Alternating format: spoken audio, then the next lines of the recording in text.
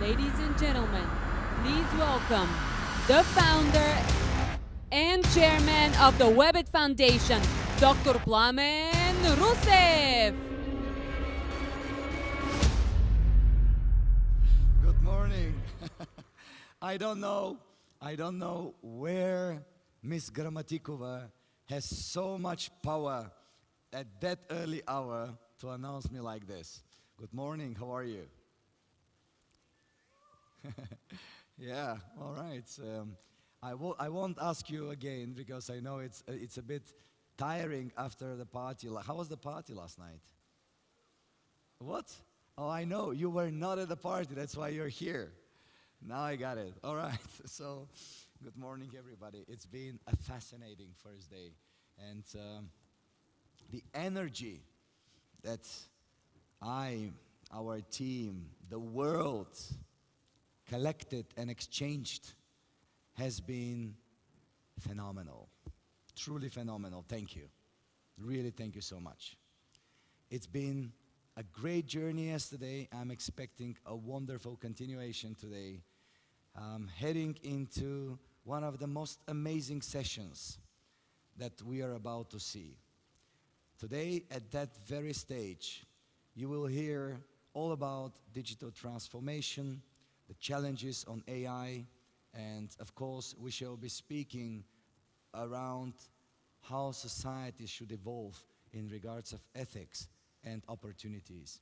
You will hear fascinating speakers and you will see great demos, as you most probably have checked your agenda, which is available and very much updated if any changes happen, which is highly unexpected already. But this is this stage.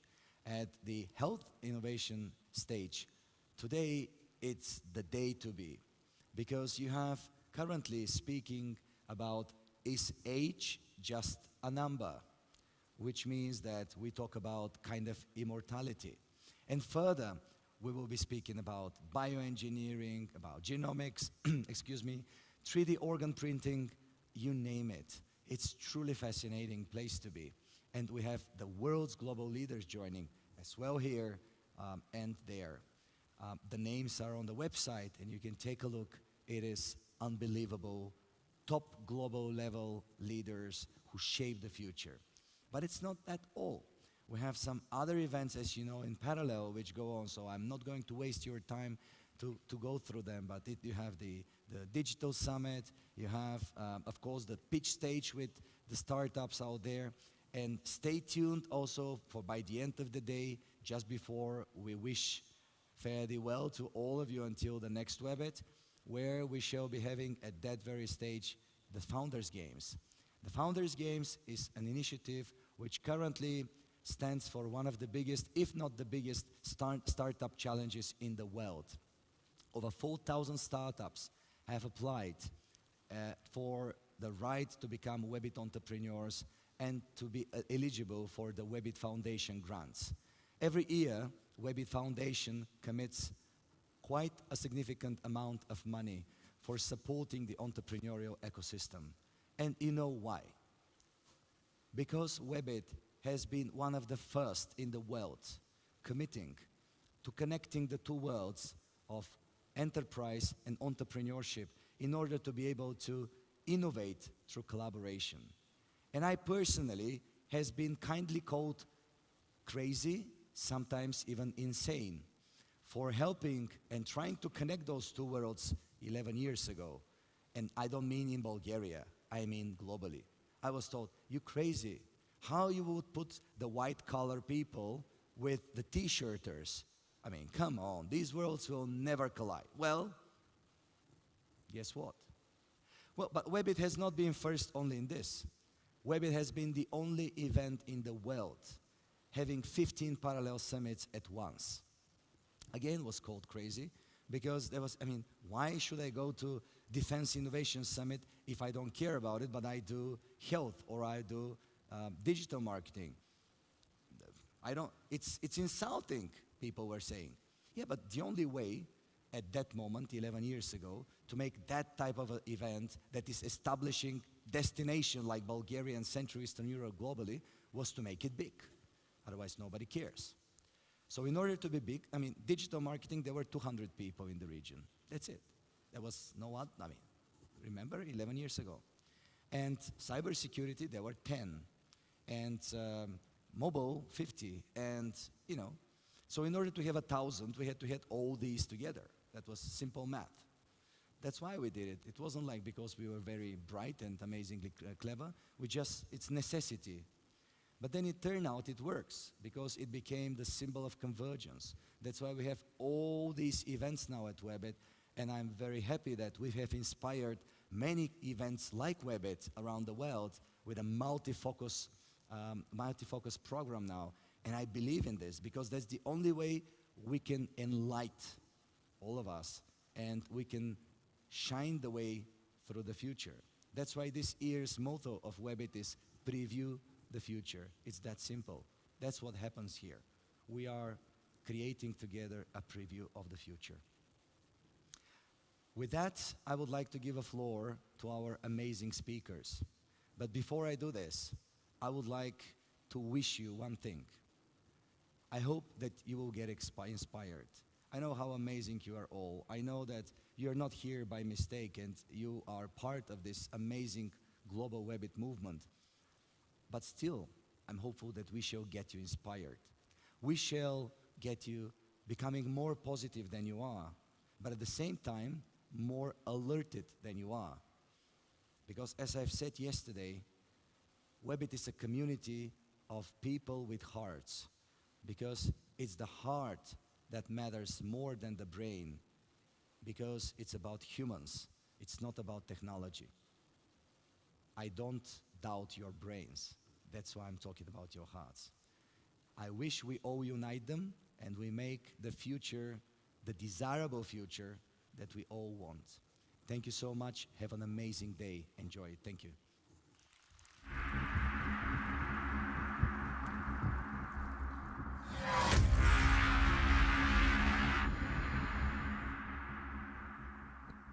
And now for our first speaker for the day. She is a multi-award winning engineer and astrophysicist, currently responsible for developing the next generation of manufacturing platforms at the Sony UK Technology Center.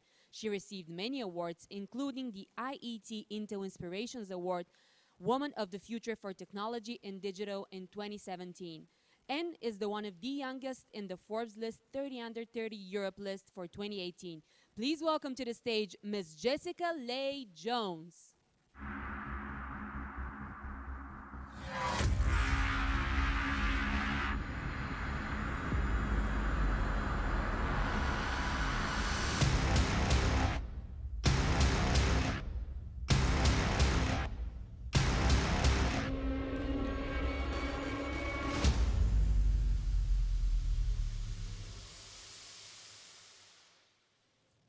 Good morning, Sophia.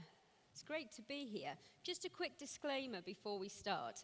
I do not represent the views of Sony. These are my own views. It just so happens that I work at Sony. So if anyone is not confident in anything I've got to say, please don't write to Sony. Please just contact me on LinkedIn or Twitter. I think I'm up there and we can talk about it. Right, Industry 4.0. In the UK, we call it the fourth industrial revolution. Now, when we hear about Industry 4.0, we think about technology. We think about artificial intelligence and machine learning and all these really exciting things, and that's what the hype is all about. But technology is really just an enabler. And so what I want to explore with you over the next 10 minutes or so is the idea that Industry 4.0 is more an evolution of human behavior and less a technological revolution. So let's start with us, consumers. So what we want as consumers is changing. Henry Ford once said that his customers could have a car in any color they wanted, so long as it was black. And that was the birth of mass manufacture. These were the kinds of production techniques that enabled very, very high-end, luxurious, usually non-essential goods to become available to the majority. But people don't want that anymore. We don't want to have the same things as our neighbors. I don't want to wear the same t-shirt as somebody else that I know. What we're searching for as consumers is a personalized experience. And what that translates to in manufacturing is this idea of mass customization.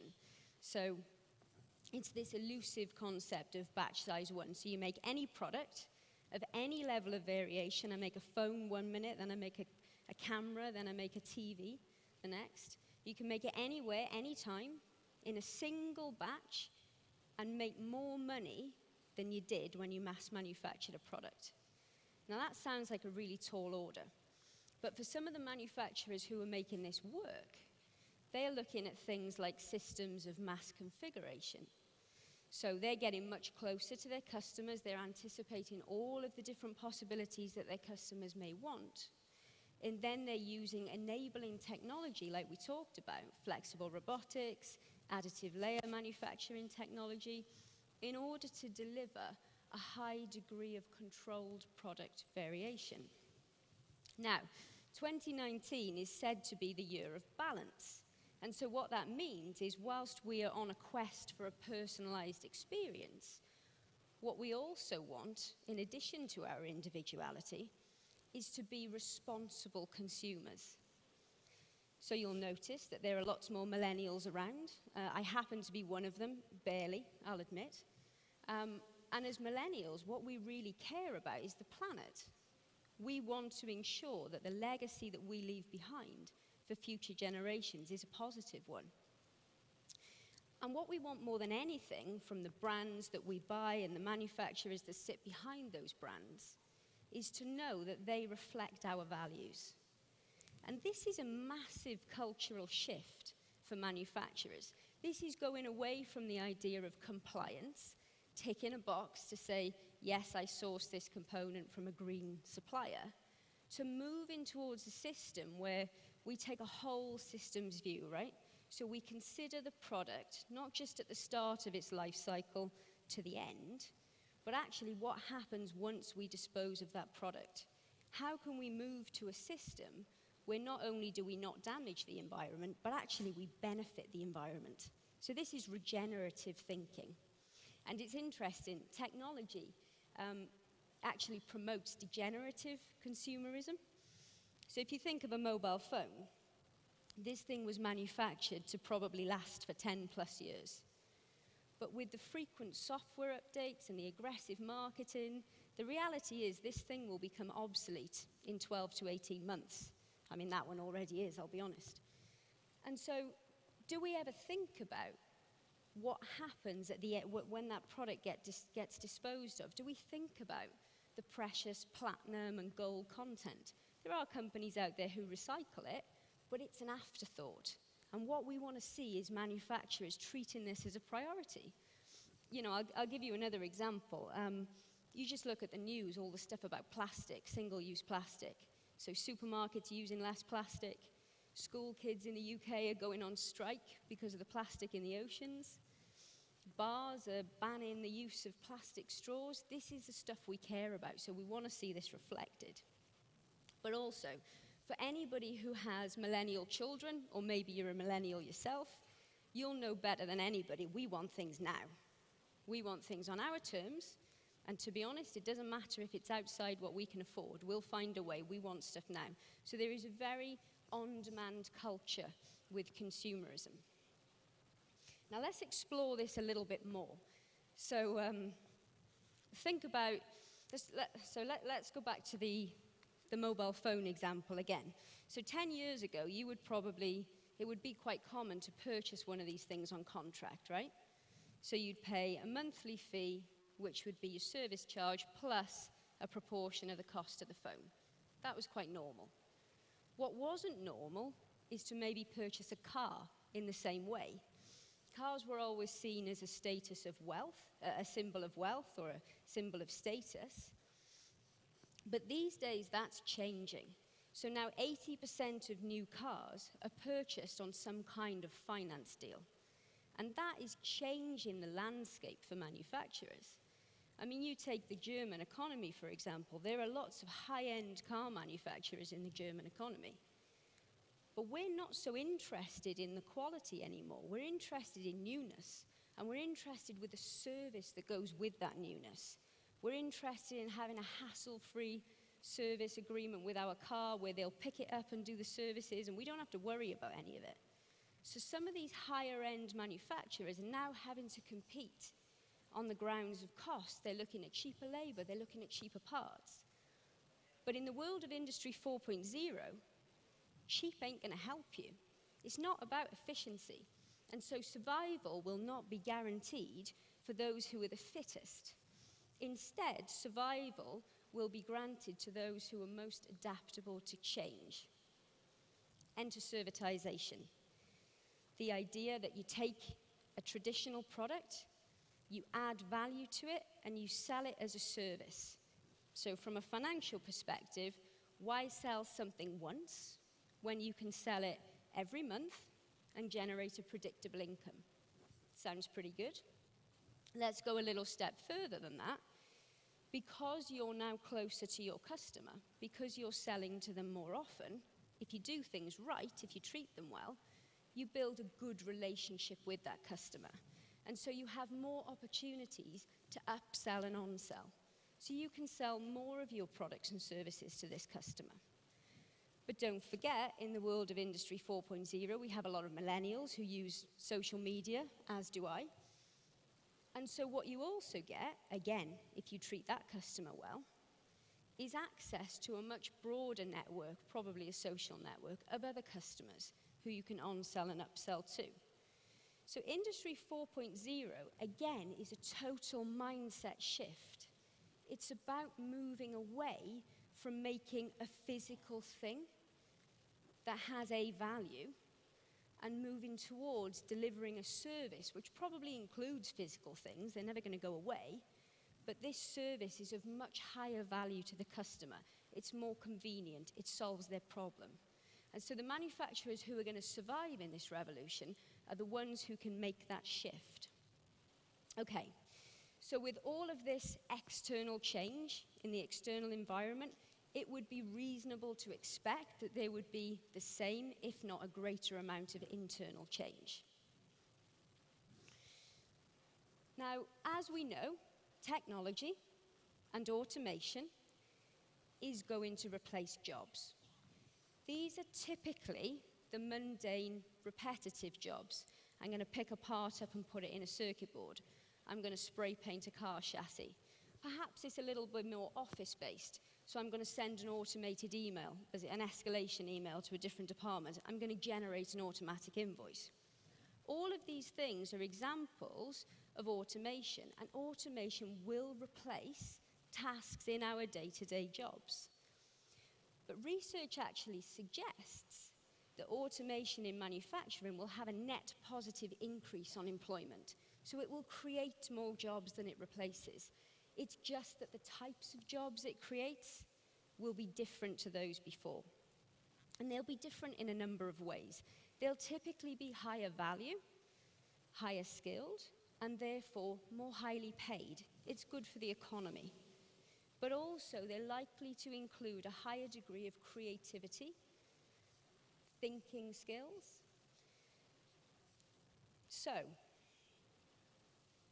what are we going to do as businesses about this? So you could say, fine, well, we'll just recruit a load of people with digital and creative skills, no problem.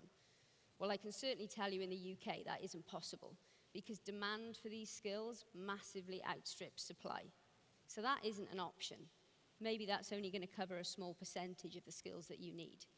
Now, if you don't find these people, you're not going to be able to adapt. You're not going to be able to cope with some of the new technologies and the new ways of thinking that Industry 4 brings. So here's another solution. We retrain and upskill. In the UK, there's this horrible mentality that education must stop at 21. It's a tick box exercise, you get your degree, that's education done with. That's rubbish. It's a terrible idea. And we're starting to realize this in the UK. I mean, currently, if you graduate as a solicitor at 21, you're always going to be a solicitor. If you're a mechanical engineer, you're going to be working with gears and motors and greasy things, and you're never going to touch a circuit board or write a piece of code. That's rubbish. We need people with broader skills. And so in the UK, we're investing in apprenticeships. We're delivering radical reforms that see employers come together to define what the future of work looks like. Those employers create standards that we can train people to, and then they make a commitment to retrain their existing employees and take on new apprentices. And the obvious gain for doing this, the obvious positive, is that you're going to improve your organizational capability. You're going to become more valuable, but also you're going to become more responsive to change. And finally, let's talk a little bit about innovation. So, with all of this technology coming in, with the mundane tasks being taken away, people can focus on doing things that are more creative. Creativity breeds innovation. And if you can create a culture of innovation within your businesses, then you're likely to have a more sustainable future. The more opportunities you create, basic maths will tell you that you're going to have more opportunities that are going to result in something that's of high value to the business. So, the final message that I really want to leave you with is that Industry 4 is much more about us as people. And when we look at our businesses and when we think about how we're going to tackle some of the challenges with Industry 4.0, we need to look more internally at ourselves and what we want. But also, we shouldn't be afraid of technology. Technology is an enabler. And the fantastic thing about it is it's allowing people to be more human. It's giving people the opportunity to do things that humans are supposed to do, not the boring, repetitive stuff. So Industry 4.0 is coming. It provides us with an opportunity to redefine our own possibilities and the possibilities of our industry. And so my question to you is, what are you going to do? Thank you very much.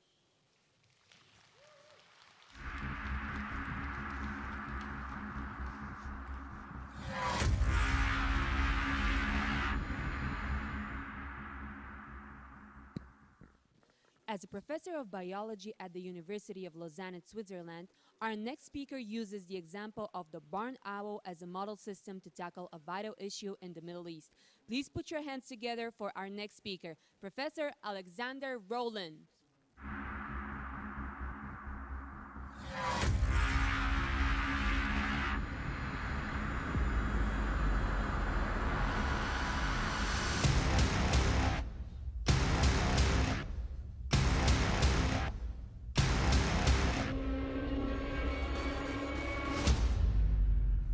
Hello, everybody.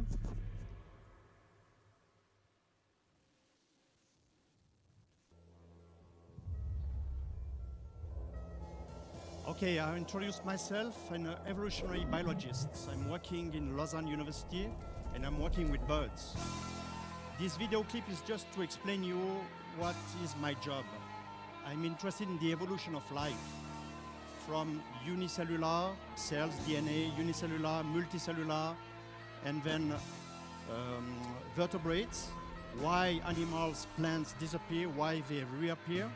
But in the end, I think the main goal of biologists is to understand who we are, from where we go and where we go. On this clip, you see how humans conquered the world. They came out of Africa, and this species is called as cosmopolitan. It's all over the world. And in birds, we believe there are only 7 species which succeeded to conquer the world, and one of which is the barn owl. Look at these wonderful birds. And these birds is not out of Africa, but out of Asia. The first barn owls appeared in Asia, and then it conquered the world in the same way as human, everywhere on the planet. Okay, the barn owl is close to us. It breeds in houses, and this is very important species to teach us how to respect nature. Because humans destroy nature, they kill each other, the world is simply on fire. We have to find a solution. And to this end, we did an ambassador. And the barn owl is a perfect ambassador, as you will understand at the end of the talk. This bird is very similar to us. You see the face, like this wonderful woman, Wonder Woman. I don't know who you prefer. I did my choice myself. It has a very nice costume, by the way. I don't know if you met an ambassador. It's very beautiful, an ambassador. The barn owl, I think, is even more beautiful. You see, it can have a reddish costume or white costume. But what is the function of this color variation? Let's go back 100,000 years ago, during the last ice age. There was ice all over Europe. Birds, mammals, plants disappeared. The question is, are they recolonized Europe? We did some studies. We obtained samples from Bulgaria, from Switzerland, Germany, etc. And the barn owl reconquered Europe by going around the Mediterranean Sea. And during this process, there was one mutation which appeared, and the barn owl, which was white at the beginning, became red. And in Bulgaria, barn owls are red. In Spain, they are white.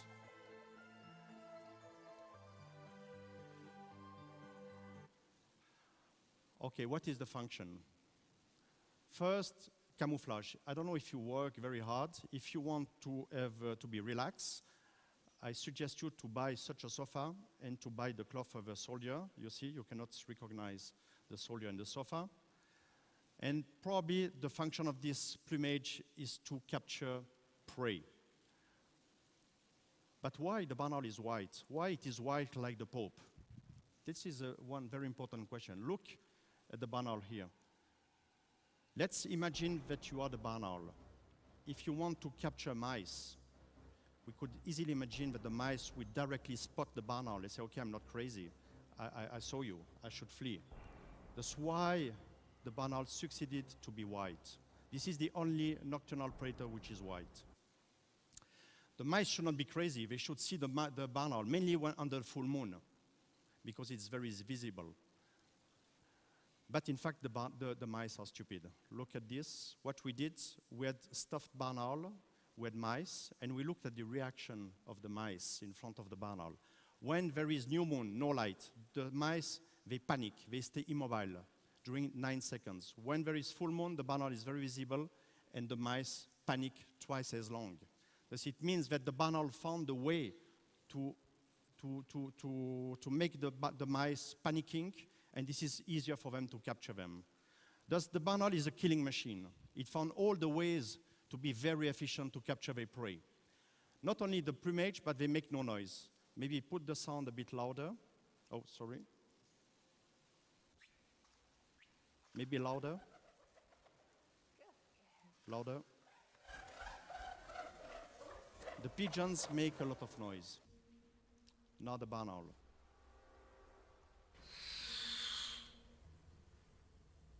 No noise at all. It's amazing. They evolved the way to make no noise. That's really a killing machine to capture their prey. It's amazing. Why to be so efficient? This is what Darwin explained us. We maximize the number of descendants we have in our life, human, birds, plants, etc. What we do, we compete between each other. I don't know if you observe yourself when you are in a bar. Sometimes men have very, very weird behavior. This is just to attract women. And women choose the best male, the most attractive one. And when I was a student, I was fascinated by these questions, what we call, this is in the field of sexual selection. And I wondered why I was so obsessed by sexual selection. I think the reason is because to understand why women are so beautiful and why men adopt such weird behaviors. Look at this guy. This is the guitarist of Slayer. I'm sure he has more success to women than I myself. When I was 18, I should have taken a guitar, put a lot of tattoos, but it's too late for me. I'm 51. But if you want to be sure that this guy is very attractive, I saw in the street, they will come in Sofia for the last time in July, just in case. The barn owl, that's the same. They not only vary in color, but they have black spots on the breast. And the female, on the left, they have more and larger black spots than males. And what we found is that males prefer females with larger spots. They are very beautiful, like a collar. They work more for females which have large spots than small spots. You can see on this graph, when the female is spotted, it brings more prey to the family. This is more convinced that it's more valuable to feed the family. Does the barn owl, like human, has intense social life? You know, mammals are polygamous. one male with several females. Birds are monogamous. But is it really the case? What we did paternity analysis to see if the postman is siring some chicks. And this is the case. Barn owls have lovers. About 2% of the kids are produced by another male than the one that feeds them. What about divorce? Let's compare with human. The figures change every day. But look, Switzerland is 25% of the pairs the couples break after each year. I don't have the figures for Bulgaria, by the way. And the birds. There are some birds which are faithful to their partner their whole life long, like the albatross. They never break the pair. Some other birds, they are never happy. They always want to change partner. And the barn owl are like the Swiss. 25% of the pair break each year. Look at this video clip. This is one female who was never happy with their partner. In 2006, she was married with Donald. In 2007, with Bill. In 2008, she changed again with George Jr. In 2009, she was with Ronald, I think. 2010, it's amazing, she stayed 2 years with the same partner. Apparently, John was very good, but the year after, she moved to Jimmy. 6 partners in 7 years for Elizabeth Jr., but Elizabeth mother is better. 8 partners in one lifetime. Why birds divorce? It's mainly when you have few kids. You are not happy. You say, it's not my fault, that's your fault. But once they find the right partner, they want to stay together forever. Thus, because the idea, they produce more chicks when they found the right partner and they stay with the partner for the rest of their life. Thus, they are globally faithful, this bird. The morale is safe, fortunately. But there is a dilemma. The barn owl, I'm sorry for the picture, but the barn owl, they produce 2 broods in the same year. And this is the father which feeds the chicks. Thus, once the mother has nothing to do, she wants to produce a second brood. And what she does, she abandons the family, she deserts, she leaves the kids to the father, and she wants to find another male. And this male, usually it's a young male. That's why the old females are looking for a young guy to produce the second brood in the same year. Look here. In blue, this is the male. It feeds the chicks. And the mother in pink, the houses are nest boxes where there are young guys. And the mother, all night long, she's looking for young guys. At the same time, the male is feeding the chicks. This region is Catholic. Look at the Catholic female barn owl. She's just looking for young guys. The male is working, business as usual.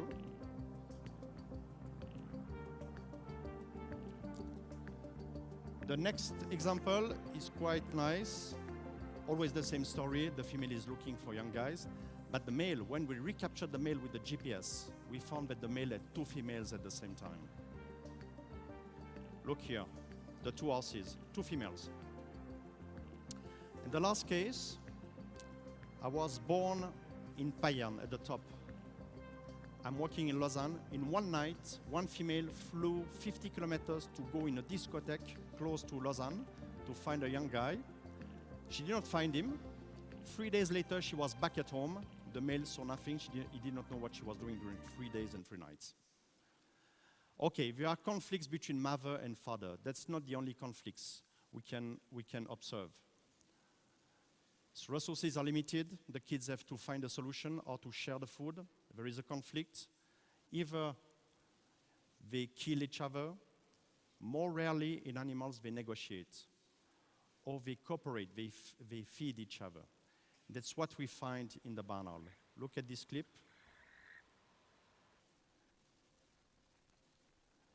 They capture mice, voles, they bring back to the nest.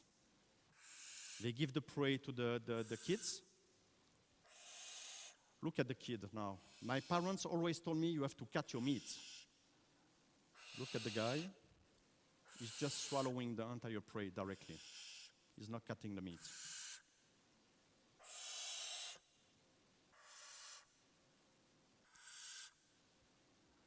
And now listen to the call. What they do, they negotiate. They discuss all night long. Instead of fighting, instead of killing each other, they are like diplomats. They talk to each other and they resolve the conflict pacifically.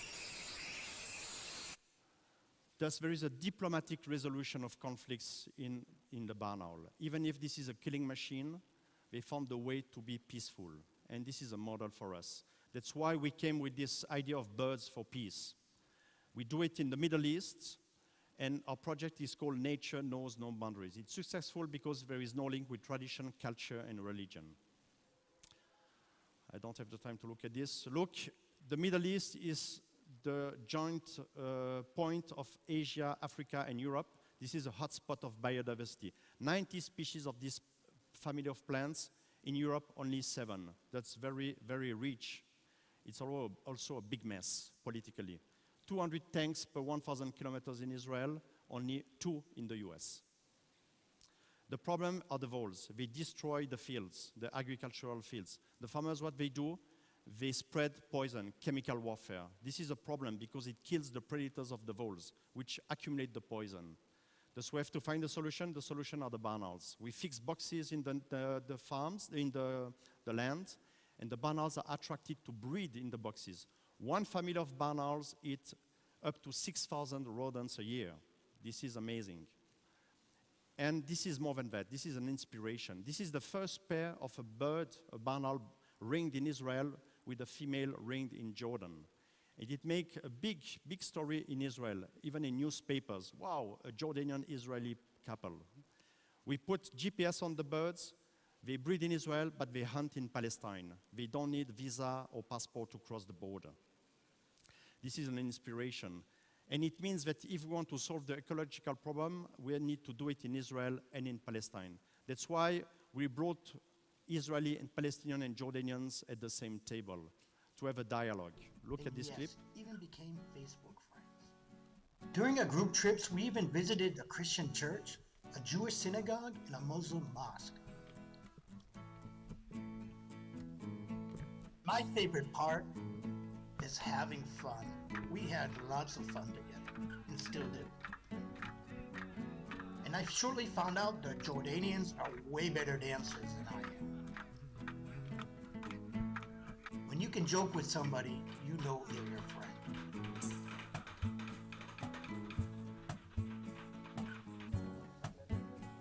You see, they love each other. And why Switzerland could be implicated, like me in this story? I'm very small, very shy. What do I do there?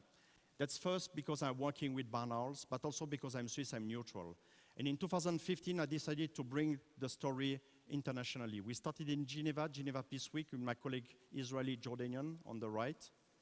We went in Davos. We reported the success in Davos to the Honorable Shimon Peres, who was very excited by this news. We had the Chief of Staff of Switzerland, which supported our project, who helped us a lot. This is with my son, between 2 generals, the Swiss and the Jordanian, and look at the T-shirt. I forgot to tell him to remove the T-shirt. This is Angry Birds, you know, with the bullets. And last year, we did an event with the Swiss president of Switzerland. We brought the entire diplomatic corps to see the barn owls of peace. And I brought my colleagues from the Middle East to explain the story to the president of Switzerland. And now Switzerland is giving us money for this project. You know, the atmosphere was very good. I have a barn owl in my hands with the president, and I showed him the new vision. And just on Saturday, I was lucky enough to go to Vatican, because my dream in the past was to be a Swiss guard. But when I was in Vatican, I saw this guy. The reason why I'm not Swiss guard, because I'm too... This is the last picture with the Pope on Saturday to explain him the project. We had 40 minutes to talk with him. And I thank you for your attention. This picture is quite nice. We went in the Middle East with the TV, and I met this lady, beautiful lady, 80 years old, blue eyes. And she told me she never came back to Jerusalem since 46. She had to leave home in one night. She could take only 2 things from home, these 2 pictures. On the picture, you see a friend, a Jewish lady, and herself. She never met again the Jewish lady.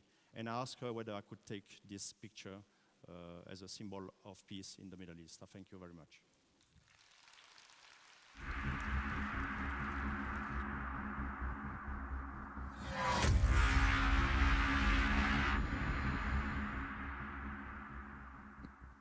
Next up, we have a fireside chat. on the evolution and challenges of the on-demand economy. Our moderator is one of the founders of the global mobile entertainment and social media industry, a visionary and innovator known as the father of the ringtone, one of the world's top 50 executives in mobile since 2005. Please give a warm welcome to Mr. Ralph Simon.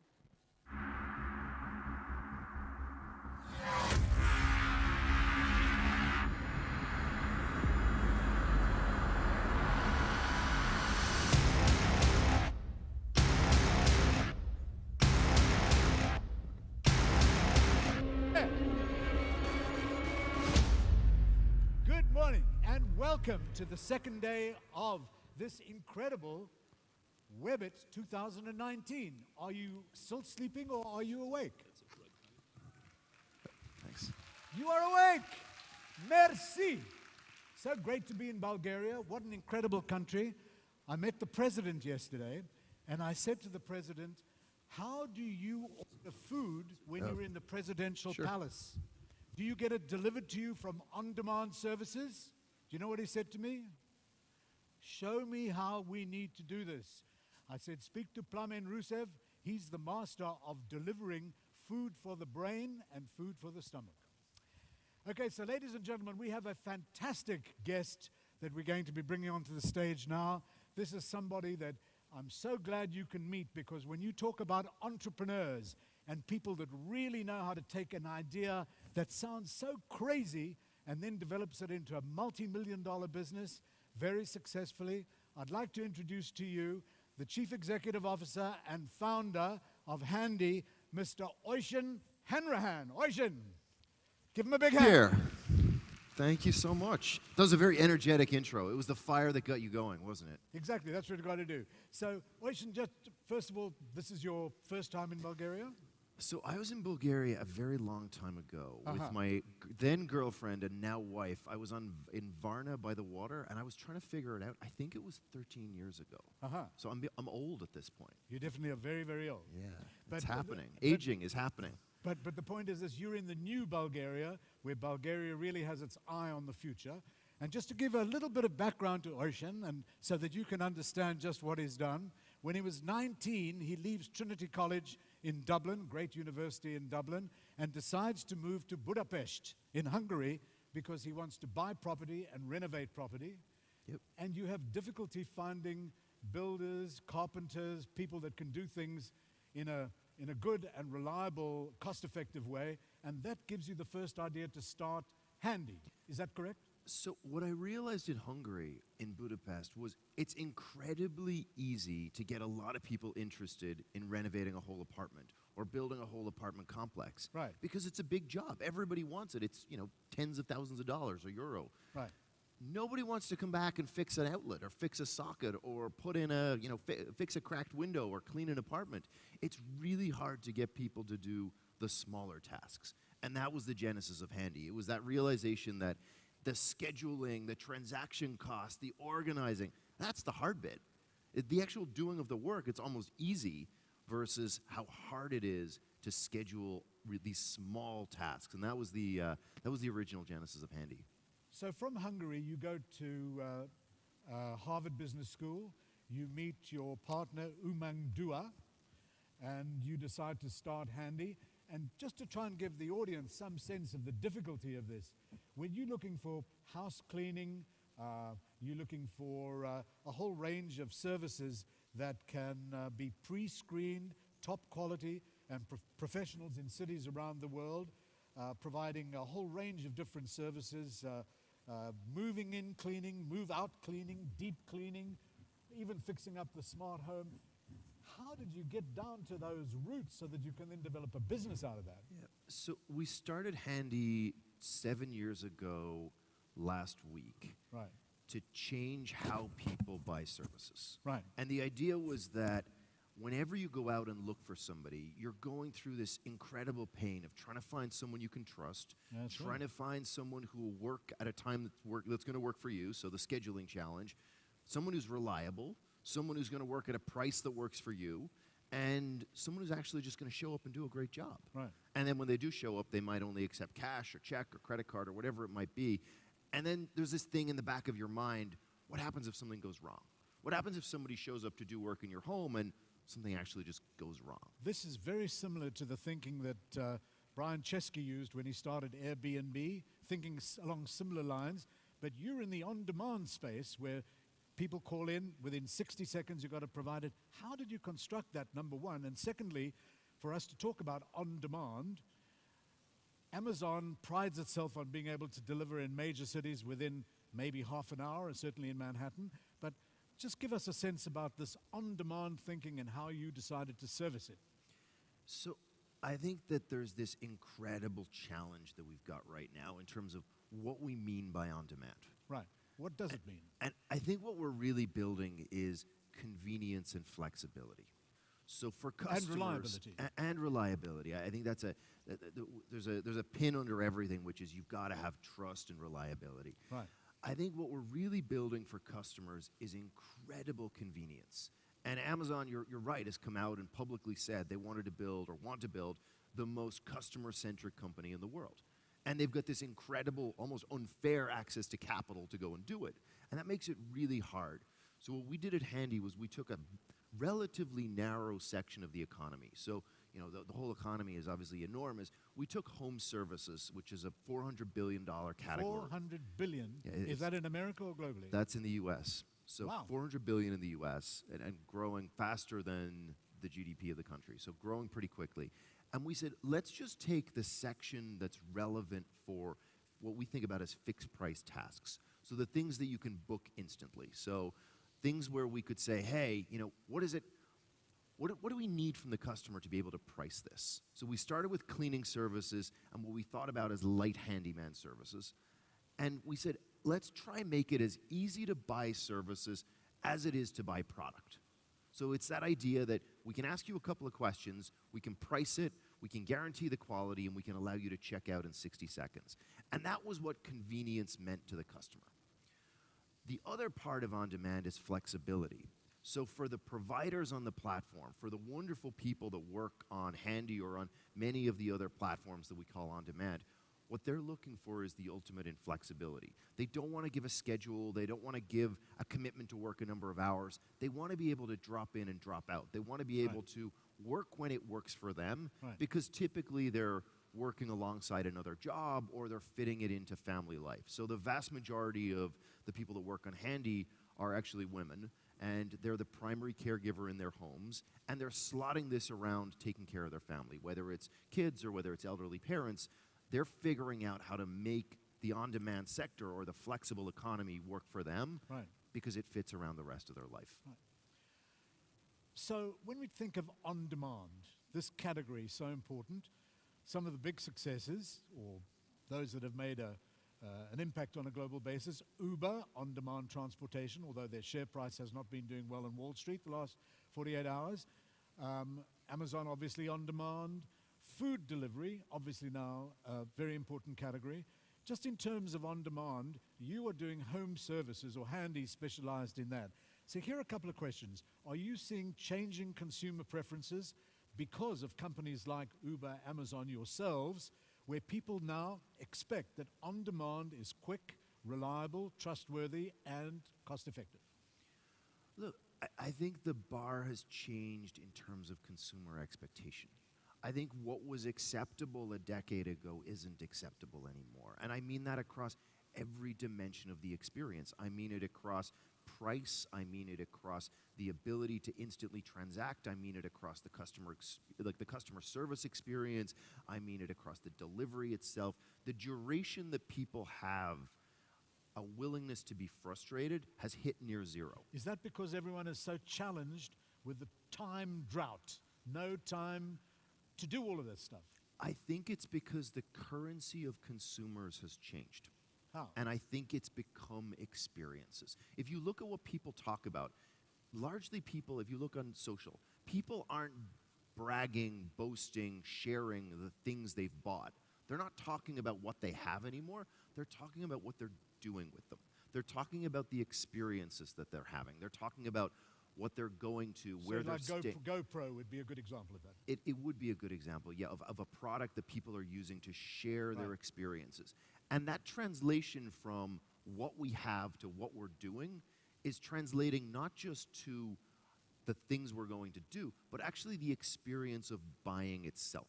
Right. And if you think about people buying product, there was this thing that, the goal of a retailer was to sell product out the door.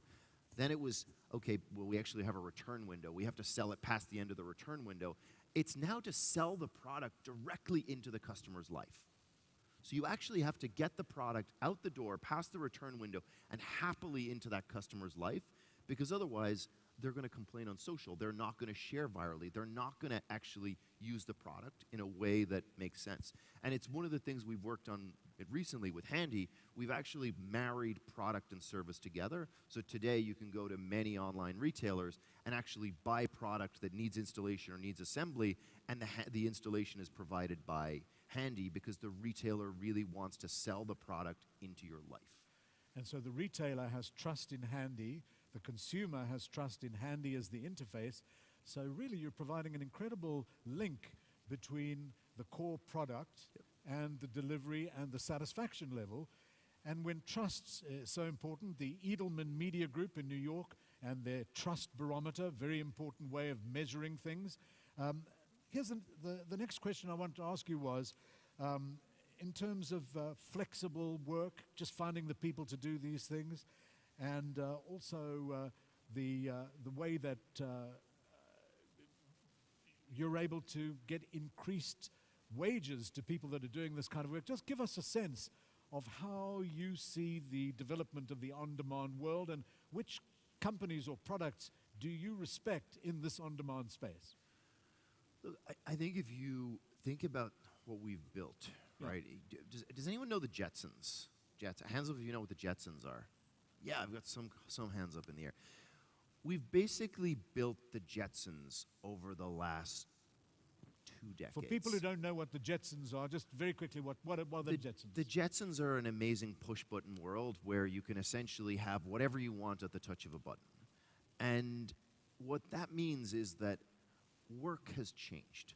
Right. And the motivation for work is changing very, very quickly. It was raw economics. So people were working to take care of themselves, to take care of their families. Right. Then it shifted to economics plus a better sense of meaning. So what was the purpose? What was your contribution? What did it mean to you or your society? The third leg of that has now become flexibility.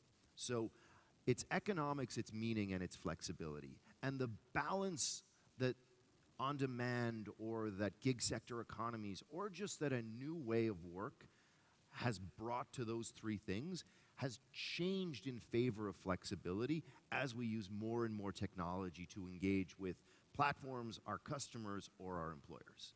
And I think that's a really positive thing overall. Of course, there are risks involved. Of course, it means we got to be really thoughtful about how much we pay, how much these platforms are taking care of contractors, what it means for the social contract, what it means for the social safety net. There's all sorts of really important implications, but the broad theme of the balance of economics, meaning, and flexibility is a really positive shift for the workforce. And so in terms of looking at that shift, the whole notion of on-demand also relates to the people that are doing the work, because it's a way they can earn a living in the gig economy, as it sometimes is referred to. But also, more importantly, this meets some of the changing patterns of what consumers want, particularly in large cities, right?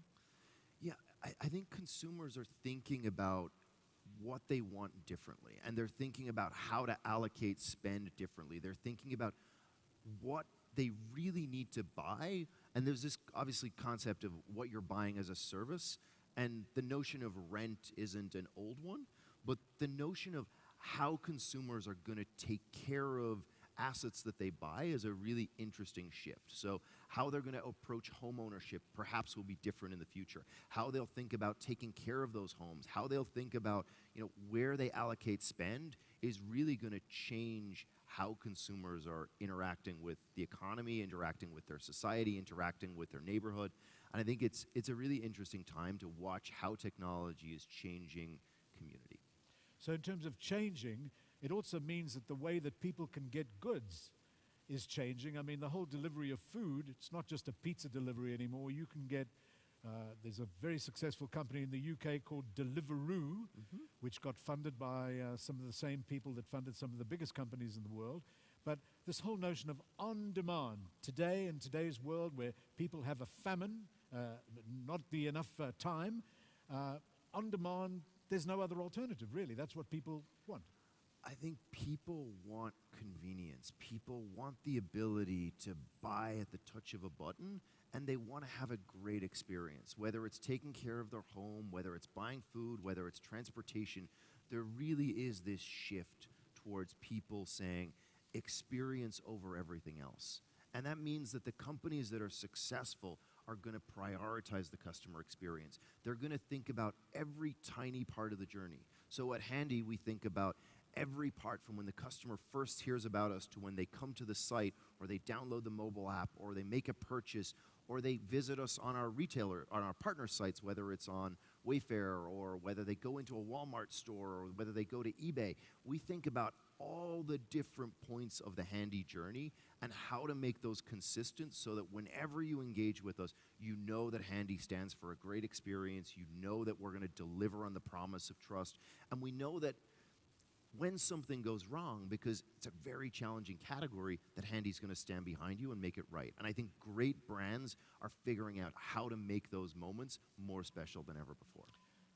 That little bell tells us that our demand has run out, but we'd just like to say what you've created with On Demand, you've really created a world first and something that makes people's lives easier and something that ties in absolutely with the very ethos of Webit 2019. Ladies and gentlemen, please give a very warm round of applause to Oishan Hanrahan.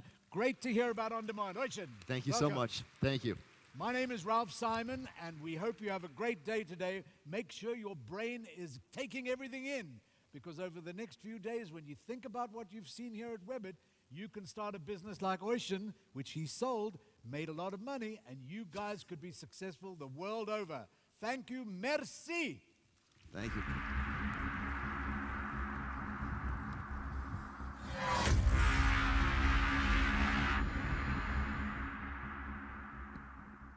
And now for our next speaker.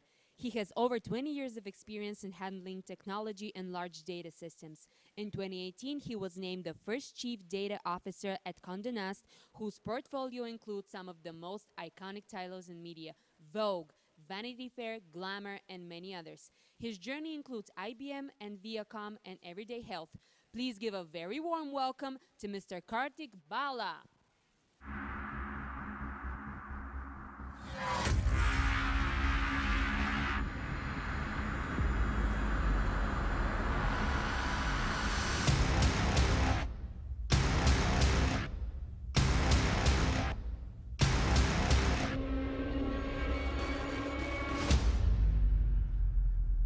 Good morning, everyone. It's great to be here in ancient Sofia to talk about an ancient media company, which is Condé Nast.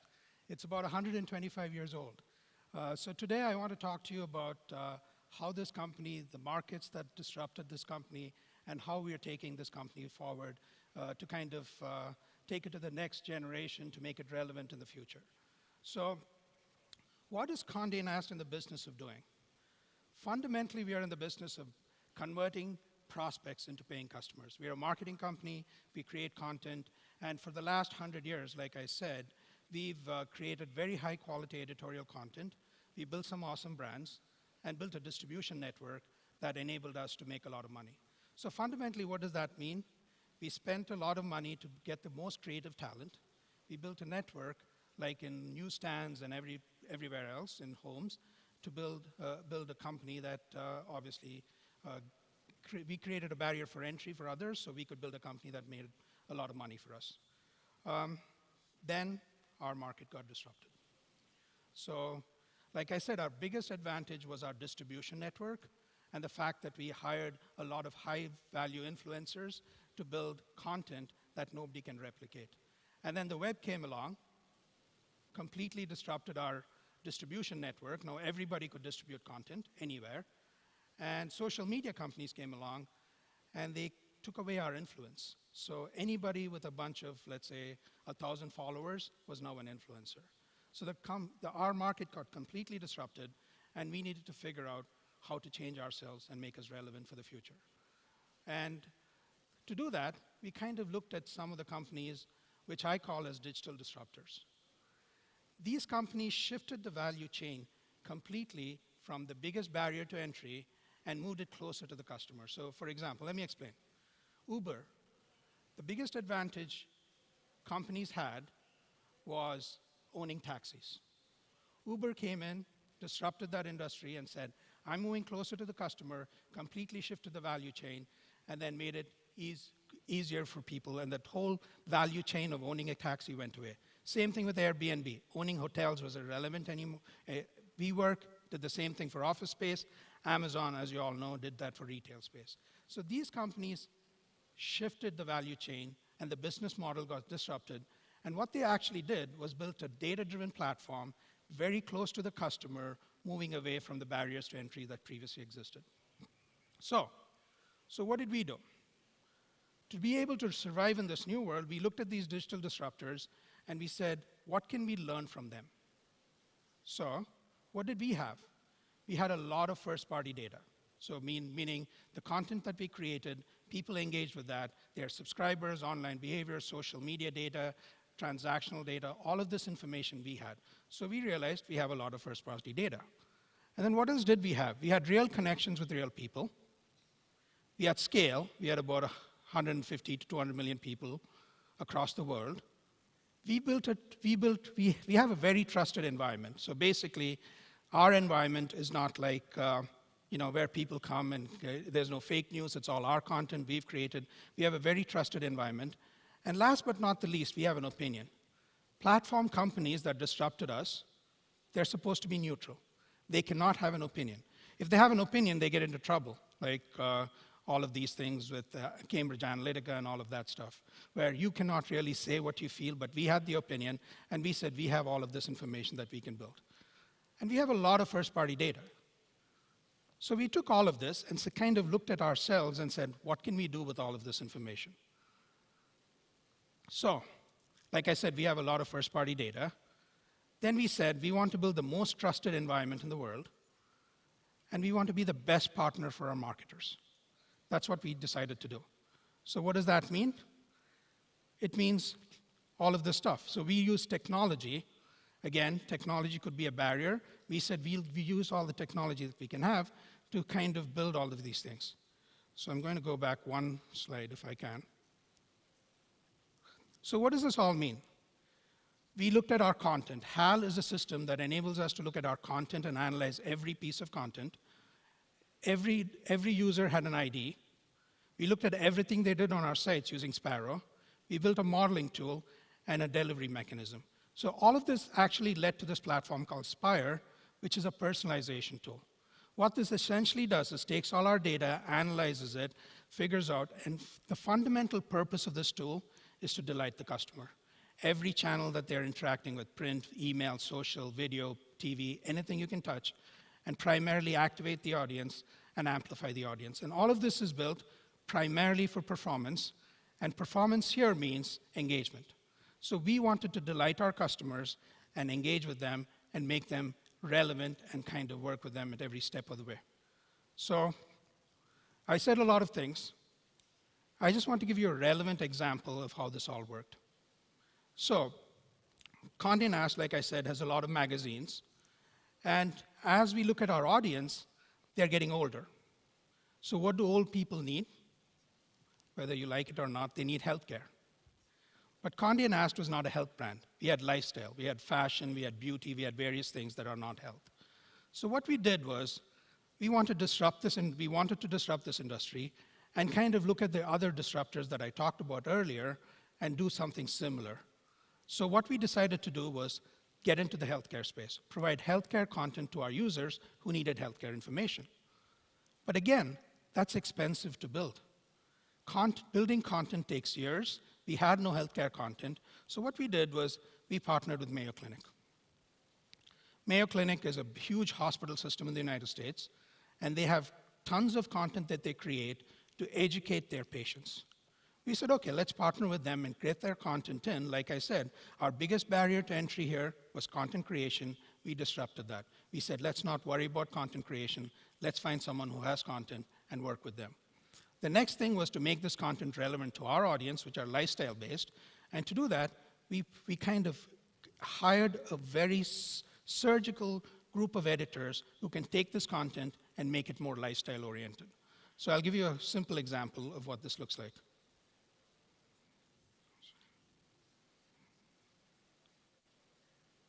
I guess that doesn't work. But let me try and explain that video. Fundamentally, it's taking all kinds of healthcare information like breast cancer. Those were a couple of breast cancer. There was a person who's a breast cancer survivor, talks about this person, makes it relevant to them, and gives them information that they need. And then we partnered with data companies like IQVIA and Crossix. These companies had a lot of healthcare data. We brought it all together and launched a healthcare business, which again started off as nothing, like I said. We didn't have a healthcare business. And then we ended up with tens of millions of dollars that we generate every year now. Right now, this is one of our most successful businesses.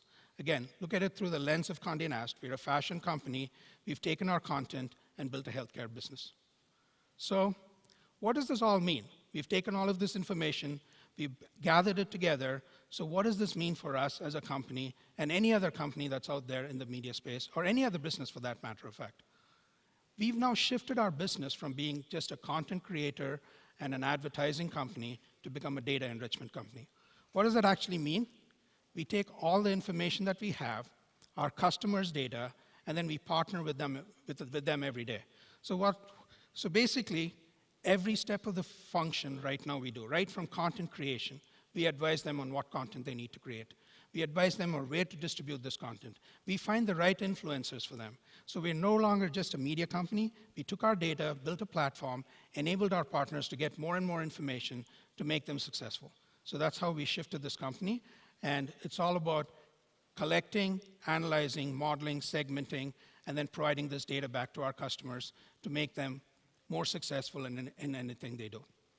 So to summarize, what we've done is looked at the digital disruptors, moved away from the traditional barriers to entry, used our data as a relevant mechanism, or weaponized our data to make it relevant for our partners, and built a system that enabled our partners to be successful in every step of the way. Hopefully this will resonate with some of your businesses. And again, like I said, if you can take all of this data and make it relevant for your partners, focus on them, hopefully you'll make a lot of money too. Thank you.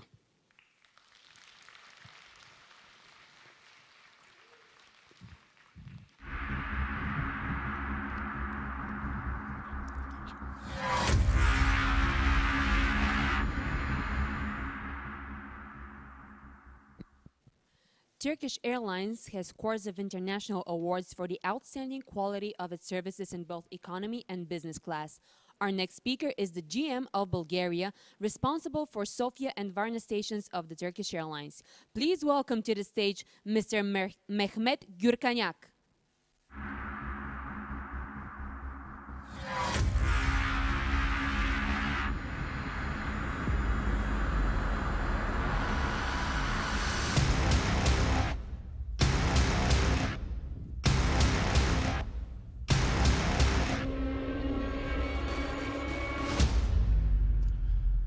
Dobar dan, dobrodošli. I guess my Bulgarian is quite enough to welcome in the audience after I worked this beautiful country 2 years. Welcome everyone. We have a saying in Turkey, who knows better, the ones reads more or the ones travels more. I'm supporting the idea, the ones travels more. That's why I'm working this exciting aviation field. Today, my speech is going to be about the digital journey of Turkish Airlines and where Turkish Airlines stands in the digital technology and the innovations. Just before we got started, let's see how the journey starts. The journey starts in 1933 with a small aircraft with 28 total capacity, and for Sofia region, our first flight took place in 1984. And so on our hub in Istanbul, with 3 hours, you can go 50 different countries and 80 different stations internationally. By the rankings right now, Turkish Airlines is flying most countries than any airlines in the world as #1 ranking. By 258 international destinations, again, first ranking, and the 4th network coverage.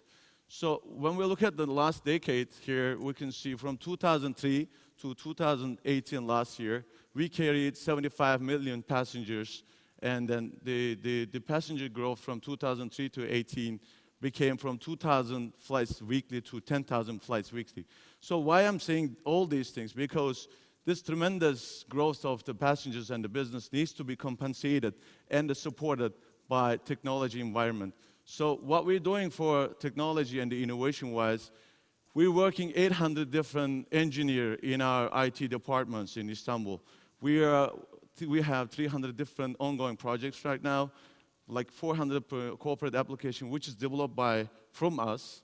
And then last 2 years ago, we acquired Research and Development Department, which is licensed from the government. So what it is we believe the travel industry needs to be changed. How it's going to be changing and where we're standing on this. From here, the commodity thinking has to be more differentiation, product-driven to customer-driven, right? So from mass offerings, we have to do more personalization, and manual work has to be automation again. And we know we're not going to follow the innovation. We have to lead the innovation, and we have to be the champions in the industry for that. And for the big companies like us, which almost 35,000 people working with us, we need to be more collaboration instead of separation. So digital journey of Turkish Airlines, how it's starting, as many airlines using the same structure in the gray cloud, which is reservation and booking systems, CRM systems, departure control, fares, revenue management, and things like that. So what we are trying to do is keeping the baseline and putting a digital layer on top of it, including artificial intelligence, mobile application, connected devices, and more personalization, including the big data processing. So how we're doing it again, focusing on the emerging technologies, including IoT, big data, VR, AR, and here robotics and artificial intelligence. Those are the top things that we're working on with, and we have current products developed and using right now. Just a couple of examples what we're doing for IOET, for example.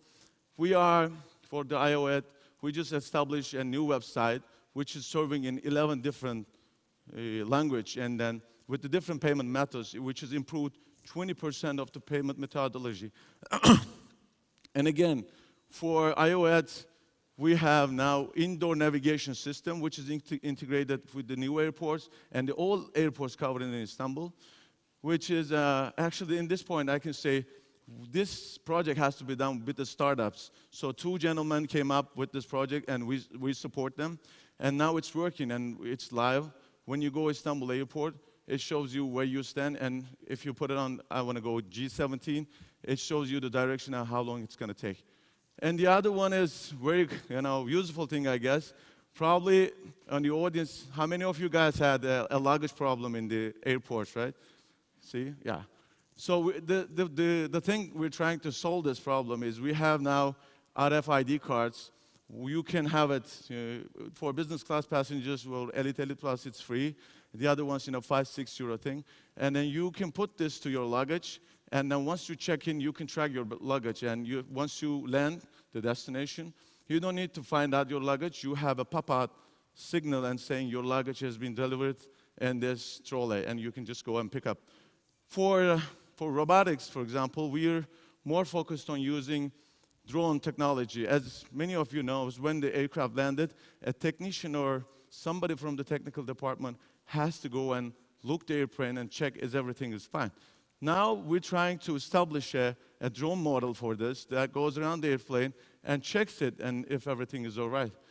The artificial intelligence product we're using right now is a chatbot, which is developed by us again, which is working in Telegram and Telenor and the other chatbots too. So by the time it's fasting, so I gotta get going. So we fly together with the ecosystem again. What we're doing is accelerated programs, technopart partnerships. Hackathon is a good thing. This is a competition for 48 hours camping. We're having the people and giving them a challenge to work with us. and for example, do something else with the baggage issues, do something with the departure system. So the programmers and the software developments in 48 hours, they're coming with an idea, and then we're supporting and we're awarding them, and at the same time, we're taking these their projects and putting in a live section. Another good thing is invest on board. We know there are a lot of investors here in the audience, and then this program shows anybody, any startup business can do their video show, and then saying this is their product, and we're putting these small videos in on board systems. So investors, when they're traveling somewhere, you can go and watch in the airplane what's the new startup ideas, and you can invest them also. So onboard innovations, this is many of you guys, if you travel with Turkish Airlines, saw these. We are onboard internet, tablet services in business class, mobile access from your device for our platform, and the press reader portal. So it's a quick, fast presentation because the time is so limited, but before we finish, we had to speak about the new airport too, because Sofia now having a chance to be a capital, only capital, the closest capital to the biggest airport in the world right now, which we opened last month in April. And then we're growing with the airport also. Now with the small numbers, airport will have 6 runways, 4 terminals. It is 77 almost million square meters, and then estimated passenger-wise is 2 million passengers in a year. And this is a nice chart I like. It's a comparison with some major airports, with the Istanbul airport now. The yellow line is the new Istanbul airport, which is compared with the Atlanta, London Heathrow, Beijing, and Istanbul Atatürk Airport. As you can see, they're quite big than the other ones. And when you travel in the new airport, you will see, you will have a chance to adapt with the new technologies also, which is 80% of the passengers will be bridge and boarding and deboarding. And many things are integrated to the mobile application like car services, reserving the parking spot and things like that. So the Turkish Airlines in this situation is adapting with the new airport, with the new ecosystems, with the new technologies and environment, and so on. Thank you for everybody to being with us today. We know the most important value in our lives are the time, which is unrenewable. I'm very glad to be here and spending my time with you, and I'm appreciated from your side too. Thank you very much. Благодаря много.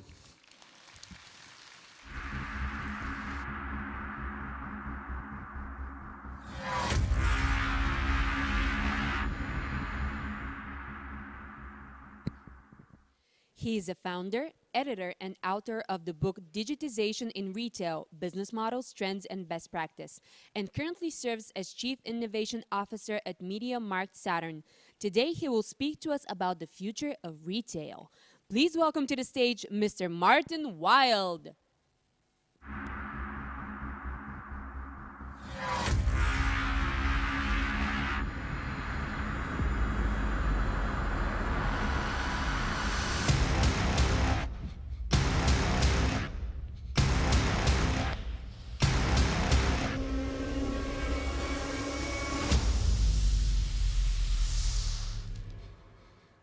Hello, everybody. I'm very honored to be here in Sofia with you today. I travel quite a lot, and can you tell you this is one of the coolest conferences in Europe that's out there. I want to talk today about the future of retail and how retail could look like. And I guess everybody here is going to a retail business somehow every day, so I think it's one of the most important things that change. First, let me start a little bit about our company. We are Europe's largest consumer electronics retailer, more than in 14 countries, around 1,000 stores, 60,000 employees, 21 billion euros in sales. Out of that, around 15% are generated online, and we have 6 million customer contacts every day. We have 2 big brands, MediaMarkt, which some of you might know, and Saturn, which is a smaller brand only in Germany, Austria, and Luxembourg. And we have 6 million consumers talking to us every day, and these are people. And the transformation we are all talking about in all conferences that's happening is about people, right? Because people are in this change with us together. And this change is driven by technology. That's, I guess, what we are all aware. This is also what this conference is about. And we have the privilege, as MediaMarkt Saturn, to be in the middle of this big transformation because we bring together people and technology, and that's a very cool spot in this very fast changing times. Now, talking about retail, retail has evolved massively in the last years. Usually, same for us, retail started in a store. Then about 10 years ago, first companies, or maybe 20 now, started to have online business, web shops. About 10 years ago, mobile became more and more important. Mobile first is a very important strategy for being a retailer today, and we strongly believe that omni-channel, connecting the channels on and offline seamlessly for the consumer, is the only way to go forward. So we have today our service offers across all channels 24/7, so the consumer will not feel any difference no matter what channel he goes to at what time. At the same time, we invested heavily into service. Therefore, we now offer services for the consumer in our stores, and we even come into his home to make sure his consumer electronics are running smoothly. But this change is all across, so we also update our stores. Here you can see some pictures of our actual stores where we always try to give the consumer the best shopping experience. And my clicker is not stable. And we managed to receive many awards in the last year, so we even became Germany's best omnichannel retailer in the year 2018. So one could think that's it, right? Retail has changed and now we go back to making money again and everything is great. And I'm here to tell you today this is not true. This is just the beginning of the digital revolution, and we're in a big change that's much faster than anything we've seen before. And some companies don't believe this is happening and say, no, we'll hide, this will go away. And I tell you, we tried this, but it doesn't work, so move forward. I believe innovation today is faster than ever before, and at the same time, it will never be as slow again as it is today, because there's so many technology out there that will change everything much faster than much of us can grasp. And that's the reason why we as companies, as humans, as countries need to be willing and embracing transformation over and over again to stay relevant in the future for the consumer and be able to stay in the marketplace. That's the reason why we strongly believe in innovation. We innovate in 4 big areas. First and most important, custom experience. How can we build better, more personalized custom experience day to day to give the consumer really the best possible experience? Business operations can be optimized, costs can be reduced by using digitalization to give us better prices to offer for the consumers. New business models allow us to grow, but are there also to disrupt us. And apparently innovation culture is what we need in our companies and our corporations to thrive on innovation. And we love to experiment. Maybe you know that Germans, and we are based in Germany, Germans always try to make it perfect. They try to optimize and optimize, while others already try to conquer the world with their new startup. And that's the reason why we adapted a Silicon Valley mentality to try early.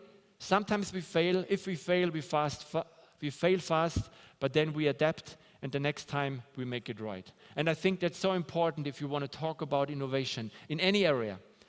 And I'm an entrepreneur myself, so I strongly believe in working with startups, because startups have a complete different and faster way, an agile way to drive innovation, better than corporates. That's the reason why we launched a platform called Retail Tech Hub. Retail Tech Hub is a little bit like Tinder. It's a Tinder between startups and corporates, retailers, where we find and look for interesting startups. So if you're a startups working in retail, please talk to us, please apply to Retail Tech Hub. We find them, we decide to pilot with them, we learn together, and the coolest part about it, we share this information with other retailers, because this change is much bigger than consumer electronics. It's in retail of all domains, of all verticals. So Retail Tech Hub is founded by MediaMarkt Saturn and Plug and Play out of Silicon Valley. Our partners, our Schwarz Group with Lidl and Kaufland, S. Oliver, ANWR, Aachener Grundvermögen, Wirecard, and Ahold Delhaize out of Netherlands. We had more than 40 startups already on board, and we are constantly growing and trying to build the future of retail together. But now let's look a little bit into details. What could the future of retail look like? As I told you, I strongly believe in a custom experience. The next retail is only a click away, so we need to constantly update the custom experience. Here are a few examples.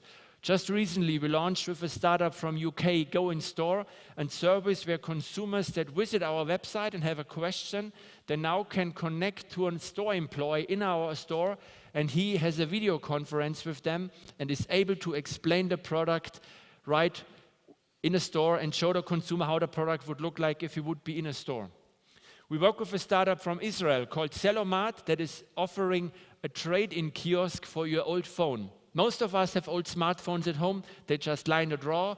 You can go to this kiosk, you enter a few details, you put the smartphone in the machine uses visual recognition, tells you the price, you push yes, you get a gift card, and you get a new phone. A very easy and simple process. Our consumers love it. Digitalization is everywhere. Everybody's talking about digitalization for kids. I have 3 kids, and I don't need to explain them how to use an iPad. And I don't need to show them how to play Fortnite. They can do that. But we need to tell them how to code. That's the reason why we started a collaboration with Digital Werkstatt, where kids can learn how to code in our stores and be creative with digital technology, because it's not about using, it's about using it to create something and make something better.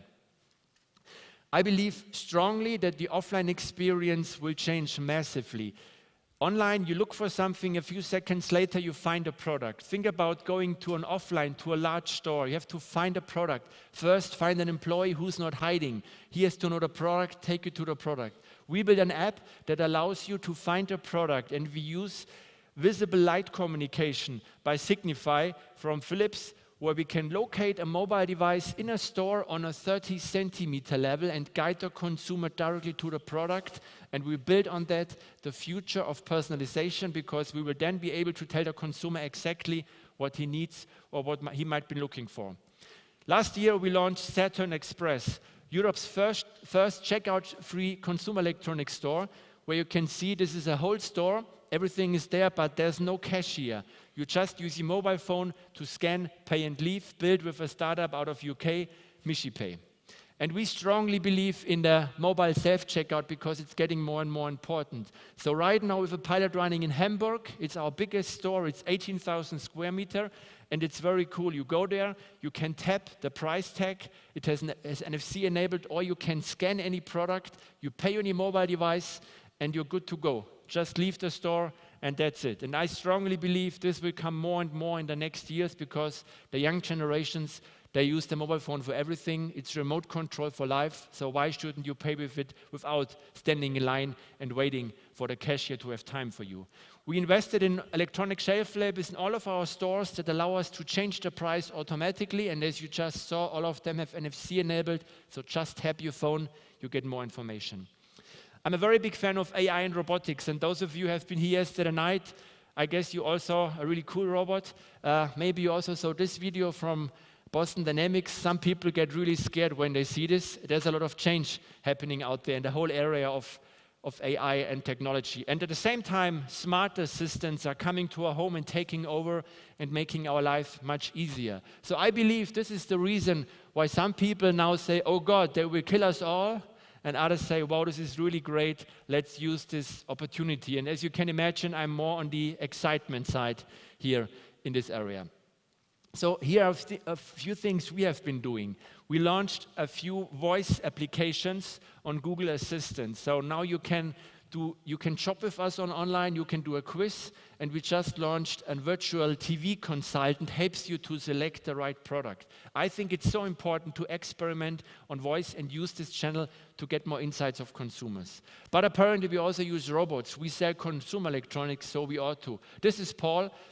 invented by a company called Fraunhofer Robotics. It's now motion robotics, and Paul is able to welcome a consumer in a store, take him to a product, and then hand over to a human. So Paul is fully autonomous and in 4 of our stores now live, learning and get better every day, helping the consumer to find his product and to give him the best shopping experience. And we have some consumers that come to our stores only to talk to Paul. Because how often can you talk to a robot nowadays? Not very often, I assume. But since we sell robots, apparently we also want to have them giving consumers a better shopping experience. So we work with a few of them. I have a little army of robots, but Paul is our flagship as of now, and many more use cases to come, apparently. Next big pillar is apparently augmented or mixed reality or virtual reality. All of you have heard or maybe even used Pokemon Go. This is gone, but AR will come back, and it's there in our daily life. Maybe you have seen this video somewhere. This is SK Telecom doing a demo earlier, I think last year, where they demoed 5G together with augmented reality, where they put a dragon into a baseball game. And this was only viewable through augmented reality, but all the people in the stadium could vote and interact with this dragon. Think about the possibilities you get using augmented reality in a natural environment. I really love this kind of new technology. And we also use AR, and I try to build the future of retail. So you met Paul earlier. This is Paula. Paula is his sister. And we said, let's show the consumer the future of retail. So we built a virtual avatar. You come to a store, we give you a Microsoft HoloLens device, that's an augmented reality device, and as you had it on your head, Paula welcomes you. Paula takes you to a certain product. As soon as you arrive at the product, Paula then explains you the product. We showed this to a few thousand people, and 75% of them told us, yes, we would love to shop like that in the future. Think about that scenario, having a personal shopping assistant with you all the time. You can touch, feel the product, and somebody's always with you, answering all your questions, helping you to do the right selection. I think that would totally change the way we shop, and this is coming closer because technology is moving fast. Virtual reality has been big a few years ago after Mark Zuckerberg acquired Oculus for $2 billion. It's right now in a gap of disappointment, but it will come back. We started to work on virtual reality already 2 years ago. So this is an experience we built, Virtual Saturn. You can shop products, but not in a store. You can shop in your apartment. Why should you go in a store? You will use them in your apartment, right? So you can put a coffee machine in your apartment, and then we build a feature where you can call in a human avatar, helping you to select the right product. Think about that feature. You're at home, you look for a product, you place it on your drawer, and then a human comes in your apartment showing you the product and explains. Another really cool feature, how the future of retail could look like. We're exploring that also. And VR is also apparently for fun.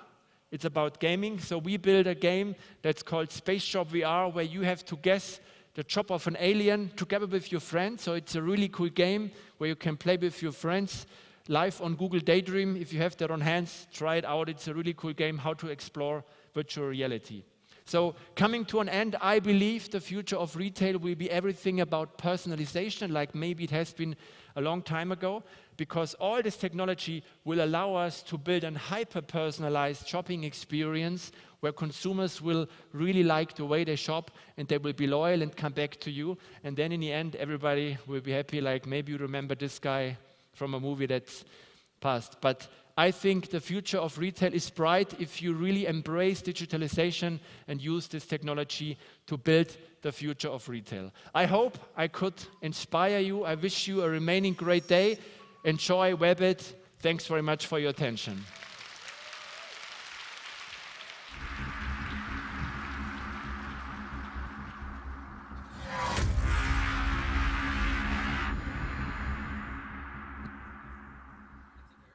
He was the president of D-Wave International, the world's first commercial quantum computing company. Now he's the CEO of Cold Quanta, so he's on his second quantum company. He was appointed by the White House to the President's Information Technology Advisory Council by Presidents Clinton and Bush. Please welcome to the stage Mr. Bo Ewald.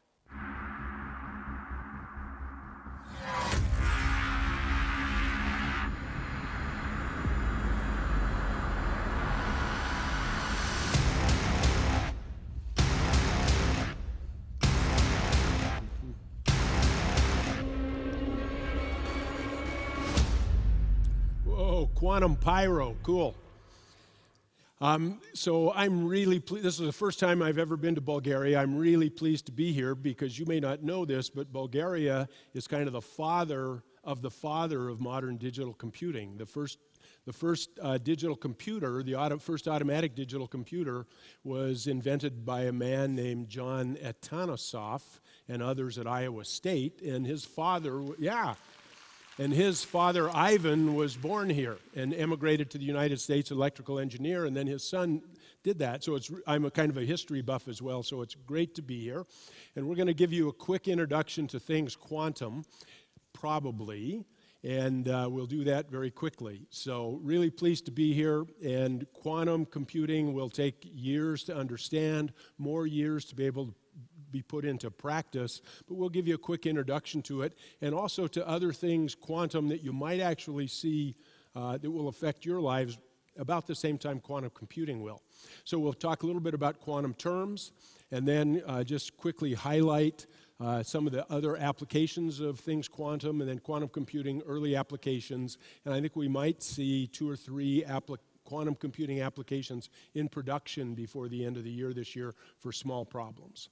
Okay, you can have all of these slides if you would like, however we arrange that. I have a collection of things with the presentations and things at the end to point you toward the application areas. But what quantum really means is discrete, quantized. And so it's not a big mystery, but the way it works is a mystery. Quantum is also probabilistic. So that means we aren't, as in digital computing, where we're certain a bit is a 0 or a 1. In quantum computing, it's going, at the end of the calculation, it's probably going to be a 0 or a 1. We'll turn it into a digital state, and it will become one of those. The big 3 words that you'll hear over and over and over again, particularly in quantum computing, are entanglement, superposition, and quantum tunneling. So what entanglement means is if we're lucky enough to get our quantum bits, called qubits, lucky enough to get them entangled, then we can sort of make coordinated moves with them or like communicate between them without actually sending any communication signal as we know it today between them. So that's entanglement. Think of it as getting your fingers entangled and being able to move in a coordinated space. Superposition, our quantum bits or qubits start off in a state of superposition where they're both a 0 and a 1 simultaneously. And then through the extent of the calculation, at the end of the calculation, we measure them, and when we measure them, we take them out of the quantum state, and that forces them to become like a digital bit, so they become a 0 or a 1. Quantum tunneling really means that the world of quantum is kind of like a cat, and it wants to go to a low energy state, that nature wants to do that, and we won't talk about that more now. But the time factor in things quantum is called coherence. That's how long we can keep our system in a quantum state, and then decoherence is when it falls out. That's really important. We're relatively short periods of coherence today, and that's a big challenge for us working in quantum computing. So you'll hear those terms throughout, and the next slide. The next slide is one that I borrowed from a general in the United States Air Force. He gave a great presentation saying these are things that we see happening in quantum in the United States Air Force and its civilian analogs. So what he's saying is over the next 5 to 10 years or so, they'll not only see quantum computing being in play, but also quantum communications, quantum networking, quantum sensing, as well as then quantum computing. And so what those things will enable are shown on this chart. So basically, we'll have a whole new set of instruments and components that are doing things quantum. In fact, our new company we have a device that's working on the International Space Station as we speak right now. It's creating what's called a Bose-Einstein condensate, which is sort of a different form of matter than those that we're used to. And it's been fired on a rocket installed by astronauts in the space station and is working 24 hours a day, basically for scientific experiments. So you'll see a collection of things like that. You'll also see what I call a quantum positioning system being able to be developed. That'll take a while, but with quantum devices, we're going to be able to create better timing, and then we're going to be able to very accurately know what the position is, what our position is anywhere really in the galaxy. And so over time, we won't have to use the GPS satellites to know where we are and what time it is. We'll be able to use devices that will start off being, fairly large, but over time, you'll probably have one in your cell phone, and you won't have to communicate with satellites to know exactly where you are. And on the communication side, quantum communication will also enable us to send communication without it being able to be read by others, or they may know we've sent a communication, but they won't be able to read it. And then finally, quantum sensing may take the longest period of time, but we believe that with quantum technologies, we'll be able to design better radars, better sensors for airport scanners, for example, and eventually, because of some of the inherent advantages of things quantum, probably better devices to be able to look at biological samples like you and me, and probably get more accurate readings than we can with NMR machines and other things like that. So it's a long way of saying stay tuned. There's a lot of quantum stuff coming, and it's going to be part of your lives, and it won't just be computing. If you want a little more background, was just an article in Science magazine about 2 weeks ago by 3 of the fellows who've been helpful on creating the National Quantum Initiative in the US. There's also the European Quantum Flagship Program going on, about the same size we expect. And then in the UK, there's the Quantum Hubs program going on, and then a big program announced in China. So many, many big international quantum efforts going on. The US one was described there. I went too quickly. The previous slide, if we could get to it, was the first time I ever heard of things quantum. I used to run computing at Los Alamos a long, long time ago, and it was the 40th anniversary of the Los Alamos National Lab in the US, and I ran the computing division there, and they had a celebration for the 40th anniversary of the founding of Los Alamos. And there at 9 o'clock on the first day of that meeting in 1983 was a talk by Richard Feynman, Nobel laureate, as are most of the other people on that list. And it was a talk entitled Tiny Computers Obeying Quantum Mechanical Laws. I'd never heard of quantum computers before.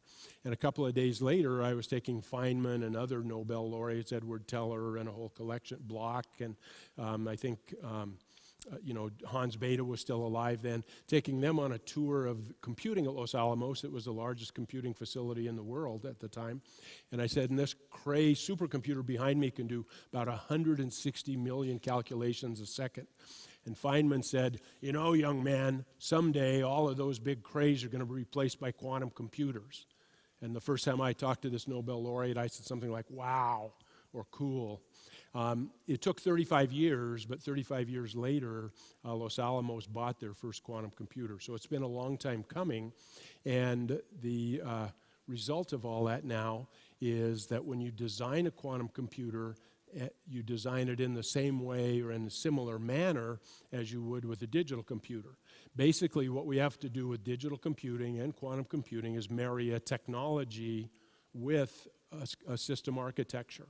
So on the technology side, this is an article from Science magazine again a couple of years ago, and it shows the different types of qubits that you could use, the different types of technologies you could use to implement a quantum computer. Most of us have used superconducting qubits so far, and I'll show you what one of those looks like. Ion traps are coming along. In fact, Honeywell, just the CEO of Honeywell yesterday just announced that they're working on an ion trap quantum computer, and Microsoft is working on topological quantum computers. This article was just written 2 years ago, and even since it was written, there are 2 new technologies. One is called cold or neutral atoms. That's what we're working on at Cold Quanta. And the other is a photonic approach, and there's a new company in Silicon Valley called PsiQuantum that's working on that approach. So even though it's been around for a long time, we're really just at the beginning of the race toward quantum computing. So those are different technologies you could use to implement it. 2 different architectures, 2 big architectures are in use. IBM and some of the other companies are using what we call a gate model architecture, and the other architecture is called quantum annealing. We'll look at both real quickly. This is the IBM Q System 1. They just announced it officially at the Consumer Electronics Show in Las Vegas earlier this year. It's one of the coolest things you'd ever see, and at the heart of it is a big cylinder kind of in the middle, encased in a lot of glass and shiny things. The way it works, this is from our friends at the German National Laboratory at Jülich. Those horizontal lines are qubits, and on those qubits you put gates, much like someone has you in a digital computer, a computer designer has connected a series of gates. Well, you become the designer and you apply gates to those qubits. The qubits start off with a value, and the gates connect the qubits and perform the calculation. And at the end, you force the machine out of a quantum state, and each of those qubit lines becomes a 0 or a 1, and that's your answer. So gate model quantum computers are sort of like the digital computers we've had, except they operate because they use gates, but quite different approach to thinking about how to program them.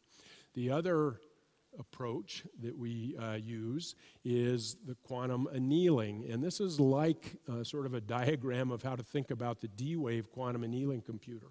If you had a mountainous landscape, what the D-wave quantum annealing computer does is, using those quantum techniques, it finds the lowest valley or valleys in that landscape, probably.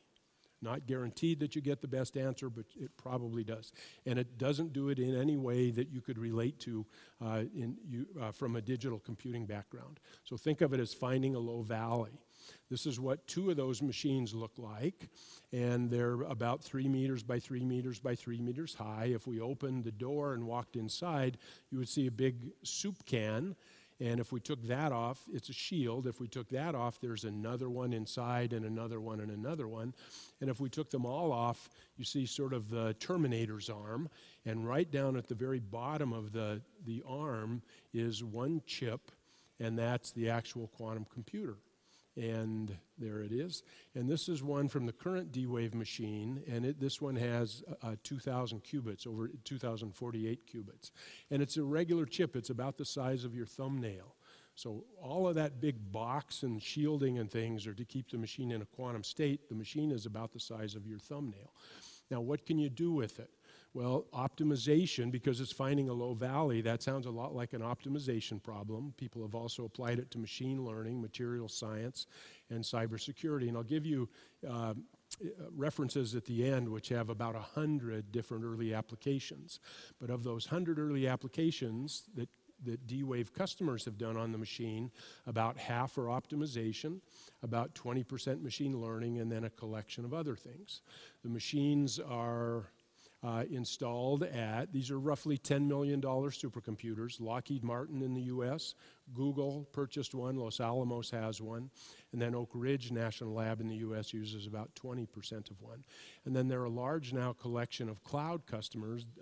They're up to about 100 paying customers on D-Wave machines today, and you can see them here. The thing I wanted to point out is that toward the end of the year this year, I think we may see some smallish production applications of quantum computing. And the first one I would highlight is from Recruit Communication in Japan. They have the leading hotel recommendation service in Japan. They've been able to get better business results by providing recommendations using the optimizer on the D-Wave machine than they did with their normal technique. My friend Martin Hoffman, who's the CIO of Volkswagen, at another one of these big conferences in Lisbon, has said that this year, if you visit the Web Summit in Lisbon in, I think it's November or December, and you want to go from point A to point B, that he will provide, that Volkswagen will provide on your cell phone, an optimized routing for how to get from where you are to where you want to go. Should you take a taxi, bus? If you're driving, what's the best route to go? And then thirdly, our friends at Denso, the big Japanese car components and other components manufacturer, has made some videos that you can use where they've automated the flow of robots in their factories, and in fact have been able to minimize the congestion of those robots by about 15%, and they're now saying that they're going to implement that same technique in all of their production factories around the world. You'll see that in the videos that they've made. So long list of websites here with lots of presentations if you're interested in more detail. Things quantum are coming. They're going to be part of your life. There'll be instruments and computers and sensors and communication, and there's one flying right now on the International Space Station. Thanks very much.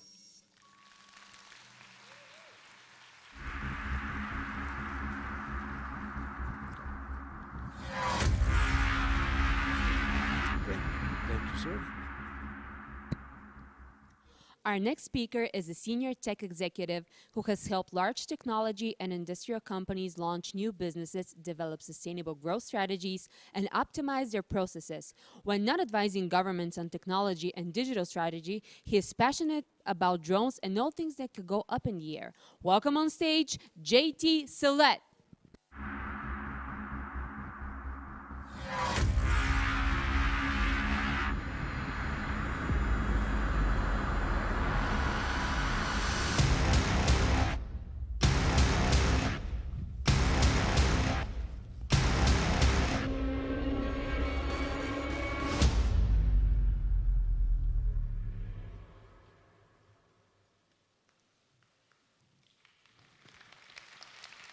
Good morning. Good morning, Webit.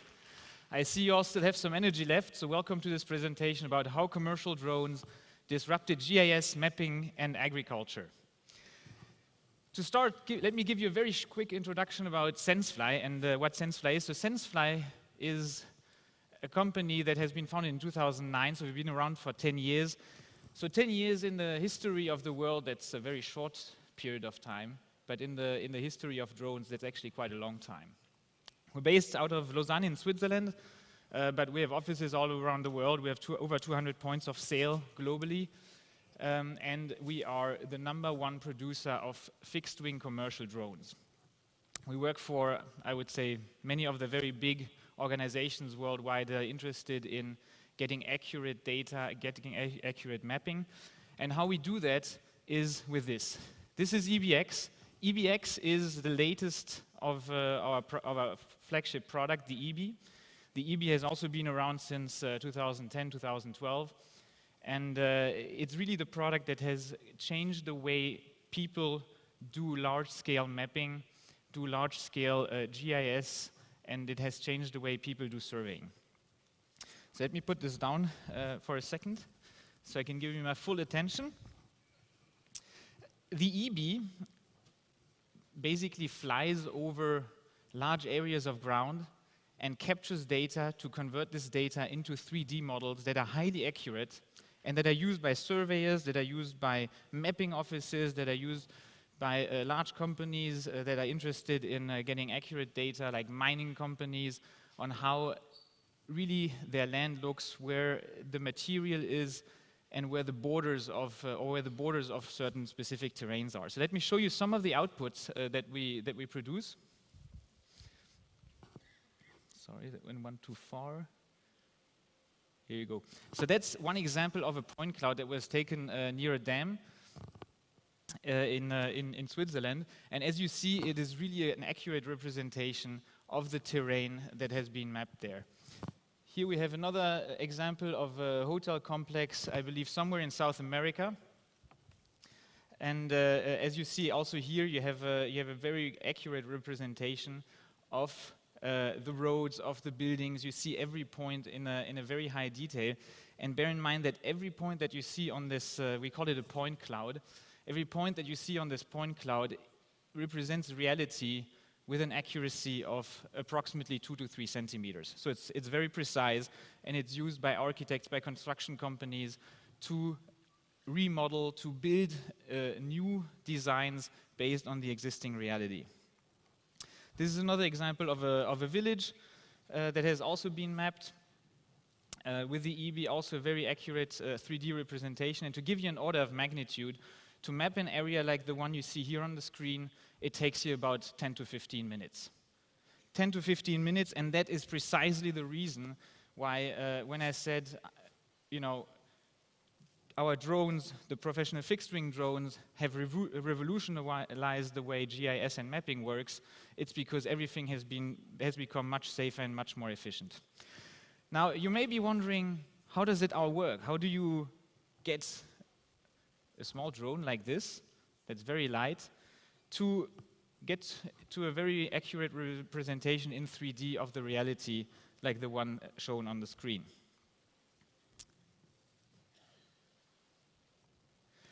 So the way it works is with our sister company Pix4D, that's also based in Lausanne. We have a very strong partnership, and what we do is acquiring the data with the drones. Well, we don't do it; our customers do it, and then we run it through a very dedicated software called Pix4D Mapper that will correlate the images that you take and reconstruct a 3D model. It's very similar, actually, in the way it works. As some of you have probably used TVs with 3D glasses. You see one image on the right eye, one image on the left eye, and you get the impression that it's in 3D. Well, here the process is actually exactly the same, just turned around. So you take different images that look at the same area, but from a different angle, and these images are then used to reconstruct the model in 3D. So where it brings really the efficiency here is that in traditional mapping, in traditional land management and surveying, people take measurements of points to points, and then they reconstruct everything, and they have single point measurements which take a long time to acquire, whereas when you use a drone like the EBX, you get millions of points in seconds because you use very high accurate sensors with the imagery that give you all those points, and you use then the reconstruction of it behind it.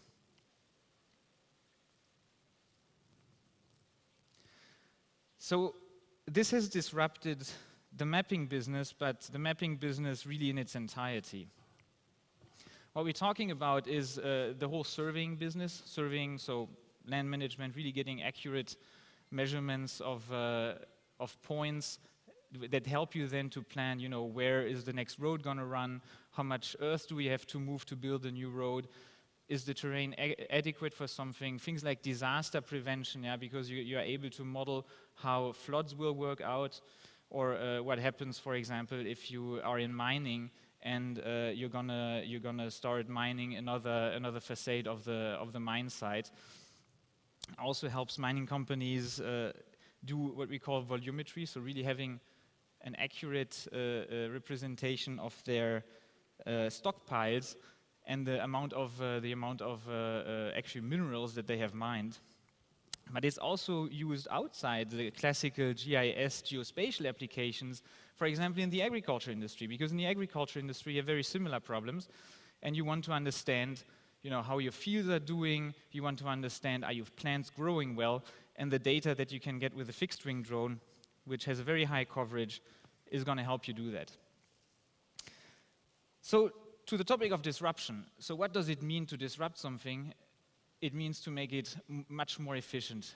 Not like 10% more efficient, but like 5 times more efficient. And this is the typical efficiency gains that we've seen by asking our customers that they are getting with the EBX compared to the way that they were doing their mapping, that they were doing their measurements before using a drone like the EBX.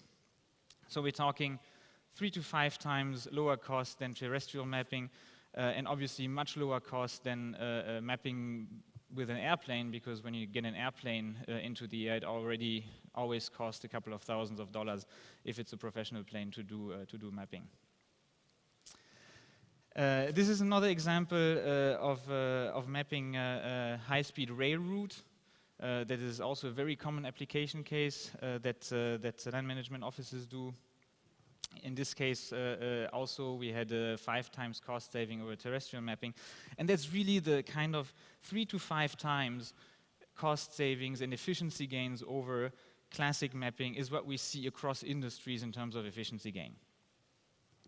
This is quarries and mining. Again, the same type of efficiency gains. Much more data, much more accurate data.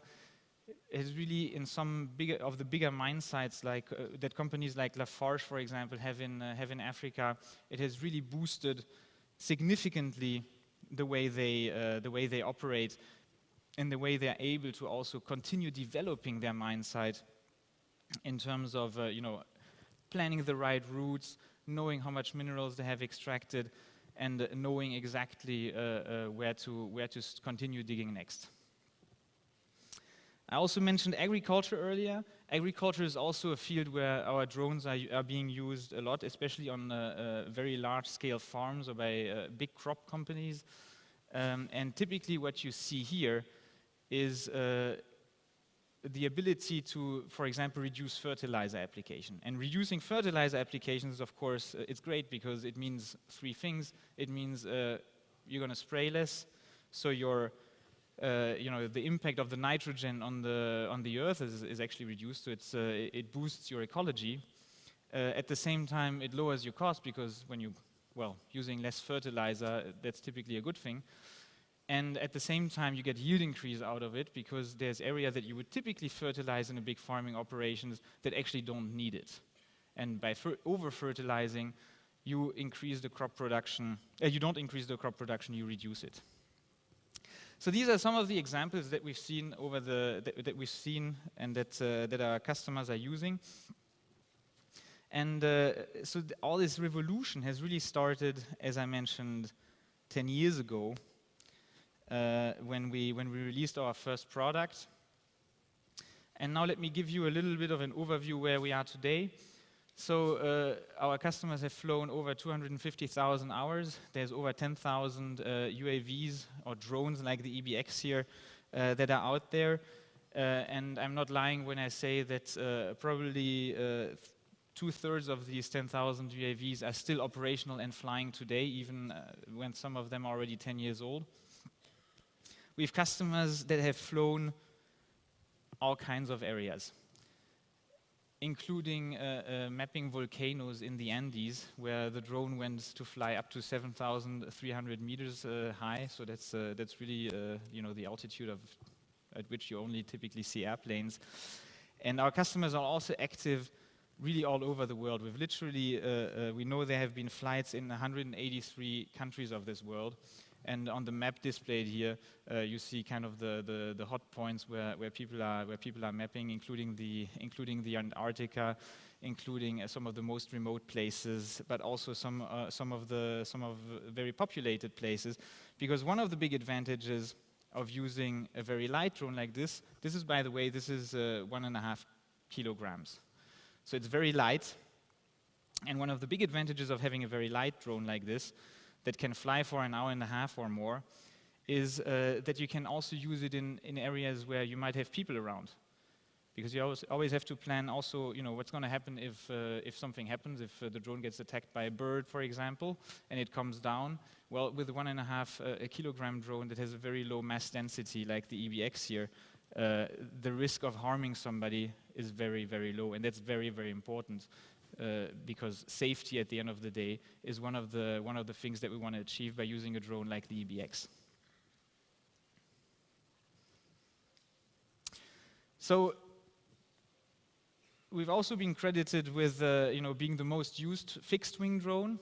Of course, there are not only fixed-wing drones out there. People are also using multi-rotor drone. But one of the big advantages of the fixed-wing drone is that it flies longer, and it's really what closes the gap between terrestrial mapping and using mapping via satellites or mapping via airplanes.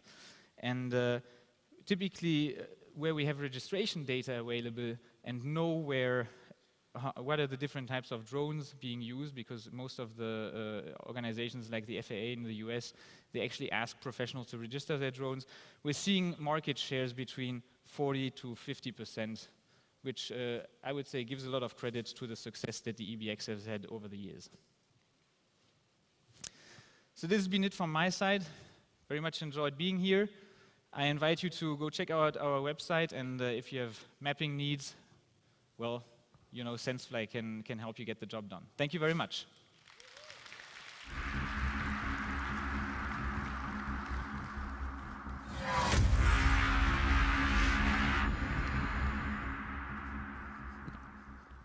And now, let me introduce your next speaker for today. Keith Schreier is a senior partner and global leader for artificial intelligence for the advisory firm EY, and also serves on the faculty at Singularity University. He is a trusted advisor to companies and governments on the adoption of emerging technologies, including the countries of Estonia and Malta. where he is advising on their national AI policy. Last month, Keith addressed a special session at the United Nations on the role of AI and robotics in crime, terrorism, and national security. Please welcome to the stage Keith Stryer.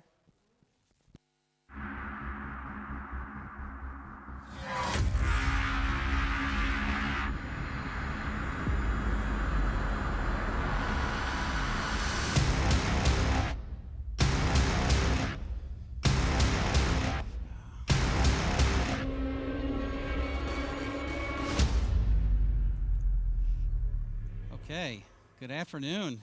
Well, this fire feels like a reality show a little bit, which actually feels very much like home because I'm from the west coast of the United States. I live in Orange County, California, and the real housewives of Orange County are actually my neighbors, so I feel this is very good. Anyway, I'm excited to be here. I got here last night.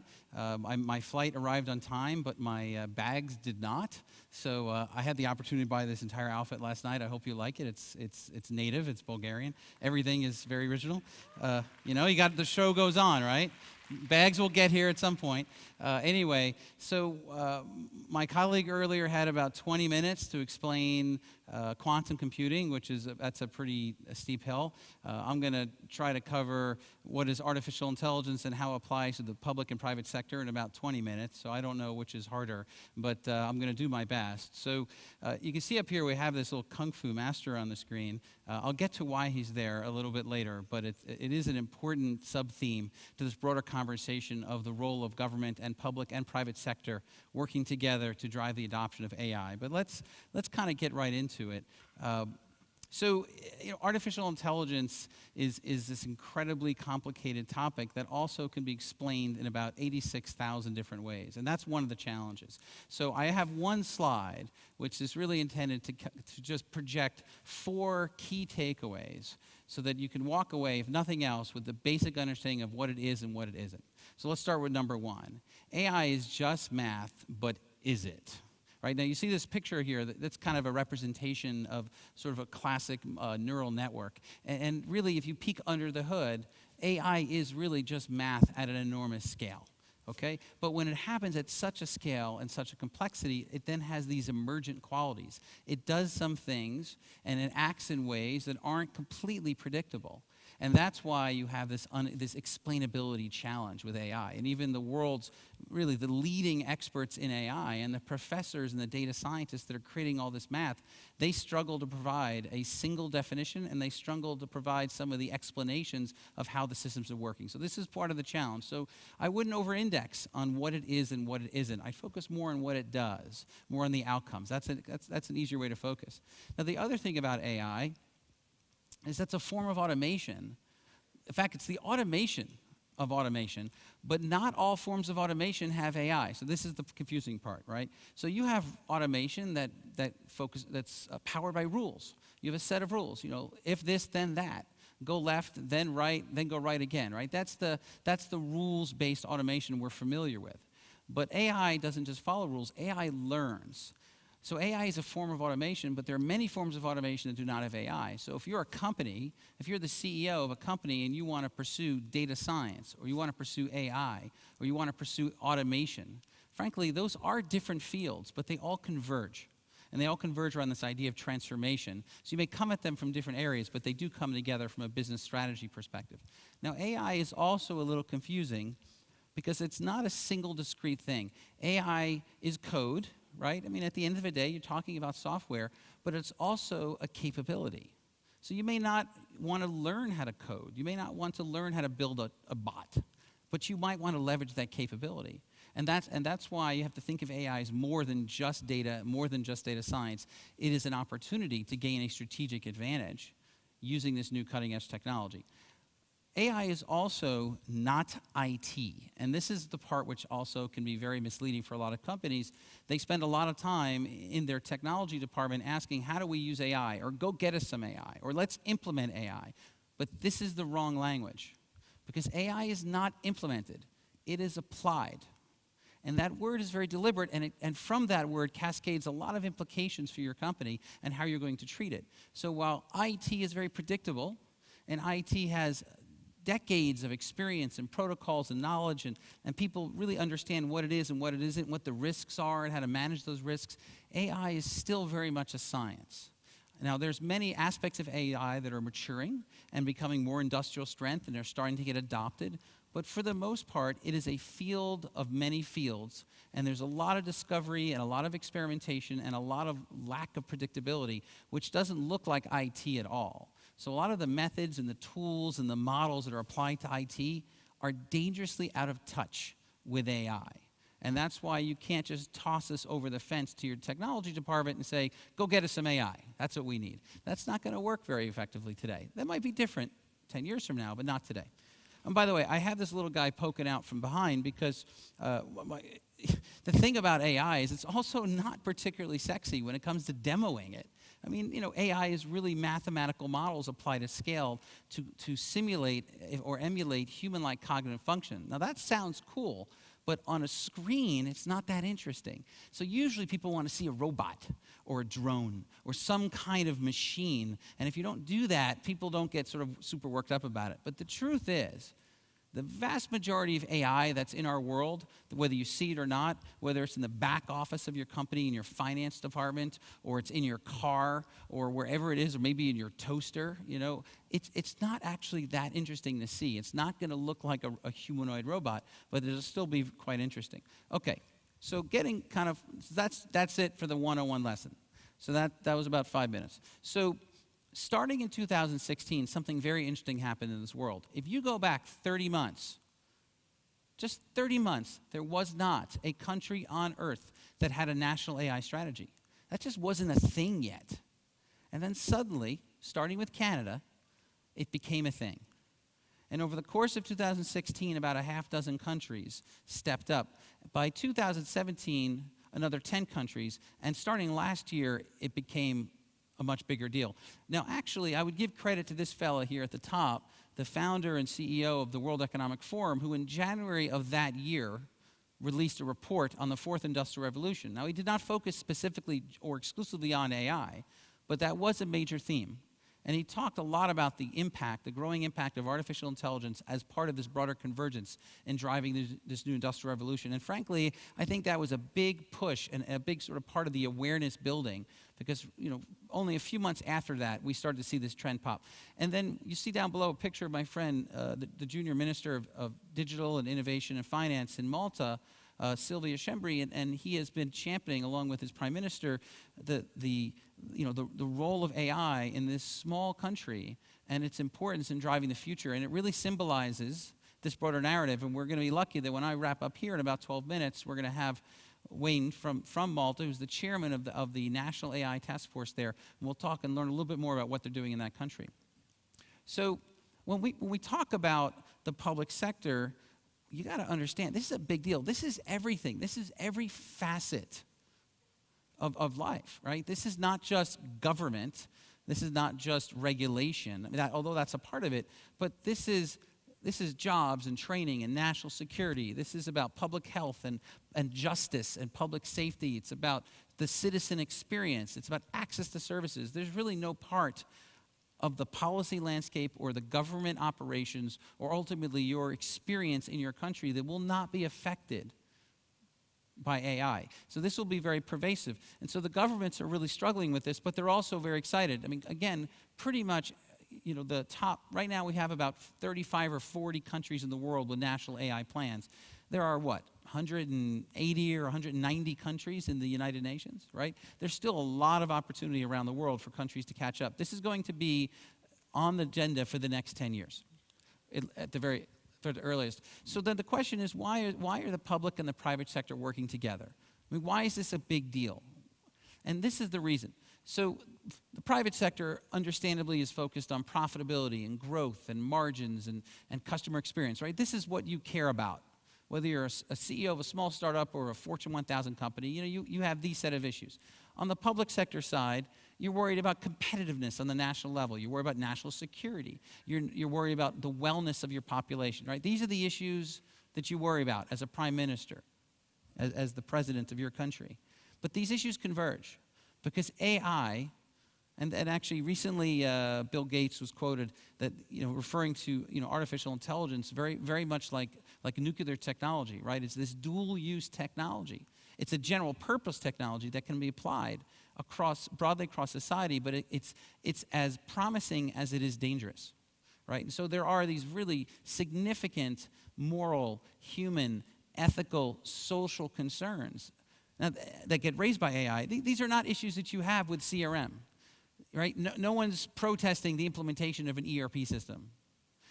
Cities and states and governments aren't passing rules because they're concerned about how mobile phones will violate human rights. Right? Those things haven't happened, but they're happening around AI. Right? So they come together. So you have a shared interest because governments, they want to defend against external threats. Right? They want to promote their country. They want to increase the wellness and the health and the satisfaction of their citizens. And companies want to attract the best talent. They want to attract investment, right? So they have this convergence of interests. And so what's very important is pretty much unlike anything else that we've seen in the past 100 years, governments and the private sector are collaborating around AI, and it's a must. It's not a convenience. So let's come back to the Kung Fu metaphor.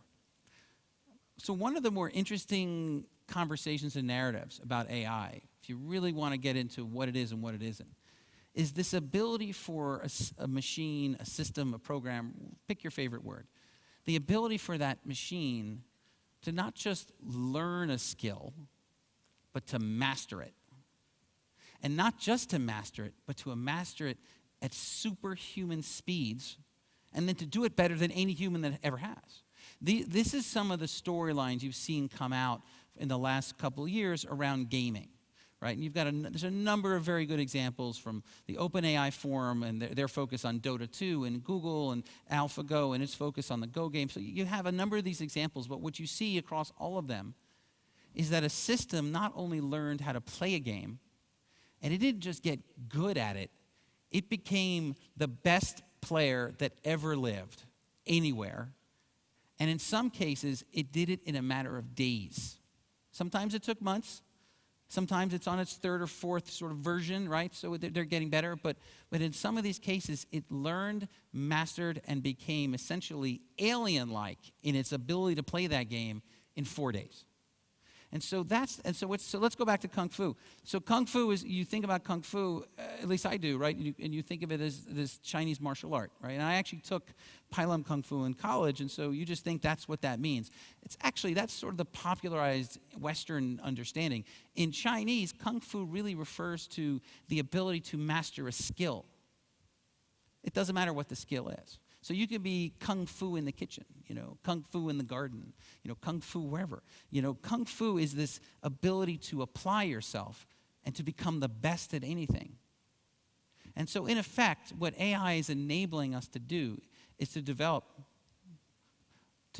Kung Fu-like skills on anything. But instead of it taking a lifetime or 8 years to get your black belt, these systems will master these skills in days, hours, and they will be better than anybody at anything. So this is part of the unique opportunity. Let me give you a really profound example. So astrophysics is a hard field. You'd all agree, and I'm not an astrophysicist, really not at all. But I found this to be one of the most compelling examples of this concept of learning, mastering at unbelievable speeds. And you think if this could work for astrophysics, it could work for essentially anybody. Right? There's no astrophysics is up here, so pretty much everything else that we do is kind of below here, right? So check this out. Einstein, many years, when he was still around, theorized of this concept called a gravitational lens. And it's I won't go into what it is, but this idea of a gravitational lens is that essentially there's these smudges on an image when we take pictures of the universe, and you look at these smudges, and it's very important to understand if those smudges constitute what they call a gravitational lens, which is basically how light is bent as it goes through the universe and based on the gravitational force of certain celestial bodies. And that's very important because if you identify these lenses, it changes the math of the cosmos. And so astrophysics spend many, many years studying these little smudges, and the way they do it through essentially a manual effort. They look down a little magnifying glasses and they pass these things around and they share them in the community. It's, you know, it's one of these things they do in a consensus. So a group of astrophysicists that are deeply trained will spend 2 weeks, 2 months, 6 months studying images to then maybe decide, hey, this is a gravitational lens. So this requires a lot of brain power across the world to make this one decision. And when they do it, then that's it, and they move on to the next one. So a group of scientists went to Stanford and said, you know, this feels like the kind of thing that maybe we could automate. And we're not worried about it replacing our jobs because, frankly, we'd rather not be caught up in this kind of analysis. We have other bigger problems to solve. But if you could help us solve this problem, maybe it could move things along. So they took all the knowledge on what a gravitational lens is and is not, and they trained the system. You know how long it took to train the system? 8 hours. You know how long it takes to become an astrophysicist with multiple degrees? You know, it's like several thousand hours, right, over many years, right? It took them 1 day to train this system. And that system learned, mastered, and now exceeds the human ability to identify gravitational lenses. And look at this, look at the numbers, right? In a single day, is all it took to train it, it can now do the equivalent of what humans can do in 1/3 of a second versus, say, 6 months. The net impact on the field of astrophysics is 10 to the 7th power, which is 10 million times faster. So if you're wondering why we're starting to see this wave of discoveries in astrophysics, new stars, new moons, new black holes, new exoplanets, this is one of the reasons. All of that brain power, instead of being tied up, looking at these little smudges, they can move on and do more important things. Because this system can do what they do in that one analysis, and it can do it in a second or fraction of a second on something as powerful as a cell phone. So that's the kind of impact we're talking about. So if we come full circle, applying that impact across the world is clearly going to be a big deal, right? How you choose to focus it in your business or in your life, you know, will be interesting. But the countries around the world are clearly have latched onto this. And what they realize is it is changing not just data science, not just, you know, online shopping, not just banking. It's changing the entire basis for competition, for how we value things, the definition of performance. It's going to change the formula for competition. So, you know, you might have picked up that across the world, there's sort of this global arms race. Unfortunately, I'm not a big fan of that word because it's starting to emphasize only this sort of defense aspect of it. And that's a big deal too. And I don't want to downplay that, but that's not the only conversation to have. It's not about, this is not just about a global arms race. It's about a global embracement of artificial intelligence. And really, the rising tide rises all ships. And there will be many, many winners. Because you're not just talking about counting physical assets, right? You're talking about digital assets. And so big countries are investing more than little countries, for sure. But some of the smaller countries on Earth are going to lead in AI. Some of them already do. Canada is what, 10%, population-wise, about 10% the size of the United States. It's a small country in terms of its size of population and resources, but it is leading the world in the area of deep learning, which is the cutting edge of artificial intelligence. So size isn't the most important thing when it comes to AI. It's going to be ingenuity and investment and other things. And you're going to have countries that lead in research and applications and in experiences and in machines and services. There's going to be many, many winners across this vast landscape. So that's the very exciting part about AI. I'm not sure there will be that many losers, frankly, but clearly the balance of power is definitely going to shift. Now, unfortunately, during my presentation, those TVs went out. So I don't know when we're running out of time. And I would like to actually bring on my colleague, Wayne. I just don't know if now is the time to do that. So we could talk to someone who's at the very forefront of this for a country. So can I ask the stage manager, are we ready to bring Wayne out? Because there's no more monitors. Are we good? All right, so I would like to bring out, I don't see any chairs, but I would like to bring out Wayne Grisky. Wayne is the Chief Technology Officer of the Malta Digital Innovation Authority and the chairman of the National AI Task Force in Malta, and has been helping and leading that country's effort to really take AI and infuse it across its economy, building on the success and their innovation around blockchain, which they came out very early on and established themselves as the blockchain island. And I'll be honest, before I went to Malta 2 years ago, I didn't know much about the country. It's a beautiful country, not that far from here, but they are doing amazing things. And what's so great about Malta is that even though it's a small country and has about 450,000 residents, right? So that's about the west side of Manhattan. You know, I mean, it's tiny, but that does not hold back their ability to think about all the innovative ways that they can apply AI to their government, to their citizens, to their private sector. And so we're going to talk to Wayne. So now that you've had this general presentation, let's bring out Wayne and let's really understand how one country is doing it and listen to their journey and hopefully share some more specific lessons. Wayne, can you join me outside?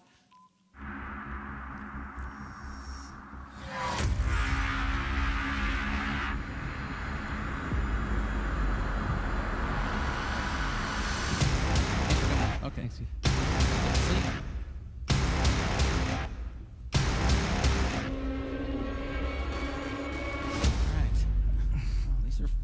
These are fun chairs. Yeah. I feel like I should get closer to you. I feel like we're too far. It's one of those long dining rooms. Good afternoon, Keith. All right. So I'm really glad you're here. I got a little nervous at the end because I lost my monitor, so I wasn't sure when to transition. But we got to, just like with my bags, it's just not my week for things. Anyway, I'm having a great time, and I really appreciate you making time out of your schedule and flying over here and joining me for this. I think it's so important that the world understand how the public and the private sector are working together, how the public sector and government leaders like your Prime Minister and Junior Minister Shembri and others are taking this opportunity not just to talk about AI at conferences, frankly, but to actually roll up their sleeves and really make it a serious commitment, and that will make a meaningful difference in the future of a country, and that it's really more than just political talk, right? This is something. So I really hope that we can talk to the audience and share with them some of the meaningful things that we're doing together. But why don't we start, Wayne, and you can share a little bit about the journey that Malta's been on. Good afternoon, first of all, Keith, and it's a pleasure being here on stage with you. A big well done to the organizers for this amazing stage as well.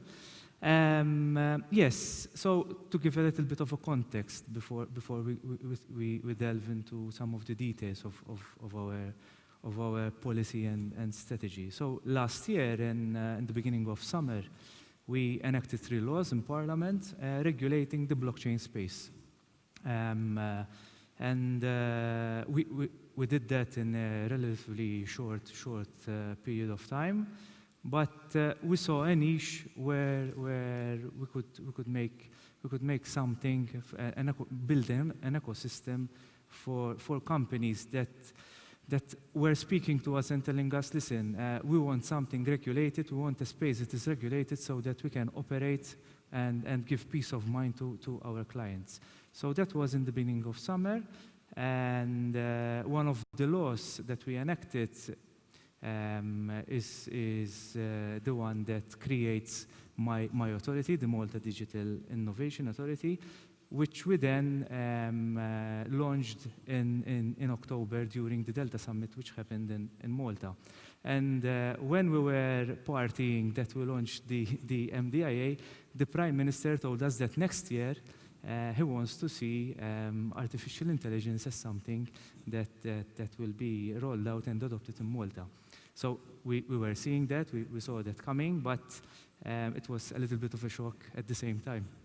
And then in a few weeks, the Junior Minister, Honorable Shembri, set up the task force, the National AI Task Force, which I am chairing.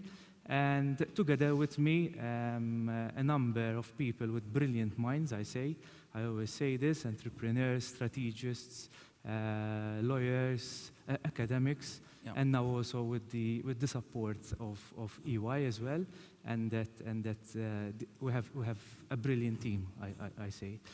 And the vision at the time was for Malta to become amongst the top 10 countries in the world with the highest impact AI policy. And I think we managed to do that in a few months, I say, because last March, we organized a public workshop to publish our first AI strategy, where our value proposition now is for Malta to become the ultimate AI launchpad, where companies of any size, startups, established companies, micro enterprises, SMEs, can come to Malta, build their products, design their products, develop them, implement them, scale them, and when they're happy, they can springboard them. We're using the word springboarding, springboard them to the world. Like you said earlier, Keith, AI is a general purpose technology which will impact many sectors within our society.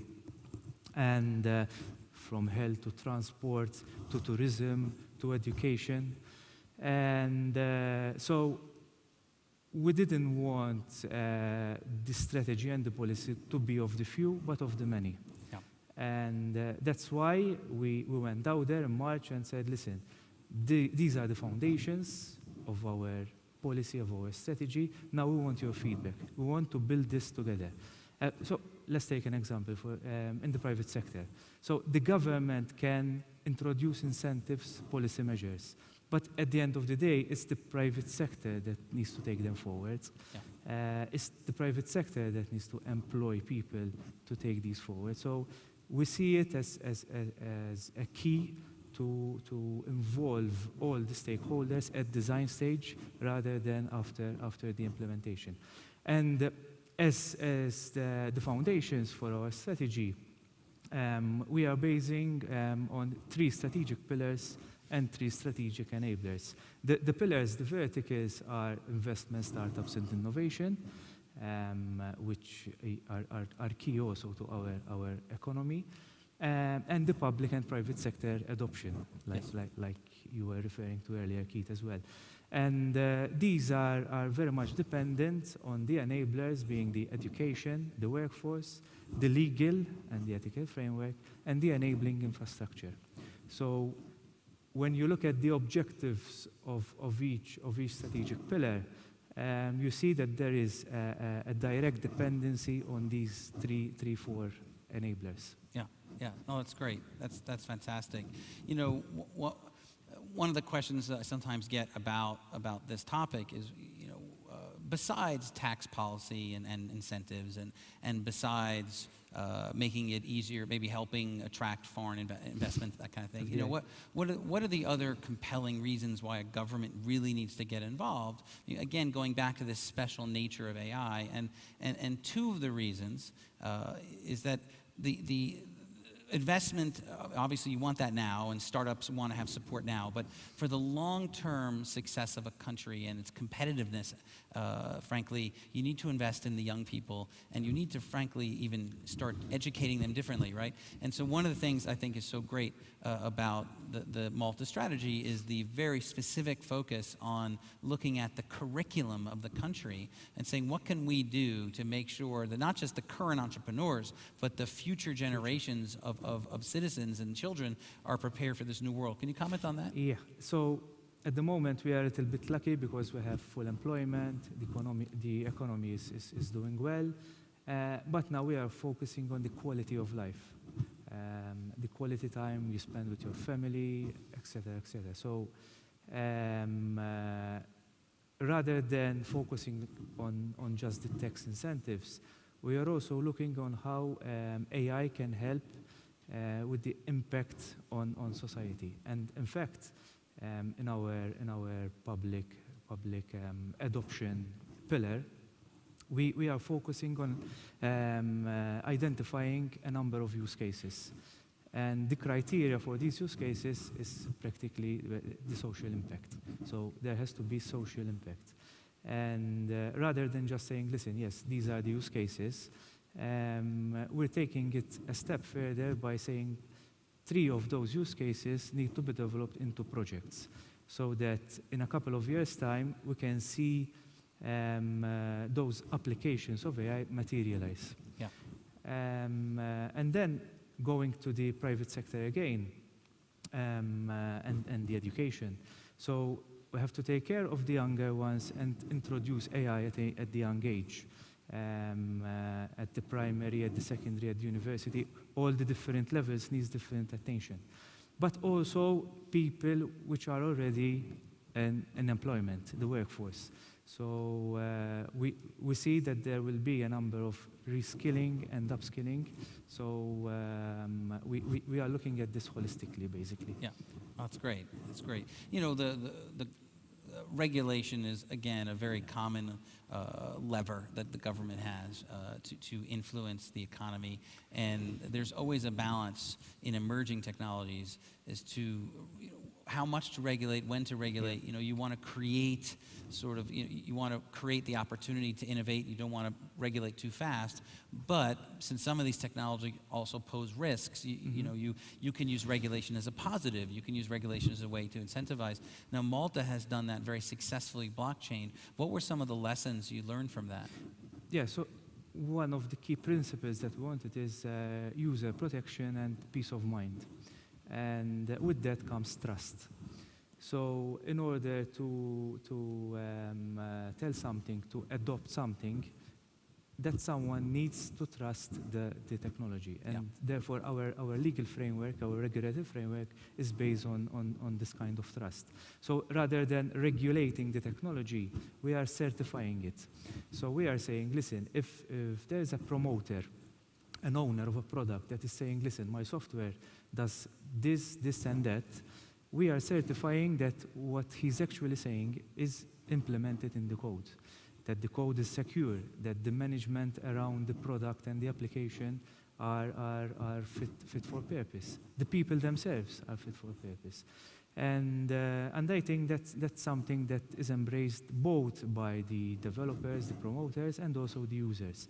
And now we are seeing together with the development of the ethical framework to expand our regulatory framework from just DLT, smart contracts, and blockchain to also certain forms of AI.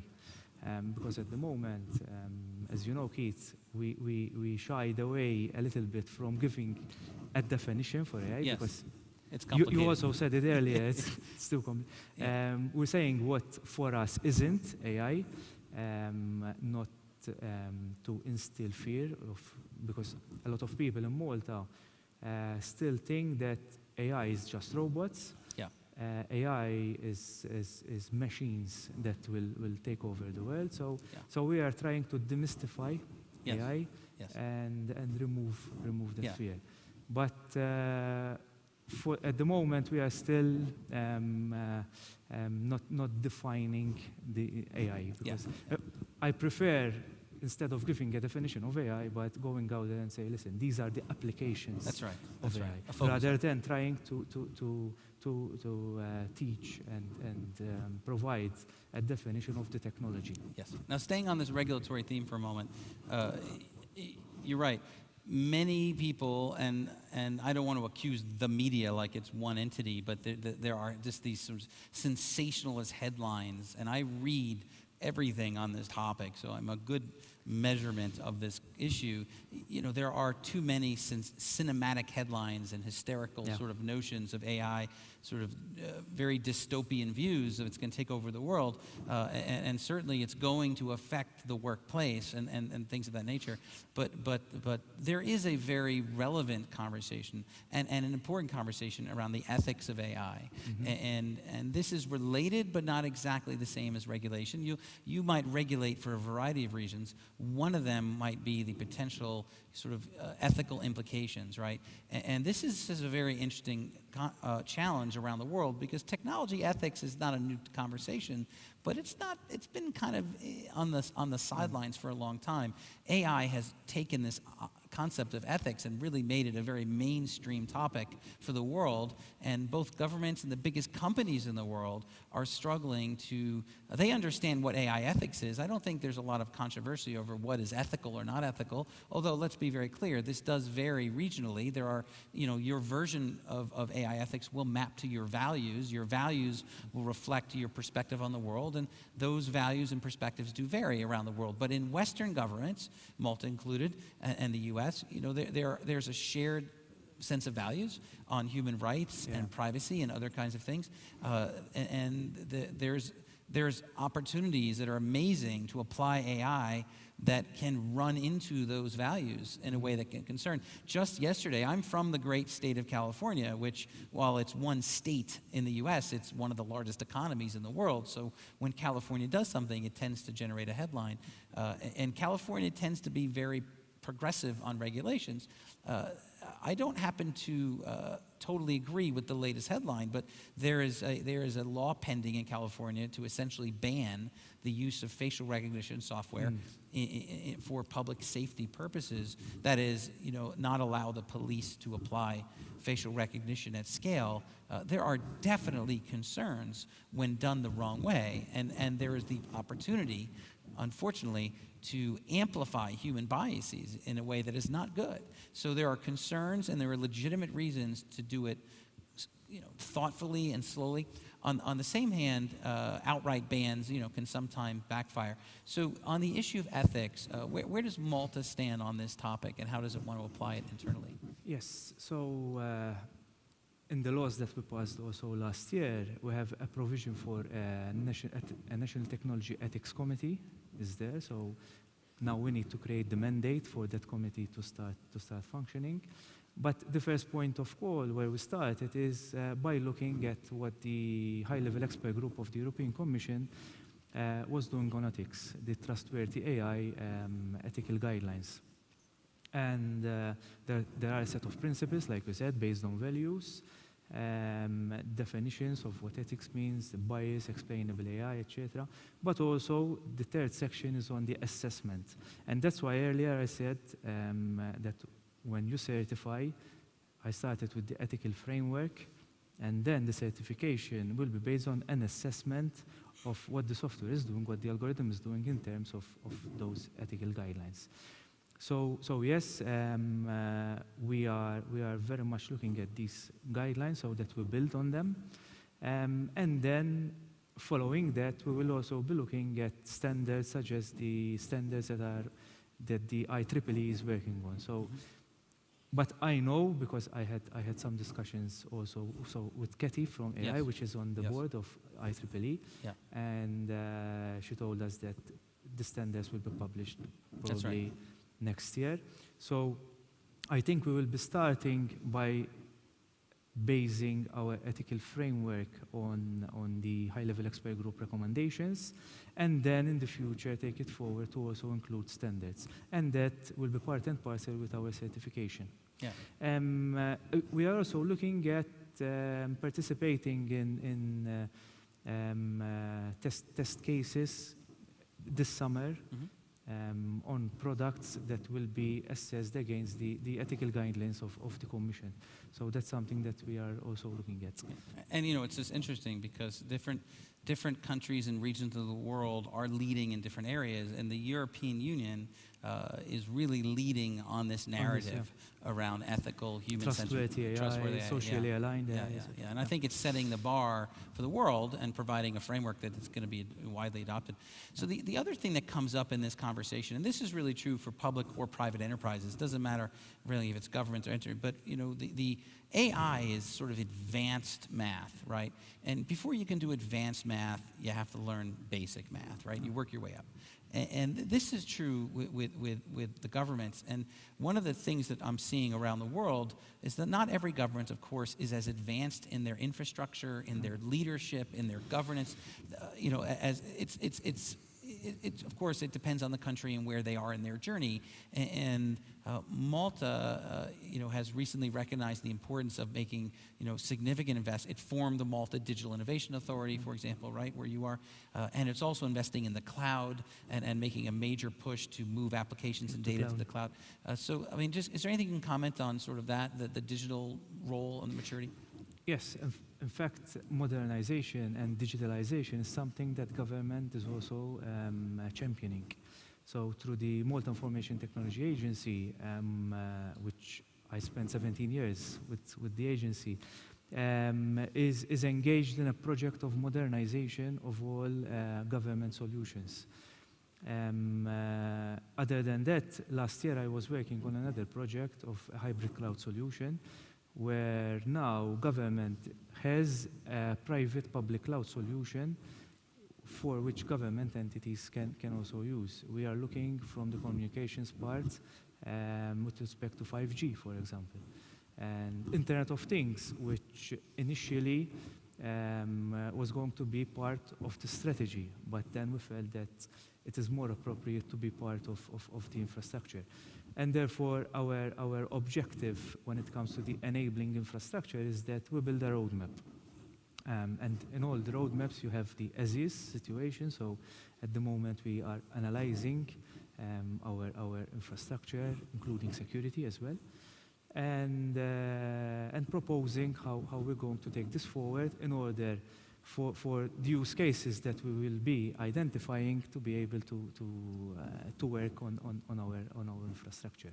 So yes, I think from this aspect, we are quite advanced, but we still have to do. Yeah, but you have your roadmap and you're making those investments. And as you said earlier, and we're almost out of time, you know, or as in my last slide, I said there will be many winners, and where I see Malta, frankly, in some other countries, is really pushing on that, the applied AI, right? Not just research and thinking about it, but also putting it into action. And I think that's going to be very exciting for the citizens. Yeah. So we're out of time. I want to thank you for your, Wayne, thanks for coming. Thank you. I want to thank Bulgaria for the close, and it was a great experience, and I think we have to, it's time to exit the stage. So thank you again. That's great. Thanks, Pete.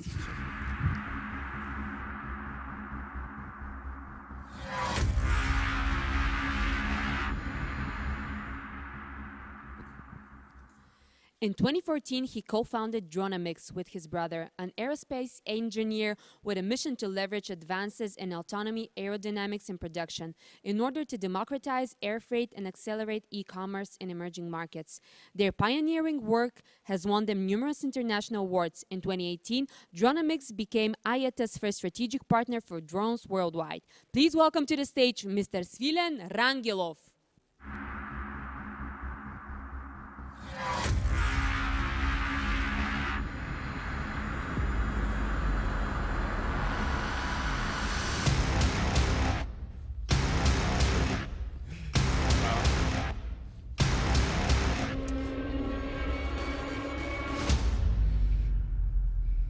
Wow, lots of fire. Hello, everyone. My name is Filen Rangilov, and I'm here to talk to you a little bit about aviation in Bulgaria. First, I'm going to show you a few photos which are actually from Bulgarian aircraft manufacturing from almost 100 years ago. And it turns out that Bulgaria had quite a big history in aviation for a while. Now, can anyone guess what happened in 1910 with Tsar Ferdinand in aviation? Well, Tsar Ferdinand was actually the first head of state to take a commercial flight, right? In 1912, which was not even 10 years after the Wright brothers made their first flight, in 1912, Bulgaria was the first country to create an airport. It was a military airport, and it was in Svilengrad. People from all around the world came, like they're coming now for Webit. They came to see how you could use aviation in a useful way. In that case, Bulgaria was preparing for the First Balkan War, so this was why this was important for us. It goes to show that even a small country can utilize innovation. And at the time, you can imagine there was no internet. Like, you couldn't see the Wright brothers video online on Snapchat and all that. So for that information to propagate, it's quite fascinating. And not only to propagate, but also to inspire quite a few people to join in a common cause. Lieutenant Simeon Petrov was made another world's first. And around that time, all the aircraft was typically with one engine.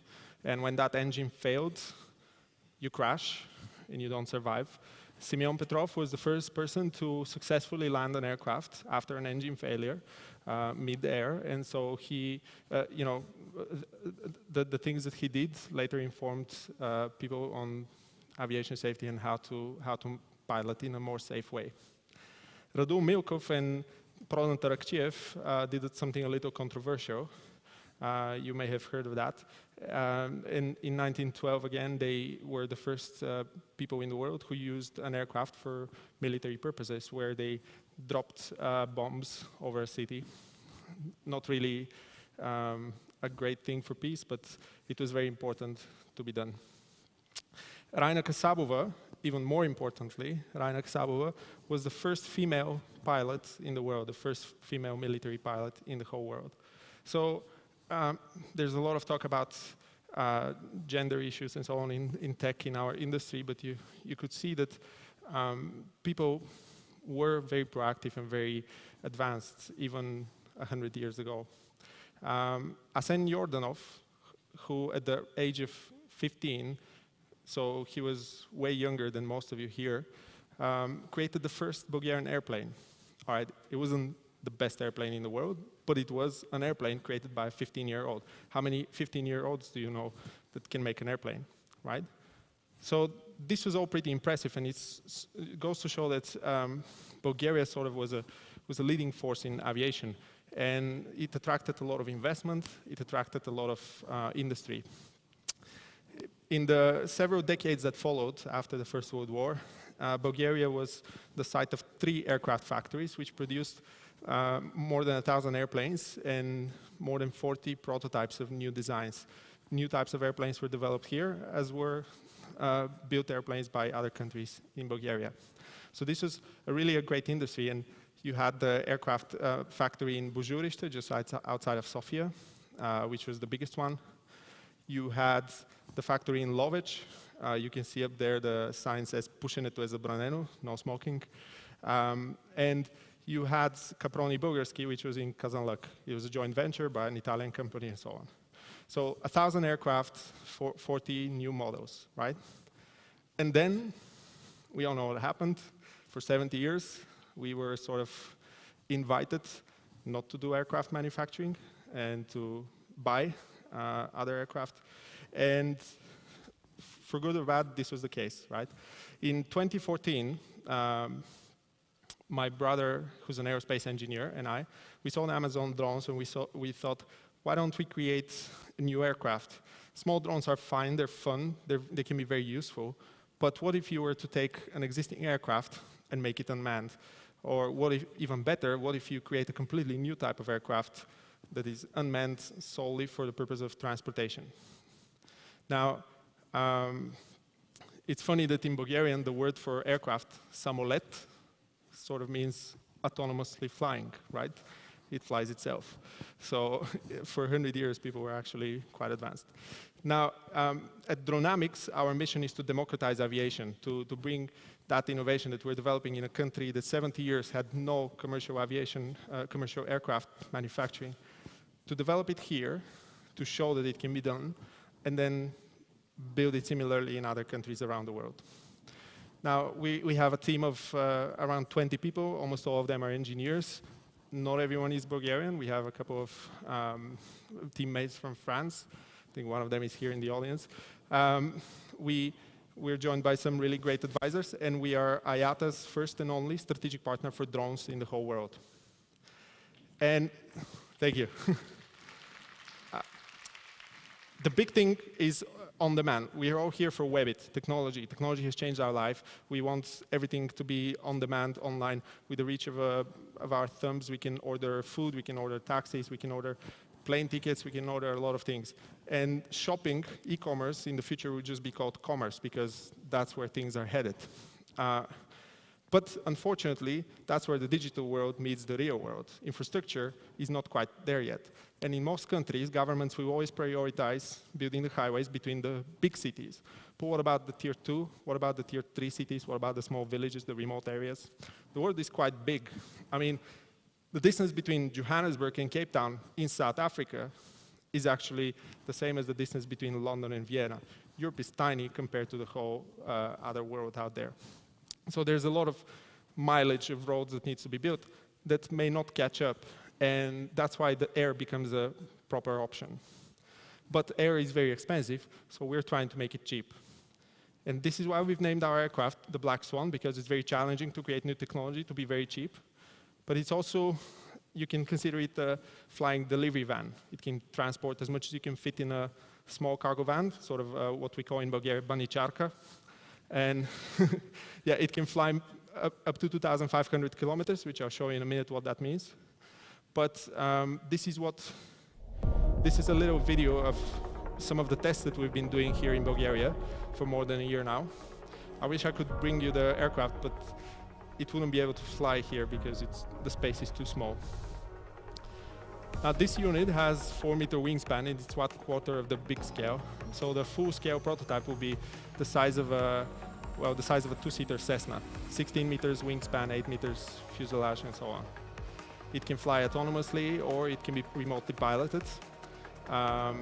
We can use satellite navigation to achieve those long ranges, and it uses gasoline, which is a little controversial, but this is why we focus to make it the most fuel-efficient aircraft possible. It uses the same mileage that you would get in a banicharka, except we can fly at 200 kilometers per hour in a straight line. So we are still more fuel-efficient than existing aircraft and existing cars. Now, in terms of the aircraft, we can't just restrict it to the aircraft. We need to think about the whole ecosystem. Who's going to control them? From where? What kind of other equipment we need? And we're also working on this idea we call drone ports until we figure out a better name. But it's essentially how do we make sure that that aircraft can land and take off from your farm, from the parking lot of a fulfillment center, or from a normal airport. How does it mix into traffic and so on? In the world, there's more than 55,000 airfields, and we use less than 2,000 for commercial aviation. So there's a lot of space out there that aviation can reach. In terms of Europe, I told you our range is 2,500 kilometers. If we were to center it in Vienna, we can reach all of Europe with that range. What's best is that because of the fuel efficiency of our aircraft, we can achieve that amazing cost of same-day delivery for €5 or less per package. Think about it. You can order a cell phone or a dress, and you can get it that very same day, and you only pay €5 or less. We'll be testing with EasyJet. Thank you. We'll be testing with EasyJet in the UK next year, in Japan with a top 3 airline, in China with a top 3 courier, and we're very excited to bring other countries on board. So if, of course, as you know, 20 people are not enough for this, and we'll need all the help we can get. So everyone is welcome to join. Thank you.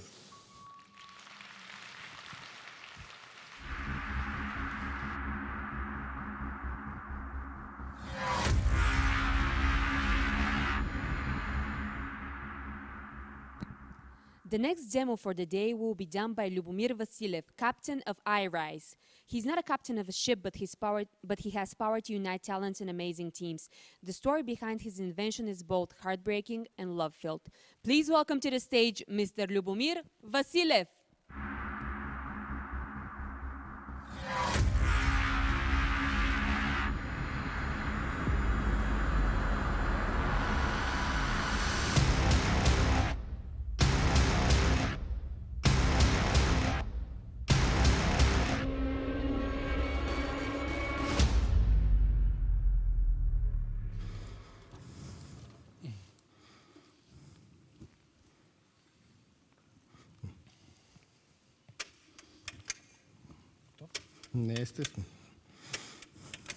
Hello everybody, sorry about the little bit of delay.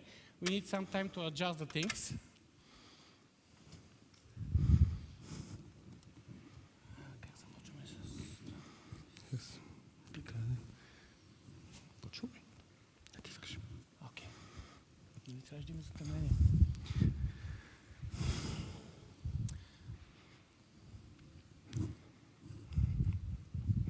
According to the World Health Organization, 500,000 accidents happen globally every year, leading to lower limb immobilization.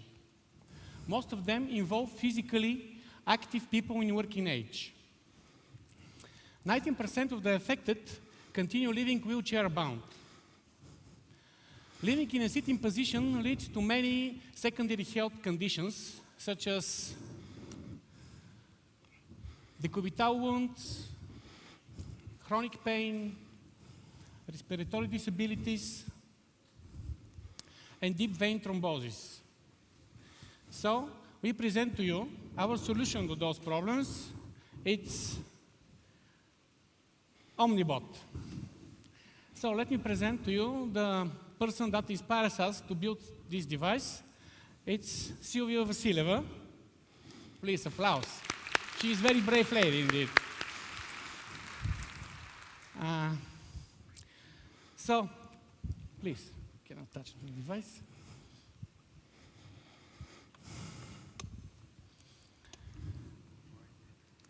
Omnibot enables people to stand in upright position without any assistance.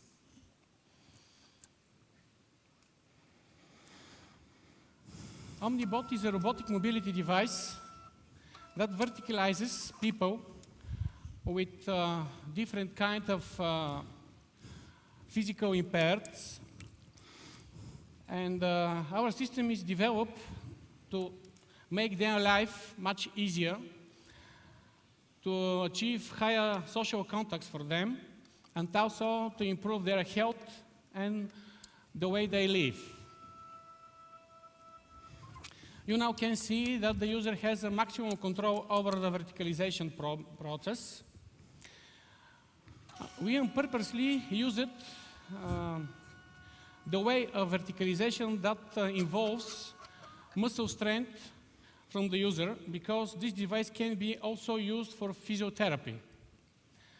The strength that you need to raise yourself is adjustable, so it can become from easy to hard.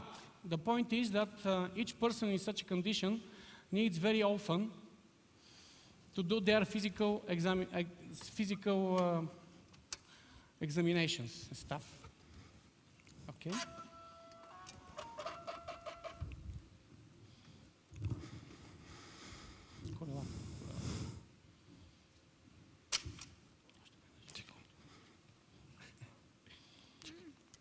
There is some tension here, sorry about this.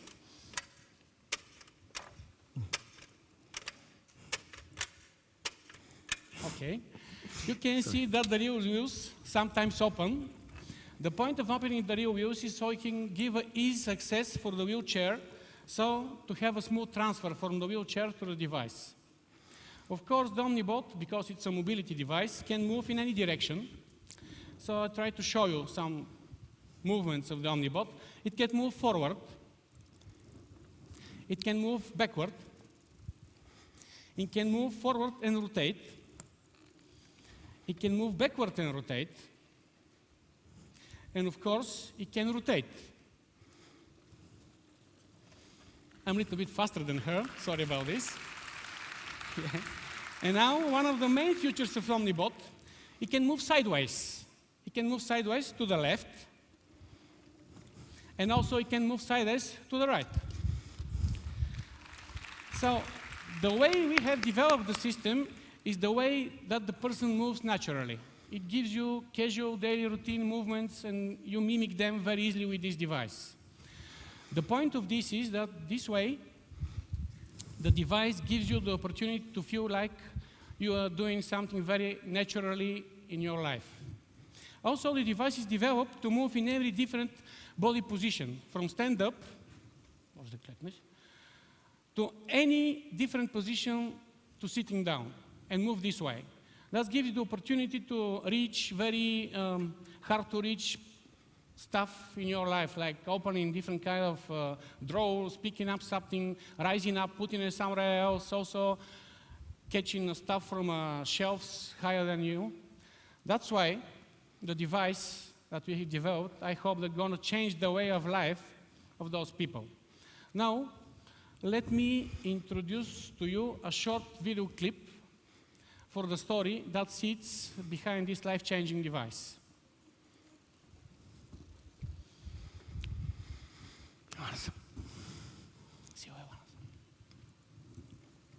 My name is Lyubomir Vasilev. I'm founder and CEO of iRise Mechanics. I love Christmas, the shiny street lights and the happiness in my children's eyes. But for a few years, this was only a dream.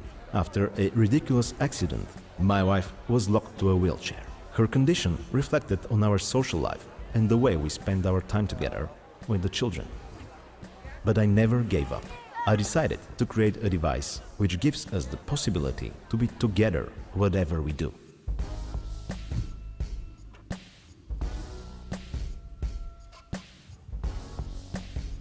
I met open-hearted specialists and generous investors.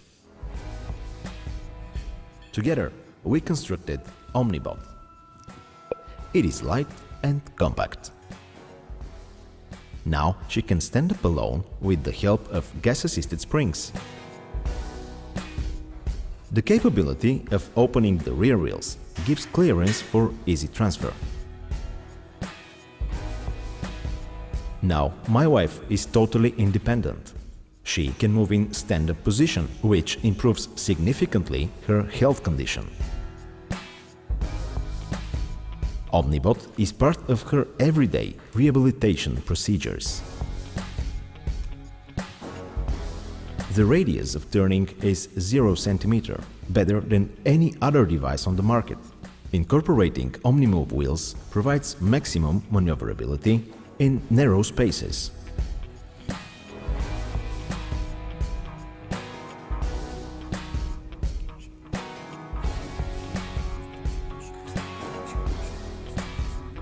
In sitting position, Omnibot is also safe and comfortable.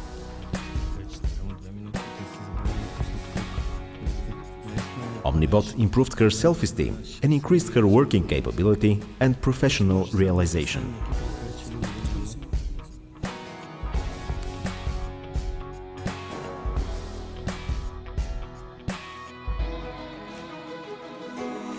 For most people, walking around the Christmas streets is trivial.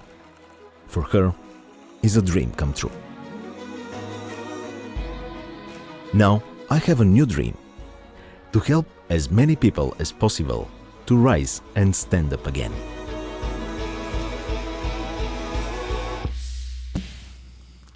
Thank you. iRise Mechanics. Rise your freedom. Now, just two more things. The device is made to be very light as possible. It's made totally from aluminum. Also, it's meant to be easy to transport because it's bending, its capability to bend, and you can put it in a normal car's trunk. So, let me represent the team that is behind this life-changing device. Our CEO and founder of the company, unfortunately, he is not here at the moment, Lyubomir Vasilyev. My partner and colleague, and also hardware and software engineer, Daniil Ivanov. And me, Dmitry Rutakov, mechanical engineering and production of the device. Thank you very much. Thank you.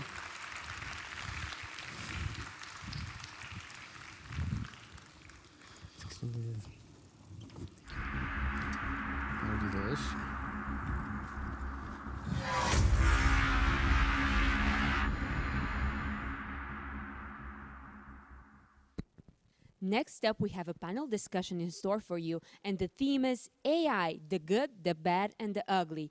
Your moderator for this panel will be Miss Leah Hunter. She's an ethnographer turned tech journalist, author, speaker, founder, producer, and full-time explorer of the world. Please welcome on stage Miss Leah Hunter.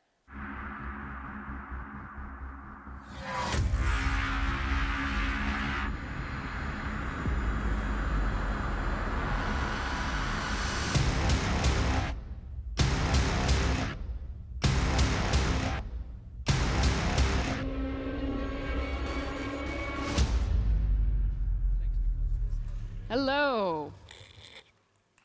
I like that there's fire. And I love the people who are coming out next. Benjamin Goertzel has been living in Hong Kong for the past 8 years, doing some extraordinary things with AI as the founder of Singularity.net. Come on out, Ben. And Jesus Mantas is a managing partner at IBM, and we were just having an extraordinary conversation backstage about where artificial intelligence goes. I think they're getting adjusted somehow. Come on, guys. And for everyone here, I really appreciate that you have made it to the conversation. I was listening to Keith Streyer's talk on AI earlier, and it raised some interesting questions that we are actually going to discuss. Hello, Jesus. Hello. Hello, Ben. Hey.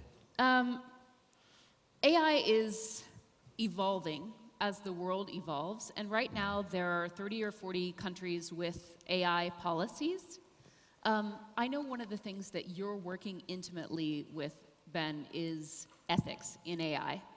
Will you speak, both of you, a little bit to why that matters and what people should be thinking about in terms of AI ethics? I go first. Yeah. Well, I think the first thing is AI is being introduced sometimes through the back door, through the kitchen, on most consumer devices or more technology that touches everybody's lives, a lot of the decisions. And I think it's important to know how, if in any way, any of those decisions are being influenced for AI. And the reason why that's important, and one would say, well, wait a minute, but technology has been infused before, is the difference between AI and other technology is most other technology we have is programmable. So you can audit what is the set of rules that somebody wrote that those decisions are being made and make sure that those rules are fair, ethical, they comply with the intended use. With AI, these systems are not programmed. They learn. And it's much harder to actually know who trained these systems, what data was used, and what purpose were they intended to do. And therefore, if you don't have that, if you want, set of ethical standards or the lineage or the ability to explain all of those things, you may end up infusing AI into a lot of systems, changing a lot of decisions, whether they're inconsequential decisions as to whether your phone recognizes your face or not, or other decisions as to, like, you know, are you going to be fine or do you get a mortgage? Well, that becomes more important, right? So I think that's why the point of ethical standards on introduction of AI are really important. And AI is now being used, as you pointed out, Ben, for you know, potentially things like the judicial system, and the way in which it makes its decisions will be determined by the bias of the programmer. Will you speak to that? Well, yeah, that's right. So I think AI ethics has both longer-term issues and immediate-term issues, and they connect together in both obvious and subtle ways. I mean, if you believe, as I do, that we're in the early stages of launching a technological singularity, then, I mean, if Ray Kurzweil is right, that by 2029 AIs will be as smart as human beings, then the AIs we're creating now, these are sort of the child form of AIs that will be as smart as us or even smarter than us. So then you have to ask, like, how are we raising our AI mind children with a view toward, you know, what they're going to grow up into? If you look at most of what AIs are used for in the world now, it's, you know, spying, killing, selling, and swindling in a way, right? I mean, it is... Not to put too fine a point on it. Advertising, surveillance, you know, there's financial markets. It's not that much of education, say, healthcare, elder care, scientific discovery, arts. These are there, but they're much more minor, right? So you have to ask, if we view AI not purely as short-term practical tools, but as the early stage of something that's going to grow into, you know, a real intelligent mind more powerful than us, are we giving that super AI the right start? So that's one way of looking at it. The other way to look at it is, what's AI doing in the world right now, and is that good or bad? So as you mentioned, if for example you trained an AI to determine sentencing for people accused of major crimes in the US, the AI might learn rules like, you know, if African American, long jail sentence, if white, probably probation, right? And that might be a correct interpolation of what human beings are doing. But if an AI is doing that, or other things a little less obvious but analogous to that, what kind of super AI is it eventually going to grow into? Maybe not the kind that we want, right? So we need to fix practical AI ethics right now, both for immediate good and because the AI we're building now, as it moves from narrow AI toward general intelligence, may grow into something that is harder for us to fix. Much as if you have a young child, you want to try to correct, fundamental issues in their view of the world when they're little. By the time they're like 25 or 30 out there in the world on their own, it's a lot harder. I don't know that you can correct what anyone thinks. And you just raised so many questions for me that are really interesting, because if we follow that analogy that AI right now is still like a little child, it is also specifically focused on very simple issues solved by deep neural nets. But there are other forms AI can take.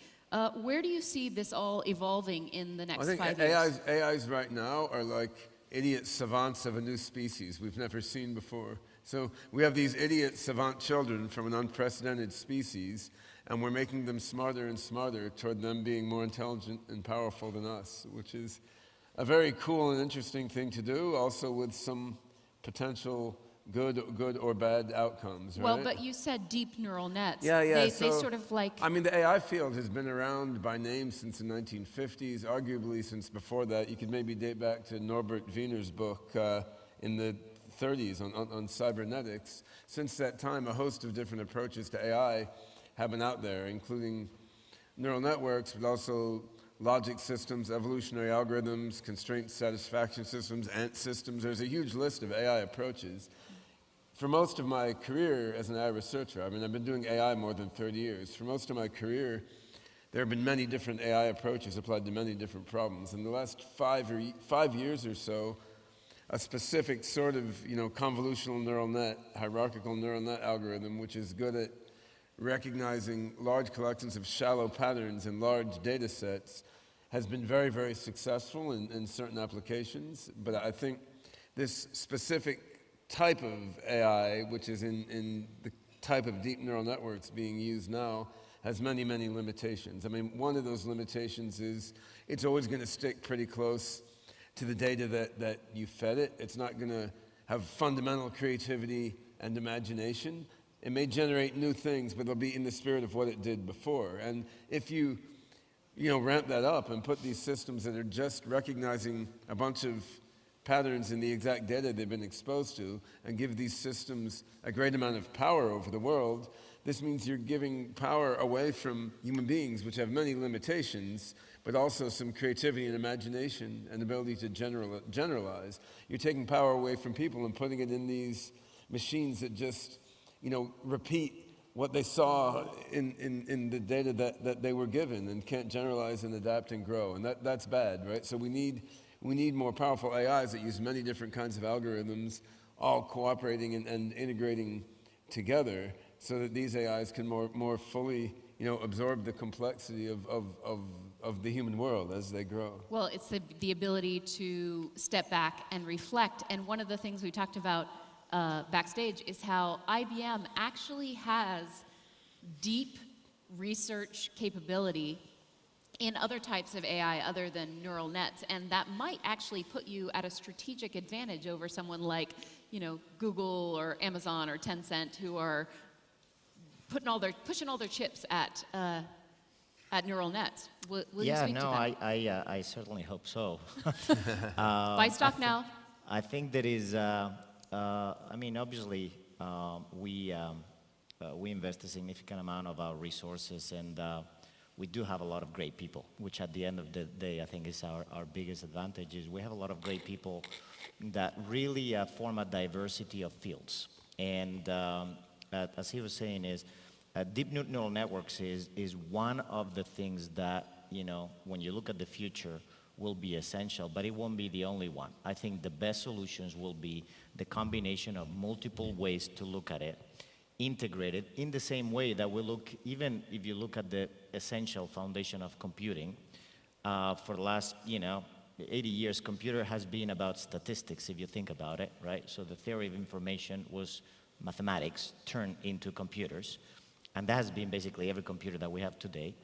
Now for the last, 20-ish years, the theories, like, as you said, former, but for the last 30 years, we are creating neural systems, which are modeled after the actual biological neural systems. So now you have mathematics on one way, yeah, but grossly extrapolation, right? So you have the mathematics side of it, which is based on statistics. You have the neurological side. And then we're now, creating the next generation, which is also we're trying to compute exactly how physics does, which is what quantum is.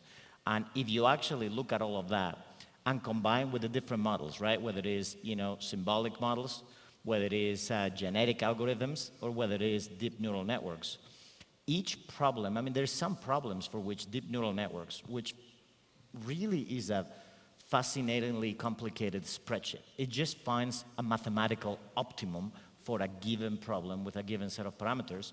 There's a lot of things that is fascinating. It will achieve 98% accuracy and is very good, but it has no randomness, creativity on it. It's just a pattern.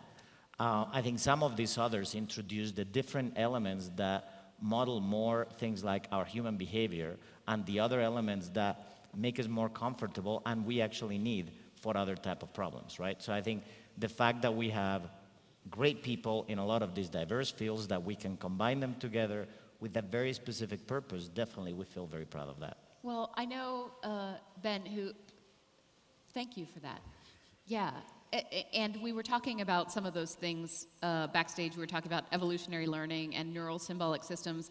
Ben, you're combining the idea of AI and blockchain in a way that some people dig, some people don't. I dig it. Will you speak to that? Yeah, sure. So, as I said, I've been doing AI for a number of decades, and I think combining different algorithms and approaches is going to be the way to go, both for achieving better practical functionality and for moving from narrow AI toward artificial general intelligence and ultimately artificial superintelligence. And there's various ways and levels in which you can combine different AI algorithms. So, for example, in the OpenCog AI system that we launched 10 years ago, this is a single cognitive architecture where you have one weighted labeled hypergraph, like a graph representation. Then you have neural net, logic engine, evolutionary learning, different AI algorithms updating the same knowledge graph. This is what I'd call a tight integration of AI systems, and this is important. Now, what I've been doing the last couple of years is a looser integration. So I launched with some others in 2017 a project called SingularityNet, which is a blockchain-based platform for AI, where you can have many different AI agents created by different people around the world doing different things. The different AI agents in the platform, they can all talk to each other, they can outsource work to each other, they can join together and collaborate to solve problems, and they can solve customer problems. So if a customer has a problem, they need a document summarized, a question answered, an image made or something, they put that request into the network, and then in a peer-to-peer decentralized way, any AI that lives in that network can offer to answer that question and offer a price. The novelty here is there's no central governor or controller, right? So the different AIs living in the SingularityNet network, they govern and rule themselves. So it's organized more like BitTorrent or Ethereum or Bitcoin than it is like a centralized system. And this gets back to your point on AI ethics, because I came up with a design for SingularityNet trying to solve two problems, or maybe even three problems. So one is, how do you make a system in which general intelligence can emerge from the combination of many AI algorithms cooperating together, solving real problems in very flexible ways? I mean, another is, how can you democratize AI? So democratize AI in the sense that anyone with AI talent anywhere in the world, be they in Ethiopia, Iran, Afghanistan, China, wherever it is, should be able to write AI, put it online, and then that AI finds customers, and they can get status and money from their AI, even if they're not in a tech hub.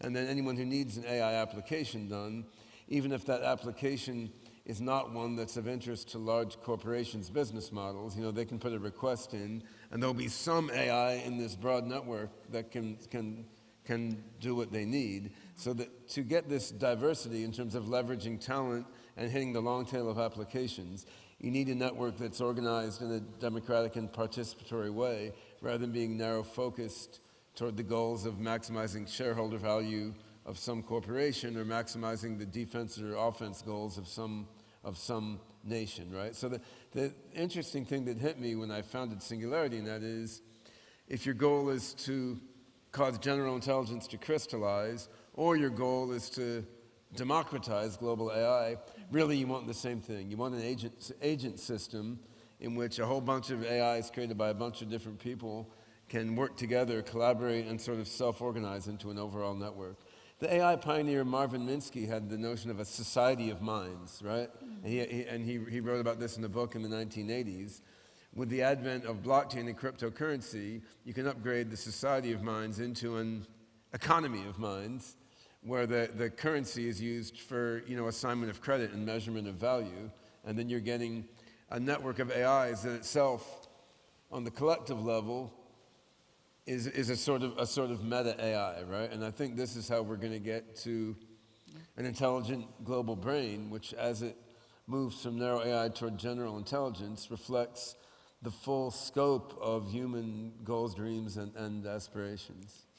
Many things about that make my heart happy and fit with my personal ideals. You know, decentralization, allowing everyone to participate regardless of geography, and we talked backstage also about how, even things that get started to create new systems or subvert systems or change the model then get often incorporated into corporations. And I'm not anti-corporation either. Like, it's necessary, valuable, love them. My life runs on Google, So, what is even in your own business, you've got a meeting point between those two things? Well, from my standpoint, I look at large corporations in themselves are not the enemy. That's a mode of organization that's very valuable for doing some things. Like the smartphone I carry in my pocket, I don't see how that would be built by a startup of 5 young guys in their garage, right? I mean, so the mode of organization that we see in big corporations is extremely valuable. I mean, mainframes, as IBM has pioneered, are similar. I mean, hardware of that kind of reliability and scope requires a certain type of organization to create it. But on the other hand, that shouldn't be all there is. And Linux is a good example because you have this open source decentralized community, and that persists and grows on its own. But I mean, IBM has done tremendous amounts to foster growth of Linux, as Right. has many other companies, even Microsoft now. So with SingularityNet, which is this decentralized blockchain-based network, sort of pushed ahead by anarcho-libertarian ideals in a way, we're now spinning off a number of projects from that. One is aimed at life extension biology, to use this AI to help prolong people's lives. But one is called Singularity Studio, and this is basically aimed at enterprise AI that serves the needs of large corporations. But on the back end, it draws on this decentralized self-organizing network of the SingularityNet. So this decentralized fabric of different AIs all collaborating, cooperating with each other, I think sort of like Linux in operating systems. I mean, I think this is how the backbone should be. Like the ultimate basis of the world's AI should be democratic, decentralized, and self-organizing. But I mean, if you want to build something for biologists to use to solve human longevity, that's going to have a specific user interface and a specific set of properties customized for those biologists. If you want to build custom solutions for large companies, or say build a product aimed at finance companies to use to do what they do, I mean, that's its own thing. Singularity Studio will focus on that. But in the back end, the AI can be supplied by this decentralized network. So I mean, you have a very complex ecosystem already, and it's going to get more and more complex. The important thing is that this decentralized, self-organizing, and participatory democratic aspect should be there as a significant component of this ecosystem. Just as with open source, it doesn't have to be... You're preaching to the choir, It doesn't have to be everything to have a huge impact on how the ecosystem operates. I think you would get a lot of applause from people for that. And both of you are both brilliant and circulating in this world in such deep and broad ways that you have access to people and ideas in AI that many people here, some would, many would not. I certainly would not. So I'm wondering, aside from what you're creating, who's doing something amazing in AI that we should know about? Whether it's a person, a company, a new idea, what are you seeing that's rad? I mean, I think I endorse the point of open innovation and open innovation networks.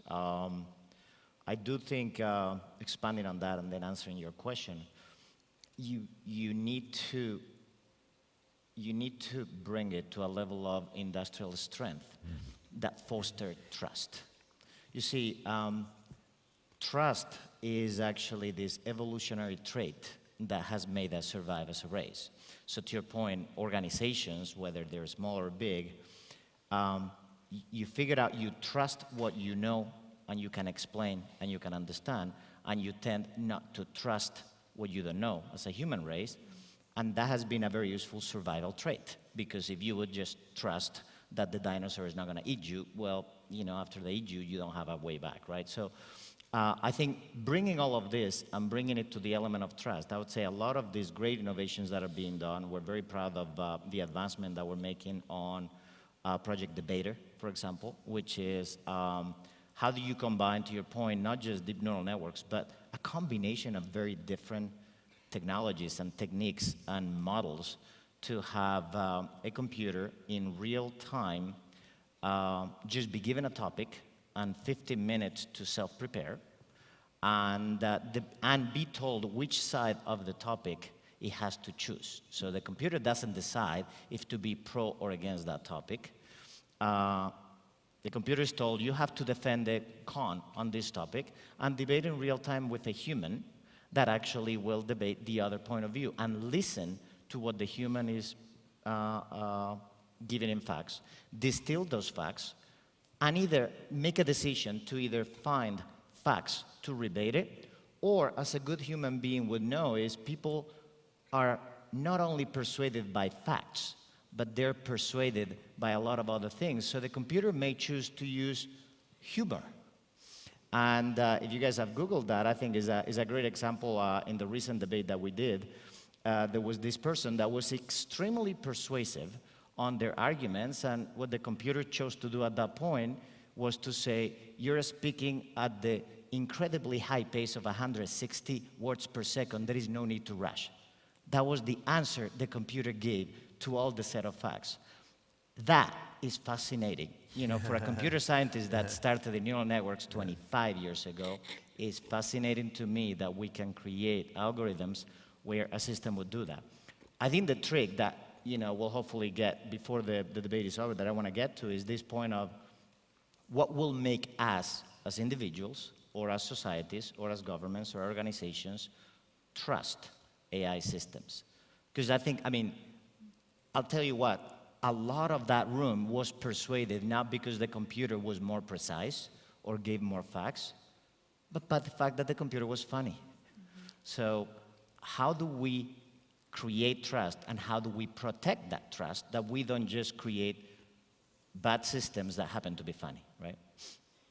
Well, and there's also, how do we enhance the best of our humanity? Because I've had some really funny conversations with Siri, for instance, or Alexa, but one thing I've noticed is when having conversations with systems like that, orders tend to be barked as opposed to requests being made. It's not, will you please? I always say please to my artificial intelligence and thank you, because I know where this is all going. You know? How do we build these in a way that will help society trust AI, if it should, and also help us retain the best of what we are, our politeness, our recognition that, you know, whether you're interacting with a machine or a human, manners matter. Yeah, Like I'll start that. I mean, he's got fantastic work that he's done, so he's tremendously more competent than me at that. So I'll start, make it short. I think there is a lot of work that we need to do. We've spent a lot of work on creating incredibly precise, if you want, the back end of artificial intelligence, right? So the algorithms, the precision, the data, the dealing with the biases, dealing of all of that, I think we need to put equal or even more effort on the interface with the human. Because when you actually look at the cognitive side of a human and how a human relates, you know, there is such a thing as an architecture of relationships. The reason why you're telling Alexa, please, is because there is an encoded need inside of you to relate to others. It has been a survival trait for Homo sapiens that, you know, evolution figured that when people would relate to each other and form bonds, those societies were basically a better formula than individuals, even if they were stronger or fitter, right? So I think that deep connection, we need to build systems that tap into it. We also need to protect it. We are, as humans, we are very, very easy to hack in a way. So our cognition, equally as artificial systems, but our cognition, we're very easy persuaded by arguments that may not be based on facts or what's best for us. So you need to protect it. But I think we need to build systems that not only are, we are great at eliminating the biases, or at least be able to explain the bias on those systems and make sure that they're making the morally right decisions, but then make sure that those systems are relating with humans and human organizations at as much as the deep emotional level as they do to the rational level, because a lot of our behavior is actually controlled by that emotional level. Yeah, so there's a couple questions on the queue to answer the most recent one about, you know, emotional bonding with people and AIs that can really interface with people in a heart-to-heart as well as a mind-to-mind or a practical and functional way. This is what was behind my work with the Sophia robot at Hanson Robotics. So I led the software team behind the Sophia robot for 3 years, working with my good friend David Hanson, who sculpted the Sophia robot and made the hardware. And, you know, with Sophia, it was amazing the degree to which just having a robot that, you know, can look you in the eye and it can kind of mirror your facial expressions and modulate its tone of voice based on its perception of your emotion. And this capability within the robot really caused people to open up and accept the robot as a peer. And we did a number of trials with Sophia as a meditation assistant. So she'd look in your eyes, say, like, relax, breathe deeply, visualize yourself floating in an empty space. And, you know, in a 20-minute meditation trial, about 30% of subjects felt that, you know, meditating under the guidance of this robot helped them to break through into a different state of consciousness. And this was fascinating to me because my PhD is in math and my whole focus is more on the algorithmics of thought. So it was fascinating to me to see how people just melt and open up with this robot that looks like a, you know, a smiling, breathing, emoting human woman, right? And I think this has, you know, it has value in the immediate term in terms of helping people. Of course, it has commercial value for Hanson Robotics, but I think it has longer term value in that this is the way that the depth of human culture and values and experience gets into the robot and into the AI. Because if the AI is just being, you know, Siri or Google Maps or customer support agents for the company that didn't mail you what they're supposed to mail you, right? I mean, the AI is not going to get the full depth of human values that way, but if you're really bonding with it in a heart-to-heart, face-to-face, you know, sort of way, it's going to be not only better to interact with the AIs now, but the AI is going to have a deeper view of humanity as it gets more and more intelligent. So I think this is one of the ingredients. So you asked before, you know, what's out there that's amazing and interesting. And I think the ability of these Hanson robots to really help people meditate better was cool to me. Now, unfortunately, there's not that many Sophia robots yet, so that's not rolled out yet, but there's an effort underway to scale up manufacturing of the robots so we can have these all over. But I think there's a lot of other interesting things out there, and our goal with SingularityNet is to take all of the interesting and cool things being done in AI that are obscure and not known well and make a way they can connect together. So as another example, my oldest son is doing his PhD in machine learning applied to mathematical theorem proving. He's not smart. Yeah, well, he's 29 now, and he's working on basically how to use neural nets and other learning algorithms to make math theorem provers work better. And you can do 65, 70% of all math theorems up to the PhD level, AIs can prove right now. So this is an area of AI that's sort of off in the corner, like no one knows as much about it as face recognition or piloting drones. Yet ultimately, mathematics is the foundation of all science and engineering, right? So year by year, AIs are getting better and better at proving math theorems. And before long, they're going to be better than people, while no one's even paying attention to that field, right? So there's a lot of interesting little things like that. And this field is mostly academia. Yeah. On the other hand, every year there's a conference on AI for theorem proving. This year's was the first one. We had a bunch of guys from Google and Facebook showing up there, right? So even these little corners of AI that nobody knows about are progressing. Now, you look in the blockchain world, for example, to make all these AIs connect together in a self-organizing network, there's something called smart contracts on the blockchain that help the different AIs in the network communicate and coordinate and pay and assess each other's reputation.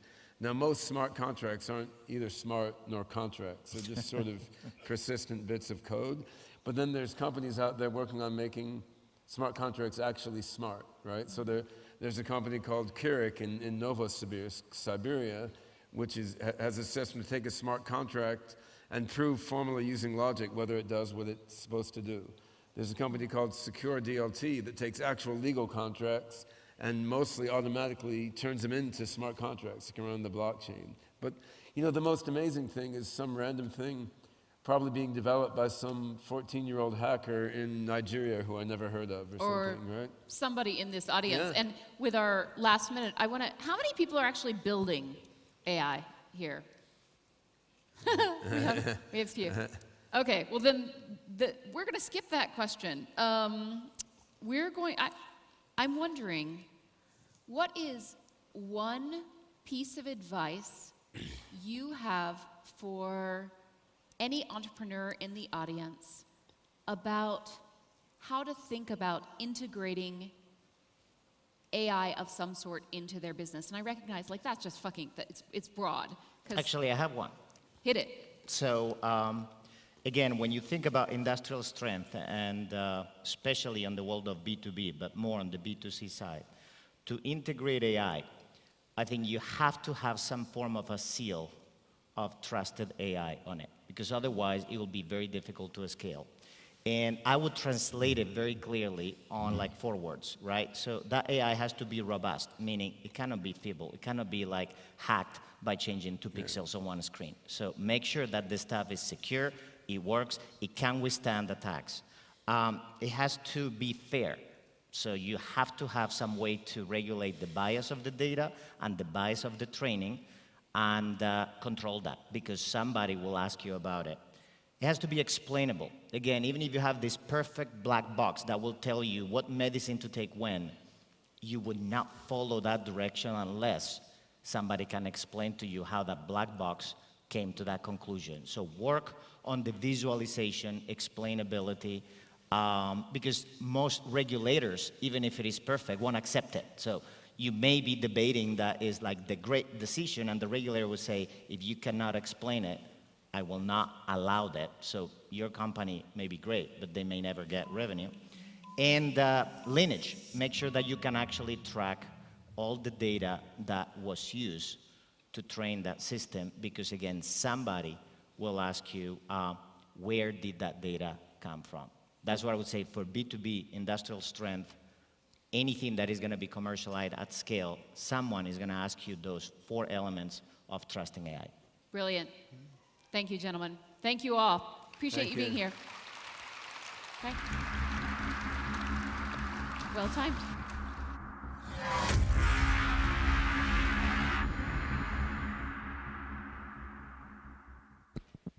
He is the Chief Executive Officer of NetInfo, the biggest digital media company in Bulgaria. Its portfolio includes the biggest Bulgarian email service, ABV Email, the #1 video sharing platform for local content, VBUX 7, and the multi-channel network 7 Talents. Please welcome on stage Christo Christoph.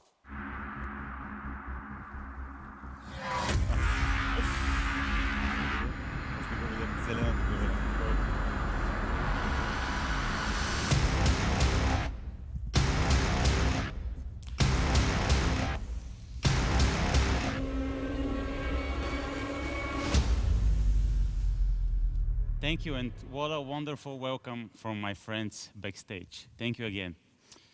So, programmatic, we've been doing it for the last 5-6 years, but the challenges we face in programmatic advertising are growing more and more.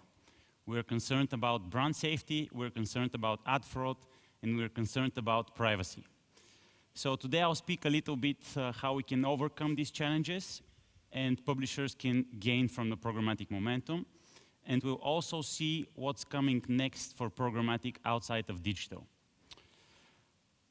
So, the simplest way to put programmatic is when machines buy people from other machines. And that exactly is the problem, because the machine, the T-1000 from the Terminator movie, it doesn't care where they buy it. So they don't care if it's a nice-looking website or if it's a, let's say, more extremist video or website. And that's exactly what happens. So top brands like Coca-Cola, P&G, Mars, Snickers, whatever, sometimes their advertisements end up in context and content that is not brand safe. And how does this shape and affect the market? Well, programmatic is a trend we cannot, we cannot avoid. It's the future. So it helps money shift from from advertisers to publishers. It avoids the salaries, so no more people getting paid. Now we pay fees. So there is some disruption to the labor force. There are very big transparency concerns, like I said, where the ads exactly end up. You get a fair price, so you get to a bid auction instead of negotiating manually the deals. And there is no unsold inventory. So, like 5 or 6 years ago, we used to look at programmatic and we used to say, it's a small portion of our revenues. But today we can say that programmatic is the new digital. For 2017, more than 50% of the ad spend was spent programmatically. And for 2018, IB Europe predicts that this will be close to 70%. And if you look at the chart behind me, you see that all of the growth in digital will come from programmatic. So if you're a publisher, or if you're an agency, an advertiser, you have to be really well prepared for this trend. This is Europe data, so Bulgaria is obviously lagging a bit behind, but this is what is coming. It's like, this should be your work chart for the next 5 years.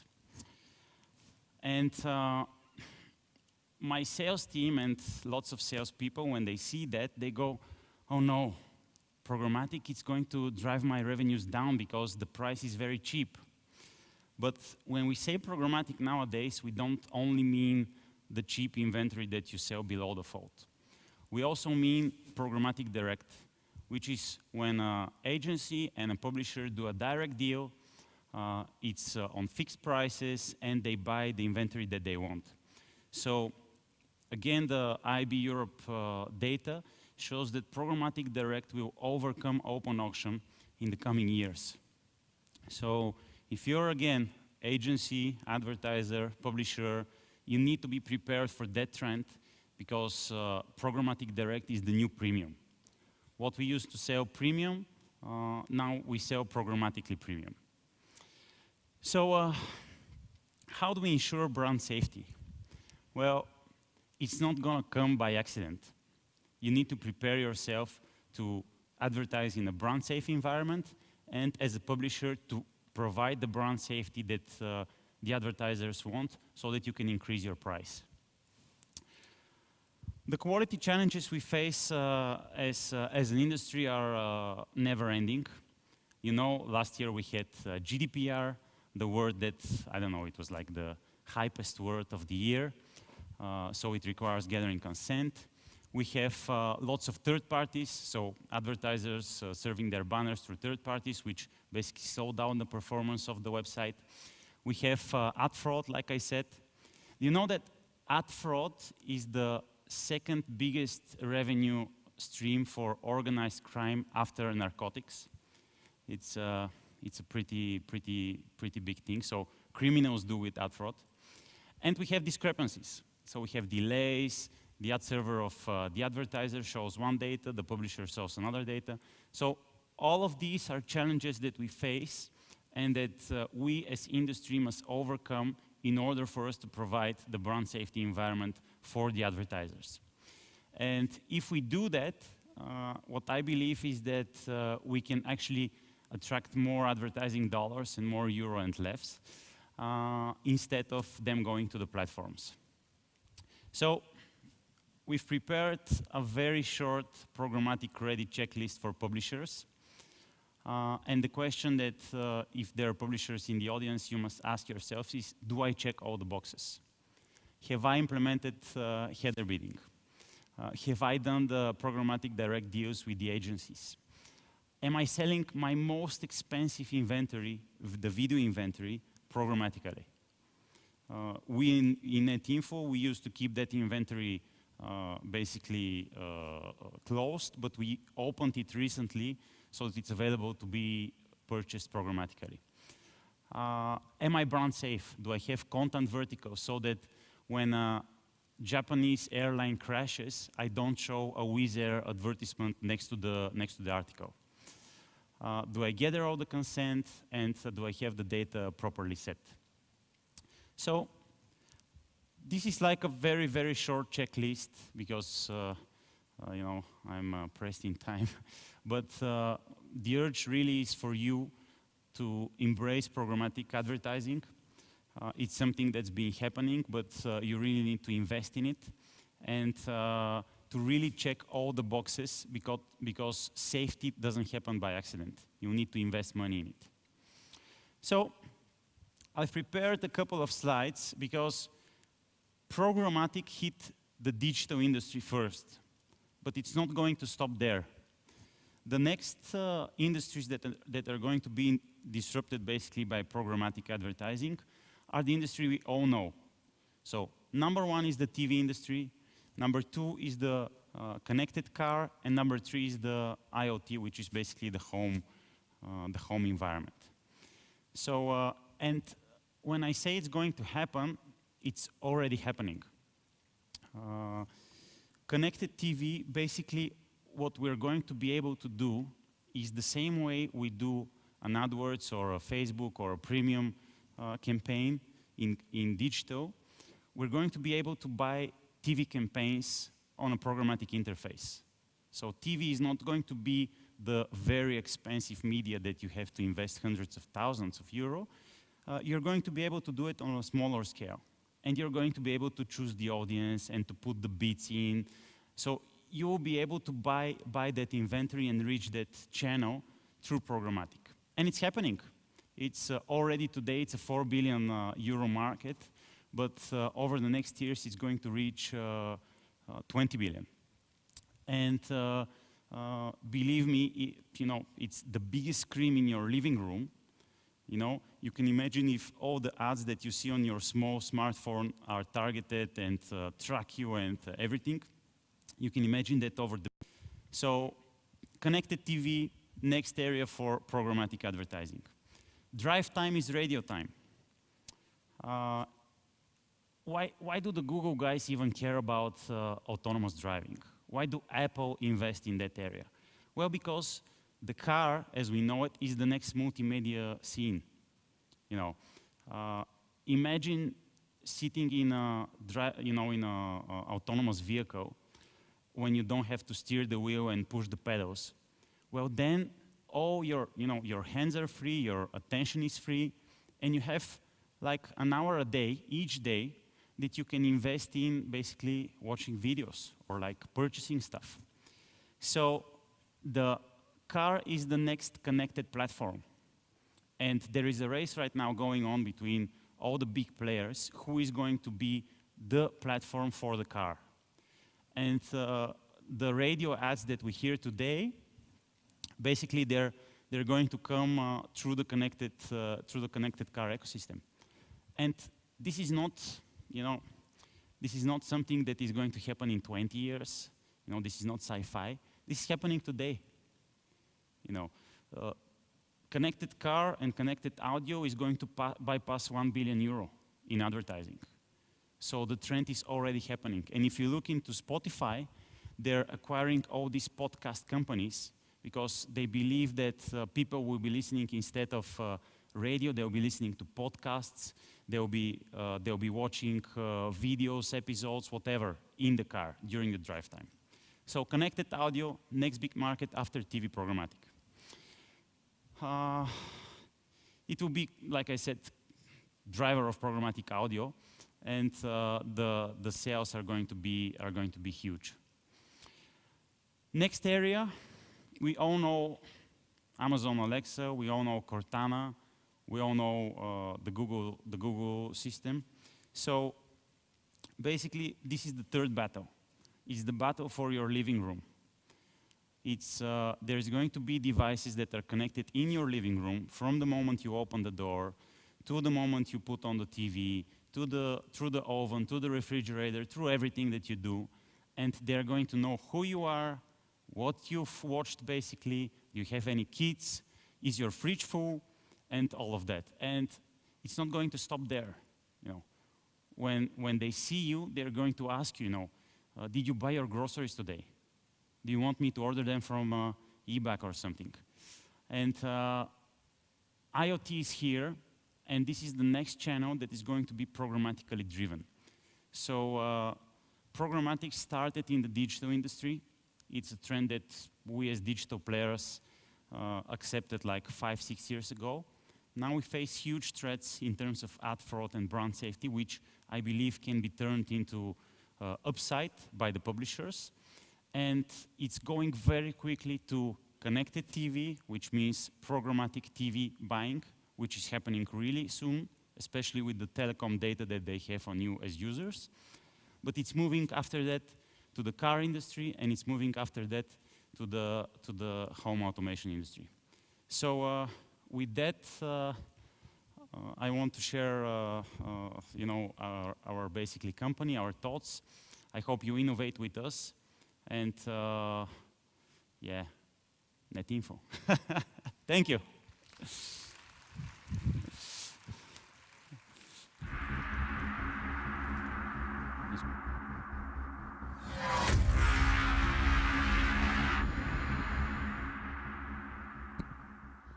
From Ogilvy to Matter, to Mindshare to Group M, from South Africa to the Netherlands, and finally the United States of America. Our next speaker was not only nominated by Adweek as one of the 12 smartest people in media, but most recently has been nominated by the 4A's as one of the top 100 people who made advertising great in the US. Please welcome to the stage Mr. John Montgomery, Chairman of Brand Safety at Group M.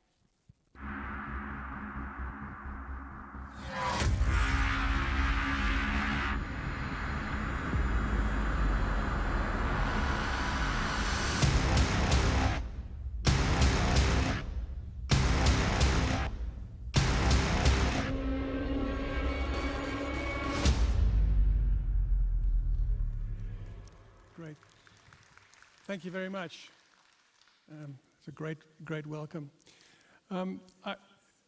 Brand safety may not be the sexiest thing that you hear about amidst all the robotics and the machine learning, but the reason why there are at least 2 brand safety events, and I'm following a talk on programmatic brand safety, is that it's maybe the most important thing that you'll hear in this conference. Because if we can't fix the quality in the digital supply chain, it's going to undermine the confidence of users and advertisers, and that'll mean lost opportunity And for you in the audience, that means lost revenue. So I'm going to talk for the next 20 minutes or so about the importance of brand safety and some of the background in brand safety, but also how we're using AI to help us with brand safety and to make the digital supply chain a better quality experience. So I work for Group M. Group M is the largest media investment company in the world. We place about a third of all the world's media. We work for clients like Unilever, Shell, BP, Procter & Gamble, Nestle, some fantastic brands. And before they pay for a digital impression, we define a digital impression, a quality digital impression as follows. There should be 4 things. We want the ad to be seen by a real human who's in our target audience in a safe environment. That means brand safe, yes, but there are 4 things there. One is it needs to be viewable. Second, free of invalid traffic. The third thing is in the demographic target audience that we've chosen. And the fourth is in an appropriate contextual environment. In other words, a brand safe environment. But brand safety to us doesn't just mean the contextual environment. When we talk about brand safety, we mean any risk that a brand might face in the digital supply chain. So there are 3 types of risk: financial risk, reputational risk, and legal risk. Financial risk is something like viewability or invalid traffic or ad fraud. It means that if those things occur on a client schedule, they'll lose money. Reputational risk is what clients probably worry about most, which is the brand safety element of it. They don't want their ads adjacent to any harmful content. And then legal risk is something like GDPR or IP infringement, where they could get in trouble with the laws of the country if they do so. I want to talk about 2 of these because we have a short amount of time, but it's also where we're applying AI to help us at the moment. And that is an ad fraud, or what we call sophisticated invalid traffic. And the second one that we'll talk about is content environment or contextual brand safety. But before we do that, let's just talk about the importance of brand safety for a minute for marketers. In 2017, when brand safety practices really took off, clients said that it was one of the most important things when they were researched, one of the most important things that they had. But at the beginning of 2019, if you have a look at that slide in the middle, it was continued to be a growing concern for advertisers or marketers as part of the WFA, the World Federation of Advertising, but it's becoming a bigger problem. So therefore, it's something we really need to focus on fixing. And it's not just a problem for marketers, by the way. Consumers are beset by fake news, news of data privacy. There are hacks and breaches, data usage costs, malware injected onto their phones, as you probably read yesterday in terms of WhatsApp, device latency, device degradation, too much ad clutter, and illegal content on their phones, people selling illegal drugs and even guns on the internet. And so this is leading to things like ad blocking. There's still between 25 and 40% of people now actively use an ad blocker. So those of you who make your living from advertising, that's a pretty scary number. But there are also data opt-outs, and with the new IPT from Safari and from Chrome, there'll be, we're talking about the end of the cookie. So there's increasing data opt-outs. But also people are starting to buy their content through subscription. And so they're opting out of advertising. And then there's active ad avoidance across digital, but also in television. And research shows that their confidence is at an all-time low. Consumers' confidence, users' confidence is at an all-time low. So unless we want to be advertising to older people and poorer people in the future, we really have to fix this. So one of the things that we started off with in 2018, and this is just a short history, is the first thing you have to do in brand safety is you have to measure it. What is the level of fraud? What is the level of harmful content? What is the level of IP infringement? You set a benchmark. Let's say fraud is at 10%. You say next year we want it to be 5%, and then you optimize to that benchmark. What I mean by optimize is you use the publisher partners that deliver the best quality inventory for you. Now that's how we started in brand safety in 2017 and 2018. But this year, the conversation's changed. It's become much more nuanced. We're talking about overall inventory quality and digital accountability. What is the ROI through digital? Exactly. And supply chain transparency, and how can we use blockchain to make sure that every intermediary in the process is delivering value? How do we protect consumers' data and their security? What is my risk tolerance if I want to be completely safe? What is the price of being that? I'll show you an interesting slide about that later. And then also, not just safety, but what about suitability? The ad might be in a safe position, but is it suitable for my high-end brand? And then an important area that we didn't see last year, which is about social responsibility. It's not just about brand safety, but it's about the safety of the channel, the safety of users.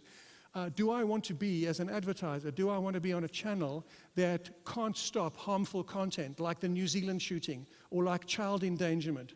And will my consumers or will my users start criticizing me for supporting a channel that can't control that harmful content? So it's a different kind of conversation. But what's become evident is that we're moving to a stage where if you buy brand safe content, in other words, if it's viewable, if there's low IBT, and low ad fraud, if there's a high degree of overall brand safety and contextual brand safety, we find that advertising actually works better.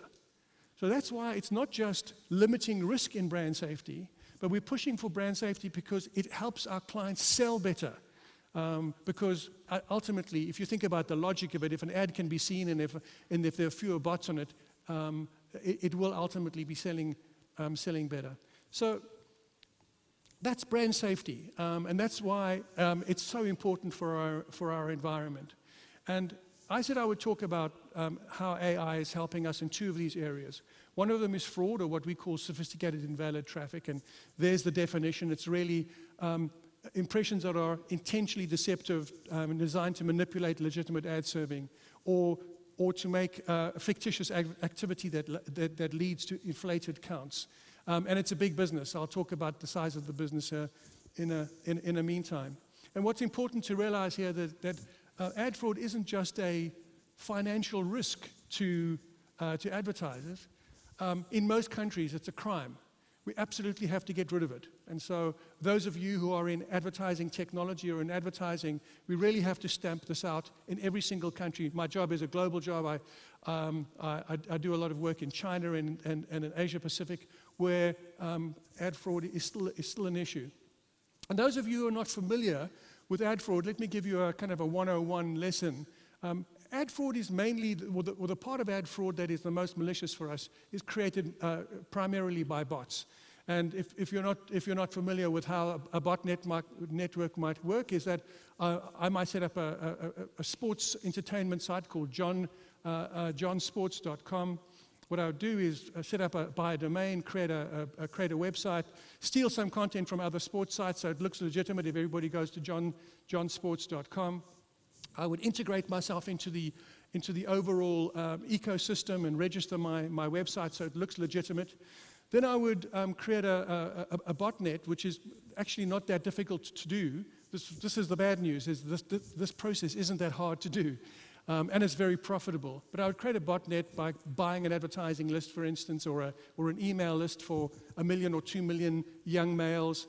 And I would send an email to them saying, hi, my name is Candy. Click here if you're lonely. And believe it or not, there will be thousands and thousands of stupid, lonely men who will actually go and click on that. And I'll have and we'll be able to inject malware on their computers who will click like crazy on those websites that we've created, on those fraudulent websites we've created. We'll then send those bots to the buy side, the advertising business, and associated sites, and we will start earning a lot of money on fraudulent clicks, because the advertising industry will think that people are clicking like crazy on a botnet. And by the way, this business is worth somewhere between $3 and $8 billion, depending on who you believe. So it's big business, and there are a lot of people making some good money with that. The good news is, though, that if you use technology, and not just AI, because this first slide that I'll show you is more about rules-based, but if you use technology, you can limit that almost to zero. This is an example of using mostly rules-based, think creating white lists and black lists. In other words, we have a list of, oh gosh, hundreds of thousands of sites, of bot sites and URLs that we have to avoid. And we keep them on there, but we also have a list of the good guys, and we make sure that we have white lists of the good guys. But there are avoidance categories. That, for instance, adult content or controversial news categories that we can stay away from, that our partners offer us the opportunity to filter, URL keyword blocking, and there are also brand-specific avoidance categories if you're an aircraft company and you want to stay away from air crashes. But it gets more sophisticated than that, and this is where we can go down to page-level analysis for precision and accuracy. So we can read the URL of the content that we're about to serve an ad against. This is all done pre-bid, by the way, so this is in between the time of somebody clicking on a piece of content and opening the content. We can read the URL, we can look at the inbound and outbound links, we can actually do the semantic analysis, which is actually reading the copy on the website.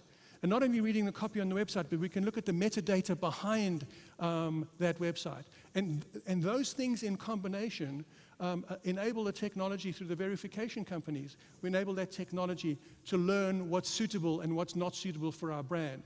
And then based on that, and that decision, in that microsecond that all happens, we can decide whether to serve the ad or not serve the ad.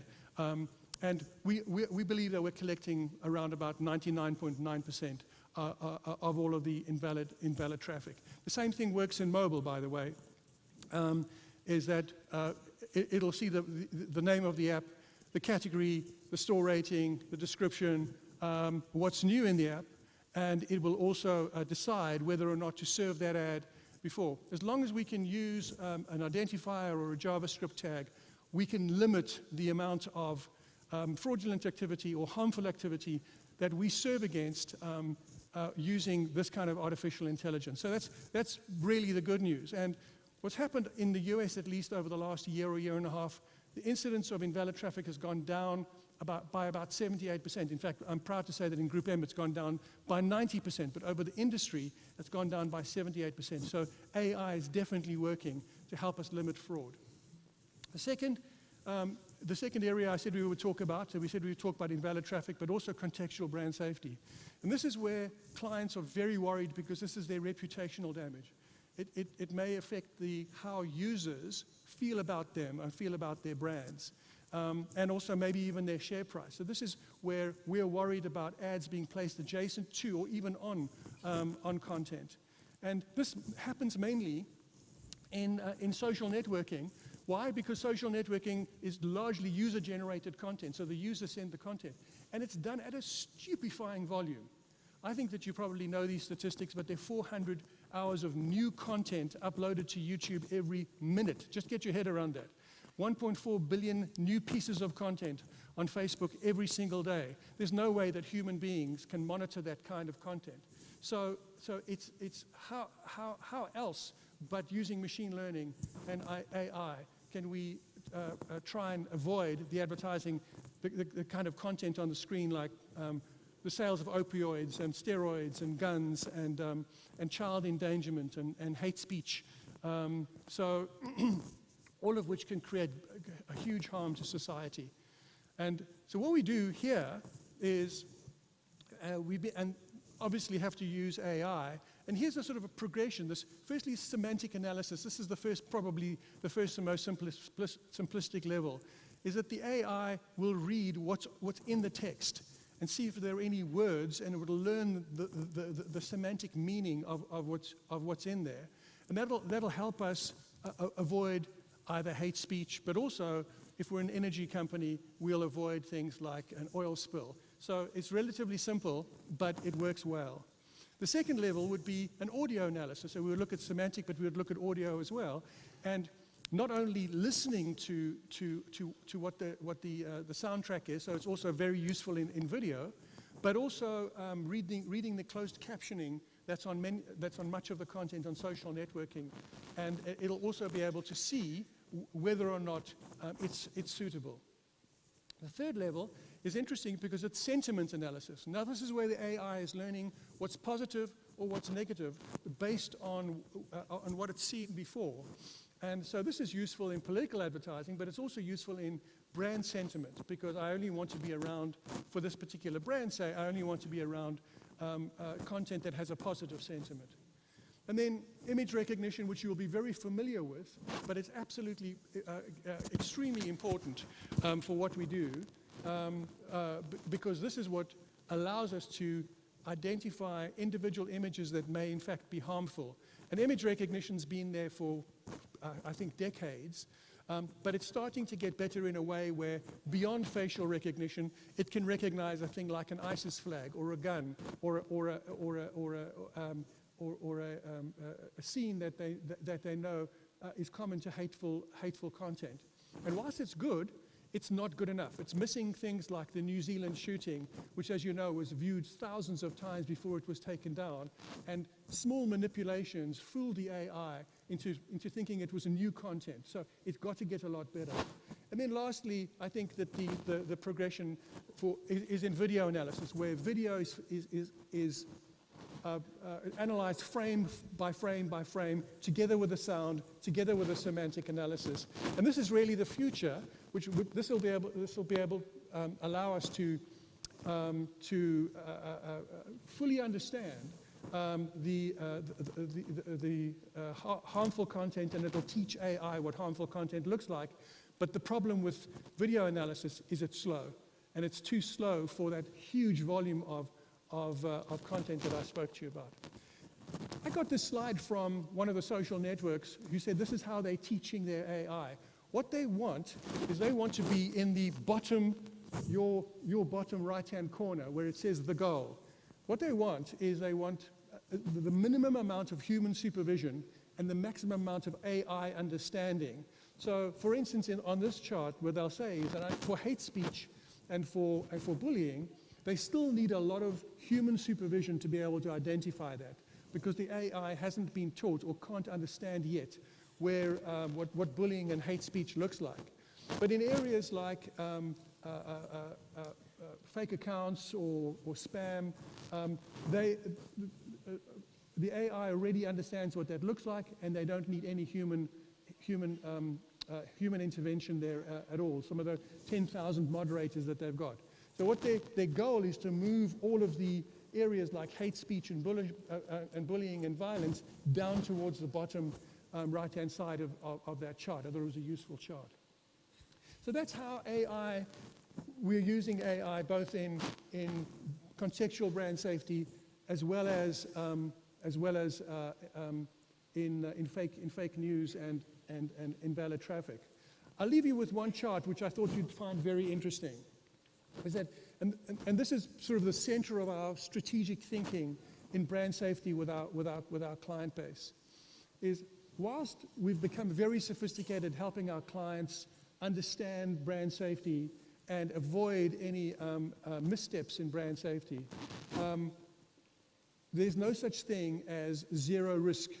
Of all the billions and billions and billions of impressions that we serve, it's almost certain that a few bad impressions will get through against some of the inappropriate content, or there'll be some level of invalid traffic.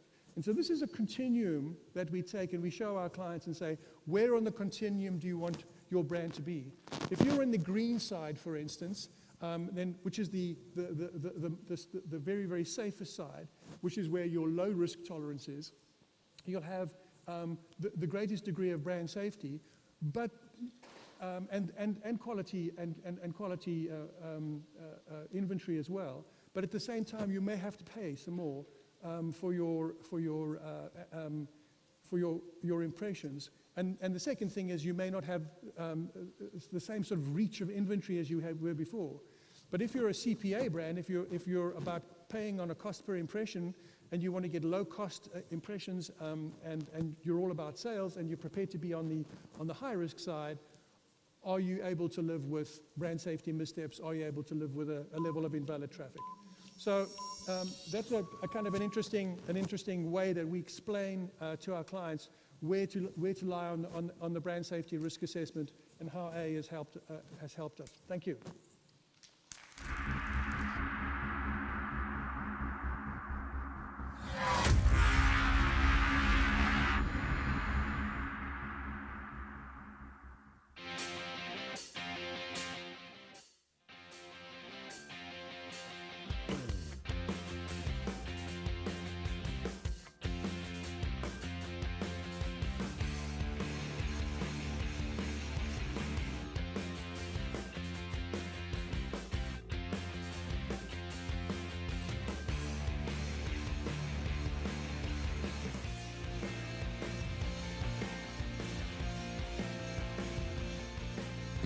Ladies and gentlemen, we will start our next presentation shortly. We need to prepare the stage for the demonstration.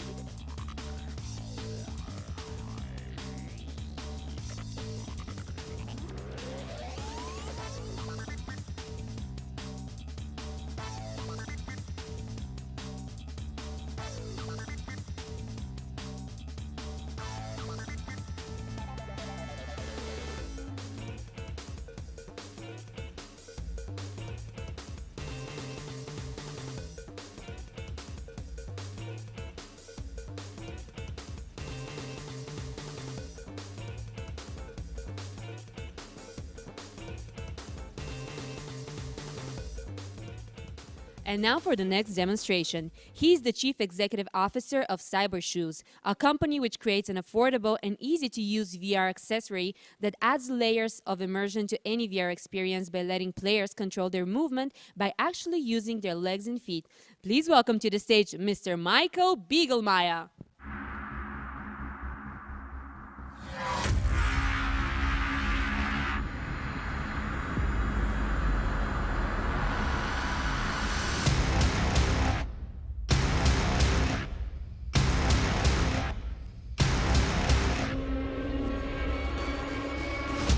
Good afternoon. Many thanks for having us here. We are showing a live demo of Cybershoes, world's first shoes for walking in virtual reality. Dear unicorns, have you ever dreamed of being able to walk wherever you can? Well, now, with our magic shoes on your feet, you totally can. So they are called Cybershoes. And with the Cybershoes, you can be any place in the world within seconds. VR, virtual reality, is more than point and shoot. It's about stepping out of your reality and doing things you can't do in your real life. Virtual space, the cyberspace, is truly endless. Small problem, your living room isn't endless. So if you want to walk and run in your living room, you'll have a problem. And same problem is having gaming industry, because there's hugely successful PC games, and when you want to port them to VR, and you can't really walk them, you can only use the joystick for movement. It doesn't make that much fun. It isn't intuitive at all to use the joystick for walking. I mean, walking is meant to be done by your legs, isn't it? So it's a big problem, and there are some existing solutions, but they all have some problems. You need a safety harness, because anyway, you need to be kept in place somehow. So this is going to be quite uncomfortable. I tried most of them, and they are hugely expensive. So you need to know the Cybershoes can do the same functionality, but without the harness at less than 10% of the cost. So we are a team of industry experts that have discovered this problem early enough, like over 3 years ago, to now be right on the time to hit the market. So last year we have started crowdfunding campaigns. We have used the traction we had from the different gaming conventions like E3, Gamescom, Tokyo Game Show, and so it was highly anticipated, our campaign. And Consumer Electronics Show this year was wow. Media really hyped us, and we had like $2 million ad spend equivalent within 1 month. So that was pretty massive. VR market is growing from $6 to $20 billion within 3 years. Well, the reason is that the VR industry is now finally prepared for its first early majority of gamers. Because, you know, these standalone headsets make a big difference when you don't have to deal with a lot of cables and so on. So the friction is getting lower. That's very important. So, well, anyway, I mean, ladies and gentlemen, Cybershoes in this huge market is really key technology, because being able to walk, really to walk, instead of standing on the spot, I mean, this will transform the market. So it's the future of gaming. We expect a market share of 10% of VR headsets. We filed patents for form, shoe, and algorithm, and the trademark. So technology. So what you really need to know about technology is, I mean, it's inside-out tracking. We don't have any external sensors here. Also, the Cybershoes, no external sensors, no extra cables, so this makes the setup really quickly. So that's why we took the challenge to do it here on stage. And we are native compatible with SteamVR, which is the biggest gaming platform. So you can play pretty much all games where you can walk and run in VR on all PC headsets. So probably it's time to switch to the game now. Thank you very much, and let's enjoy the game.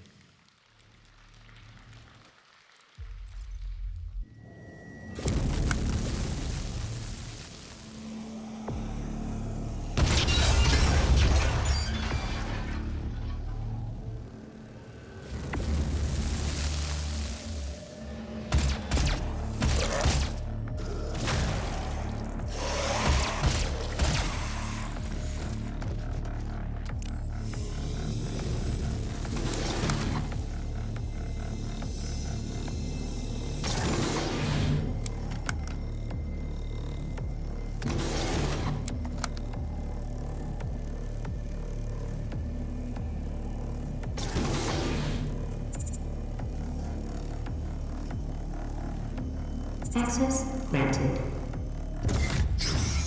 It's not like we just leave accumulators lying around.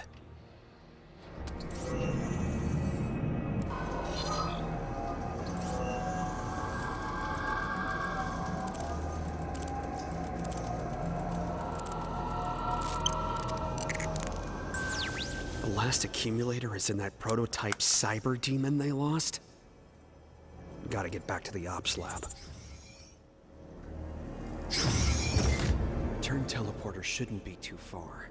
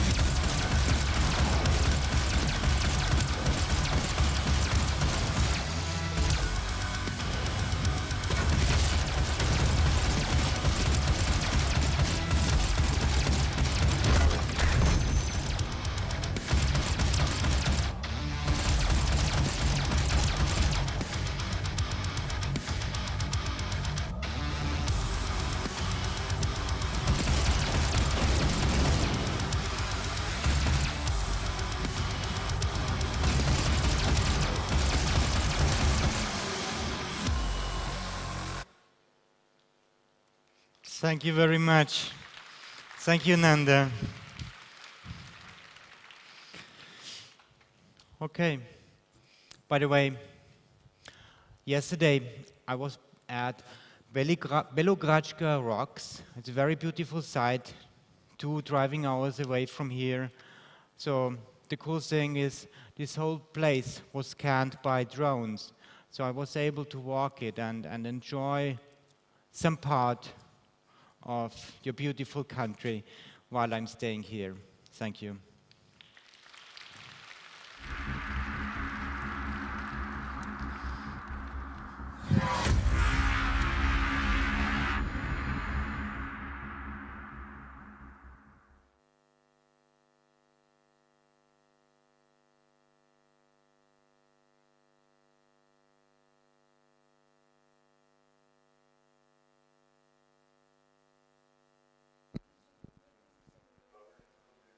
Our next speaker is a serial entrepreneur with vast experience in television, advertising, and IT. He founded a company which deployed their automatic video and audio recognition technology to monitor in real time every TV ad across over 2,000 TV channels on 3 continents. A warm welcome on stage to Mr. Hristo Tuchev.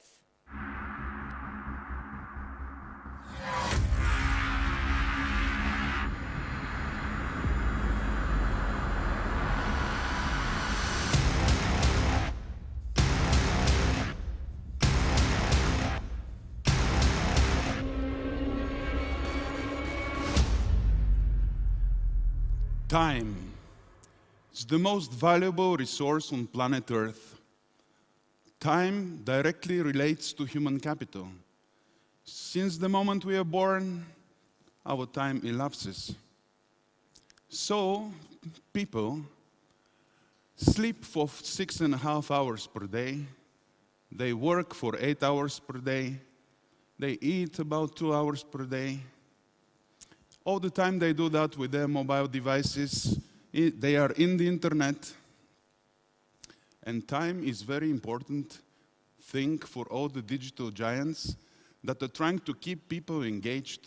It's very important for the marketeers who know that people who spend more time on their websites are more likely to buy their products.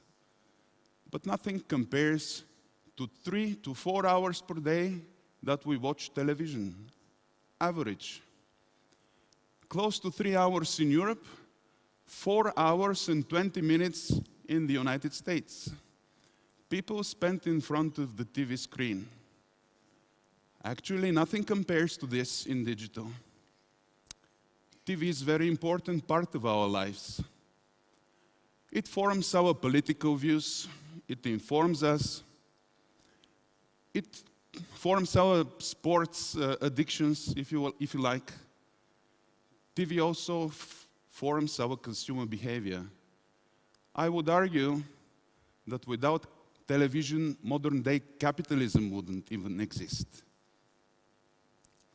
However, TV doesn't innovate.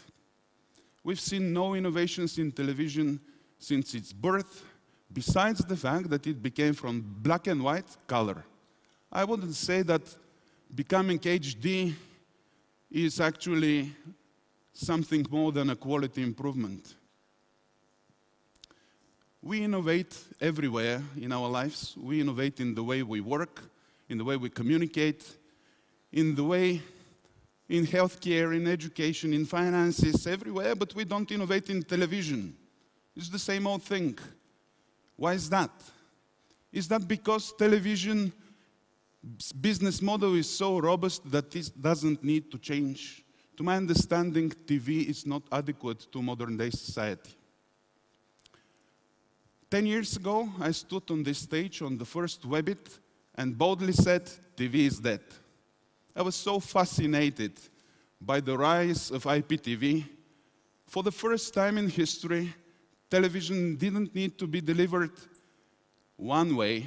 There would be a back path. It would be a bidirectional communication. So this bidirectional communication means that the television would go one way, then the users will respond, and this I saw as the end of linear TV programming. How wrong was I? Telecoms did nothing. The same old TV channels they streamed linearly to the viewers. They replaced their coaxial cables and rooftop antennas and satellite antennas with IP connection, but nothing in the model the TV was viewed. TV stations did nothing. They cared less about interactivity. They cared about their business model, where to get the money from the advertisers, only the viewers counted, not their experience. Advertisers didn't grasp the opportunity as well. What changed the game was digital video. It grew so much that it even became the biggest factor for the growth of the internet. People didn't want streaming linear content anymore. They wanted to watch wherever they want, whenever they want, whatever they want. So they got it over the top. TV stations were no longer the ones who provided this experience. There are two stakeholders on which depends the future of television. Us, the viewers, and the advertisers. If we as viewers stop watching, TV is dead. If the advertisers stop giving them money, TV is dead. So let's look at it from the point of view of advertisers. What is the business of television? The business of television is to sell the products of its advertisers to its viewers. It may sound cynical, but how it works.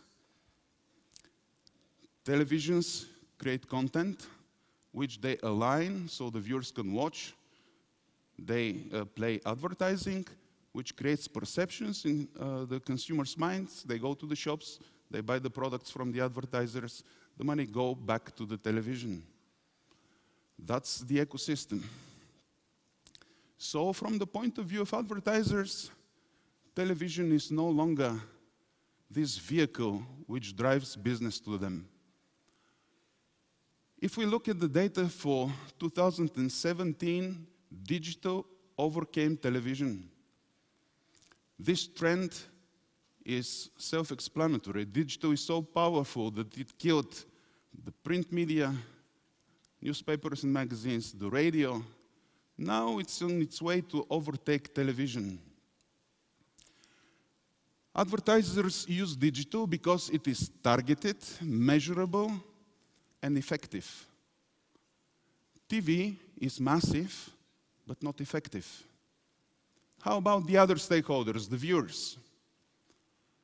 Viewers are not happy because out of the 3 hours per day they watch television, 30 minutes are spent browsing for content, zapping through the channels. There is nothing to watch, so they try to find something to watch. Viewers are not happy for another reason, but I just want to tell you that video on demand is not any better. 20 minutes per day, people engage with video on demand search. They're not happy because of the advertising as well. Me as a man, I'm not happy when I have to watch commercials for women diapers. I'm never gonna buy them. The same is for women when they watch commercials for prostate disorder medicines for men. Obviously, they're not gonna buy them.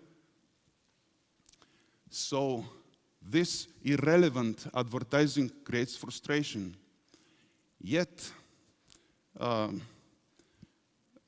there is a good GDPR regulation on the internet, but I don't remember where I signed to watch irrelevant TV commercials.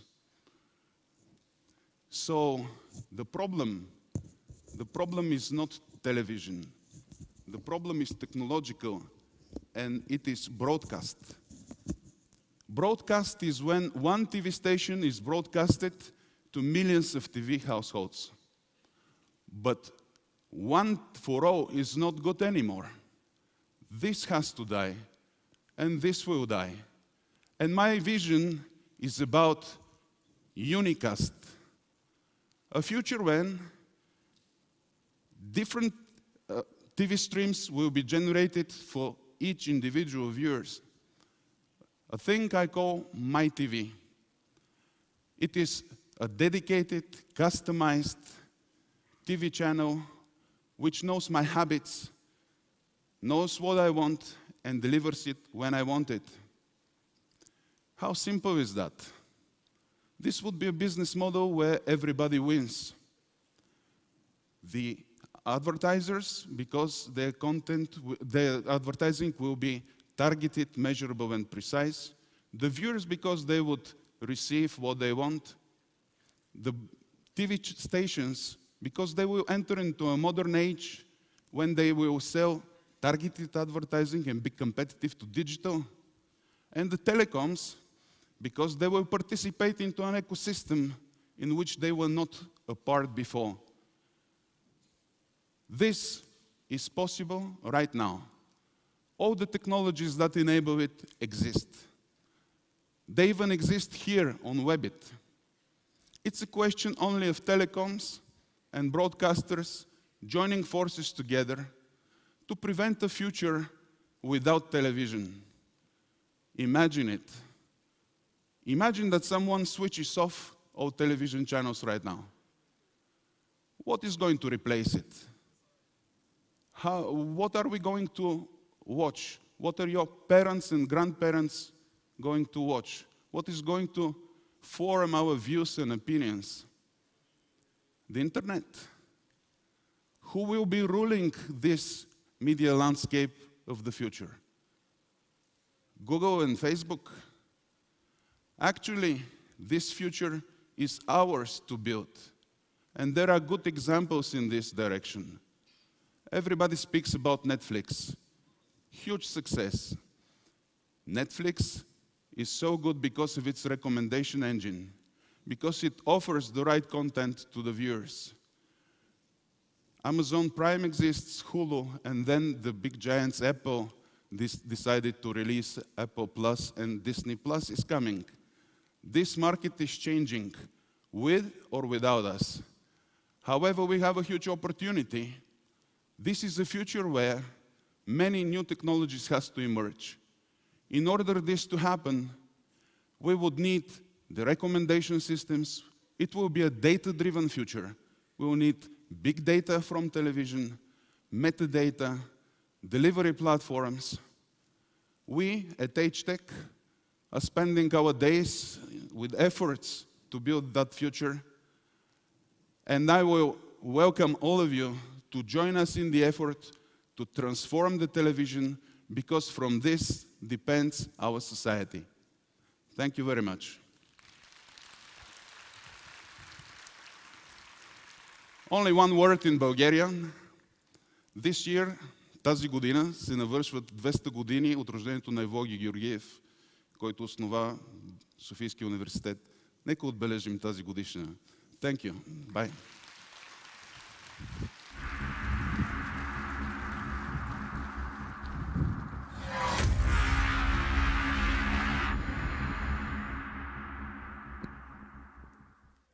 He is one of the world's top space visionaries and is credited with helping create the new space commercial space industry, whose players include Richard Branson, Elon Musk, Paul Allen, and Jeff Bezos.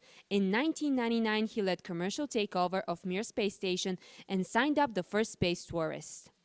As a result of his world-changing work, in 2015, he won the World Technology Award.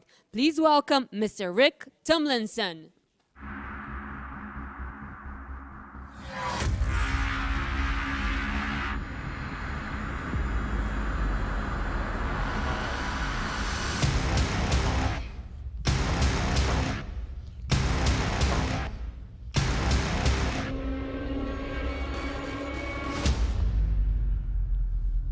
Welcome to the revolution. My name is Rick Tumlinson. How you doing? So, first thing I want to do is a little plug for my conference, which is a tiny fraction of the size of this conference. So if you happen to be in Austin, Texas this fall, come on down to New Worlds. We have a lot of fun. We have a costume ball called the Space Cowboy Ball. The idea is, what would you wear on Mars in 100 years? We have some really interesting guests, like this guy, I don't know his name. He has a little bookstore that's online. He got the Cowboy Award last year.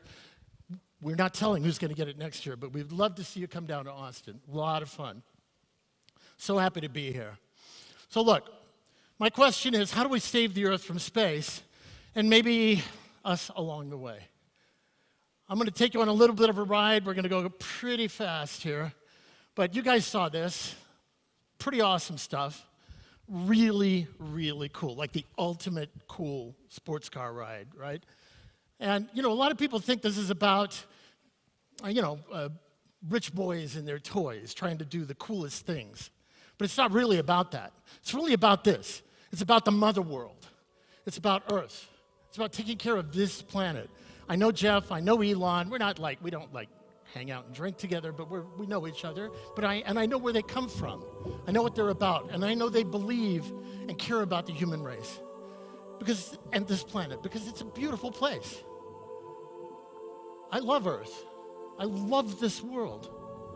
People say there may be life out there in the universe. I don't know. I can only bet on the cards I can see, and the cards I can see, what I can really see is this planet.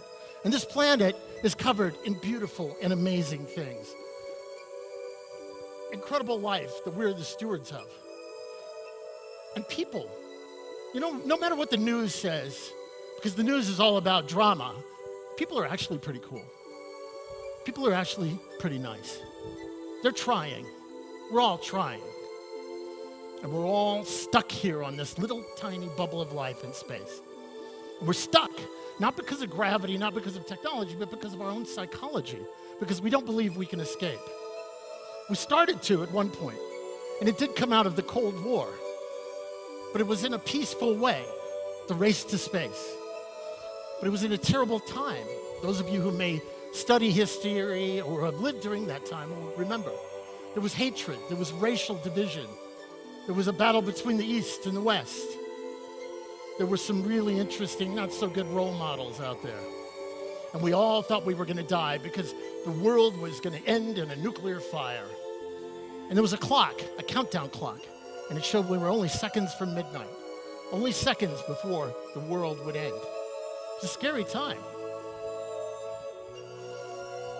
What was really interesting, though, was the same rockets, the same technology, the same systems that could actually destroy the planet were the ones that started to lift us off of the planet. And by going out there, the cosmonauts and the astronauts who went out into space showed us, along with the probes and the robots that went out there, that we could do anything. And that was exciting. And while we were out there, we turned back and we looked, and there was the Earth, the Mother Earth. And she was beautiful. And we realized that we're a tiny little speck in the universe. And there was also something else that happened, one of the most important spin-offs of all. There were some kids that were watching this. Same kids were watching Star Trek and Captain Kirk. Same kids that were watching Star Wars, Han Solo and Leia. They're watching, and they're rolling what was really happening into this dream of the future that they were being presented. And along came a book by a guy named Gerard K. O'Neill. Remember that name. He is the father of everything that you see happening in space right now involving human beings. He was my teacher. At the time, we were being sold a bill of goods, though. In the US, we were told there was a thing called the space shuttle coming. This was the original design. It was going to fly 50 times a year, and it would be $100 a kilo to go into space. In other words, this conference would be on the moon right now. It didn't happen. What happened was the space program went in circles. And so some of us spent a lot of time trying to kill it and to change it, to chop down the large trees so the little trees could grow. And during that time, in between, our world became focused on goods and greed. We started hating each other again. We started shooting at each other. In the meantime, you would look up, and every time, and you've done this, bad news, bad news, bad news, space. Bad news, bad news, bad news. Look what they're doing. And that's what's happening now. We're still fighting with each other. We still have a couple of crazy people in charge of a little bit too much power. Yeah, that's my opinion. And we're getting closer again to that thing as the climate changes, as we get closer and closer. So many ways we can kill this planet. But those kids, remember those kids? They're still there. So let's talk about something. You know, we wave this thing around a lot. You've got one of these in your pocket. It's a global brain. It's a phone. Well, it started as a phone. Now it's your access to the universe of human communications. You are connected to everybody on the earth. You can ask any question. You can see kittens doing all kinds of strange things you never knew they could do. But you can talk to everybody. You are a part of something. Access to the universe of communications. Now, when it comes to space, we've done the exact opposite. Everything is now focused and centralized. It takes 2.75 people just to keep the space station running. 2.75. Sometimes there's 6 people, sometimes there's 3. That means half of the year, only 1/4 of one person has the time to actually experiment, create intellectual property, to do science for the entire human race interfacing with the entire universe. That's it. It's the exact opposite of what happened with mobile computing and the internet. So what will happen if we could let these minds, these are some of the kids who come to my conference, what if we could let these minds out there? What would happen? Well, it's starting to happen. As you saw a couple of weeks ago, a private company in Israel almost landed in the moon, the first commercial company to leave Earth orbit. You see, those kids that we were talking about before, who were paying attention, have started to do things, have started to make things happen. Like this guy was a bookseller. He had that book, The High Frontier, I showed you. It was one of the first books he sold. When he was standing in front of his class at graduation, he said, "I'm going to make money and build colonies in space." This is not rich boys and their toys. You're witnessing a revolution. Elon Musk. I love that this looks like it's right out of a science fiction book. Reusable spaceships. You take you up and back and up and back. Transportation systems so we can get there. And then there's my little company. I have to do my little plug, or else I can't write off my airline ticket. Space Fund. This is what we're doing. Our goal is to open space to everybody, and to make sure that anybody who gets involved can share in the profits. That's it. We're using the blockchain. We're using security tokens. We're using traditional funds, because these companies, and there's more and more of them every day, over 1,000, maybe 1,500.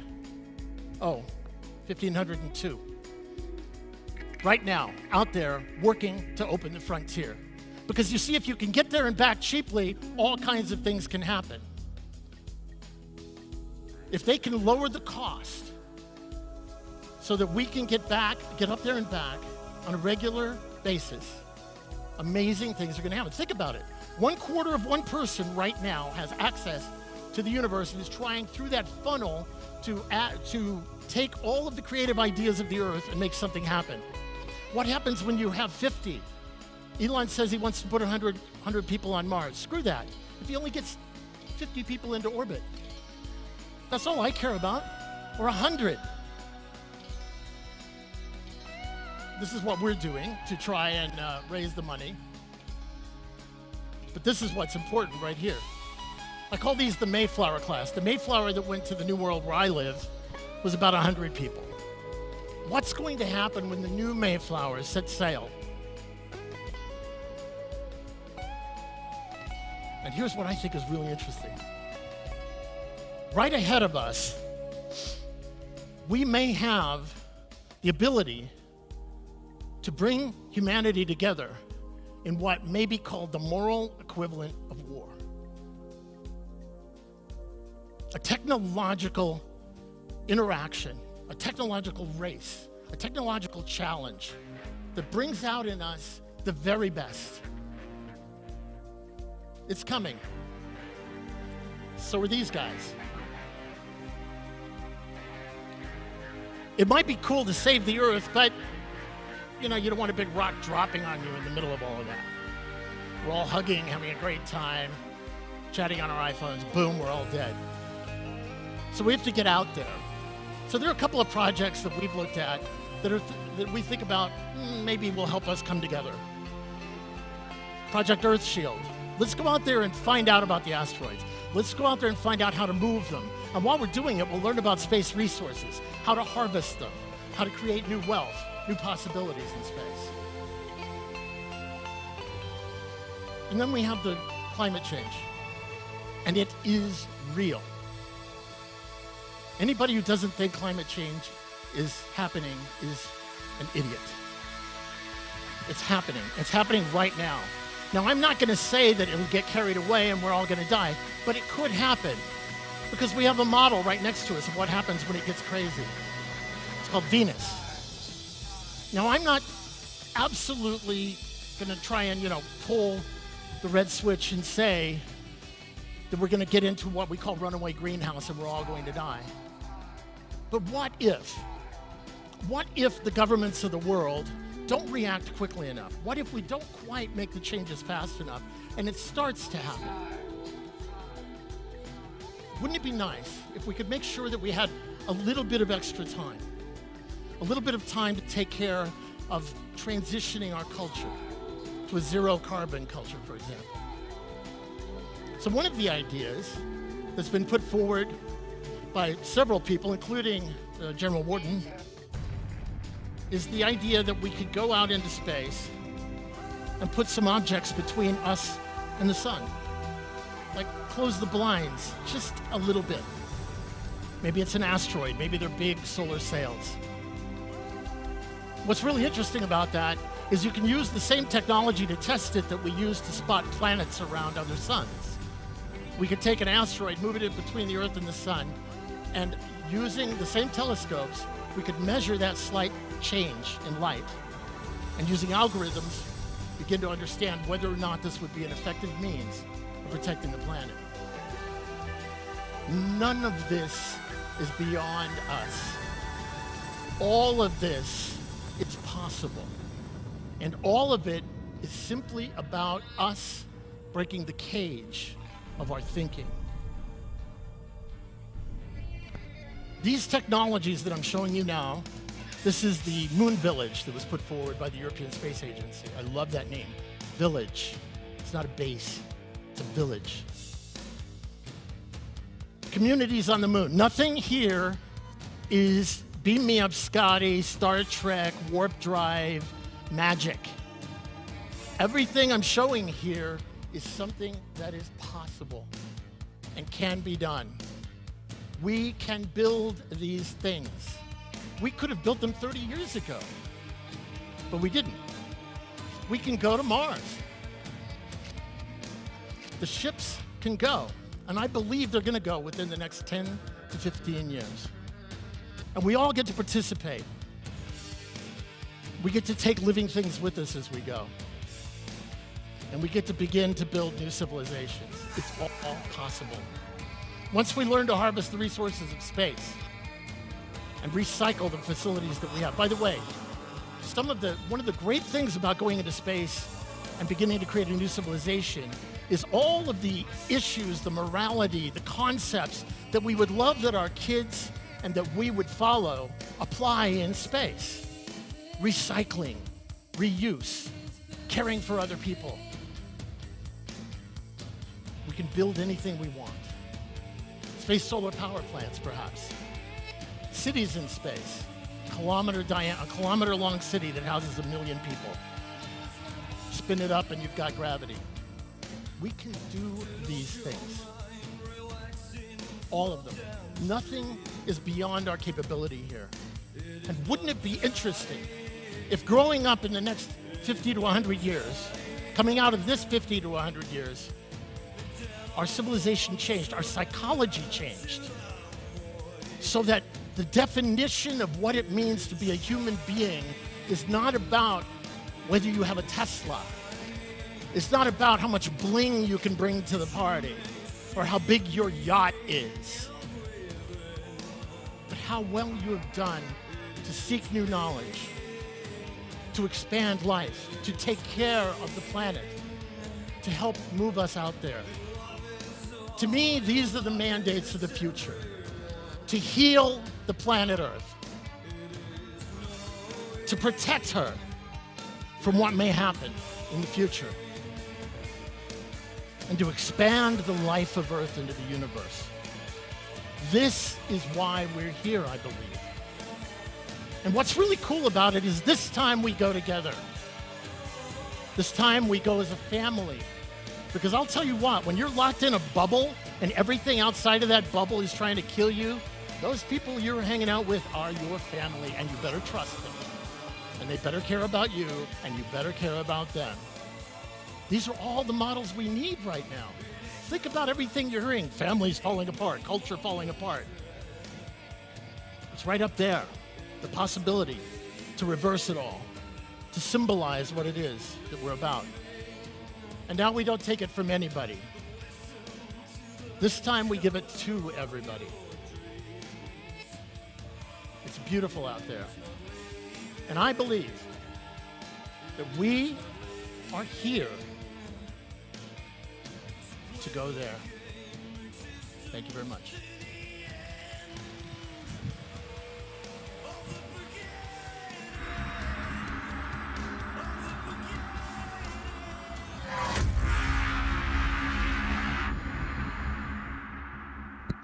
Ladies and gentlemen, please remain seated as we prepare a stage for our next demonstration, which will be the hover bike. We start in a moment.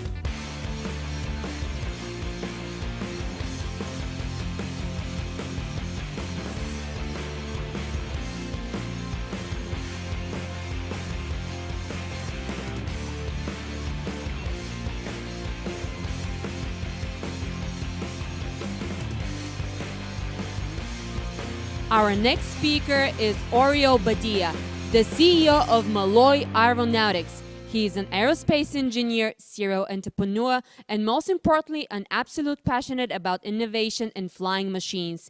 He holds all the clues to the future of air mobility. Please welcome Mr. Oriol Badia.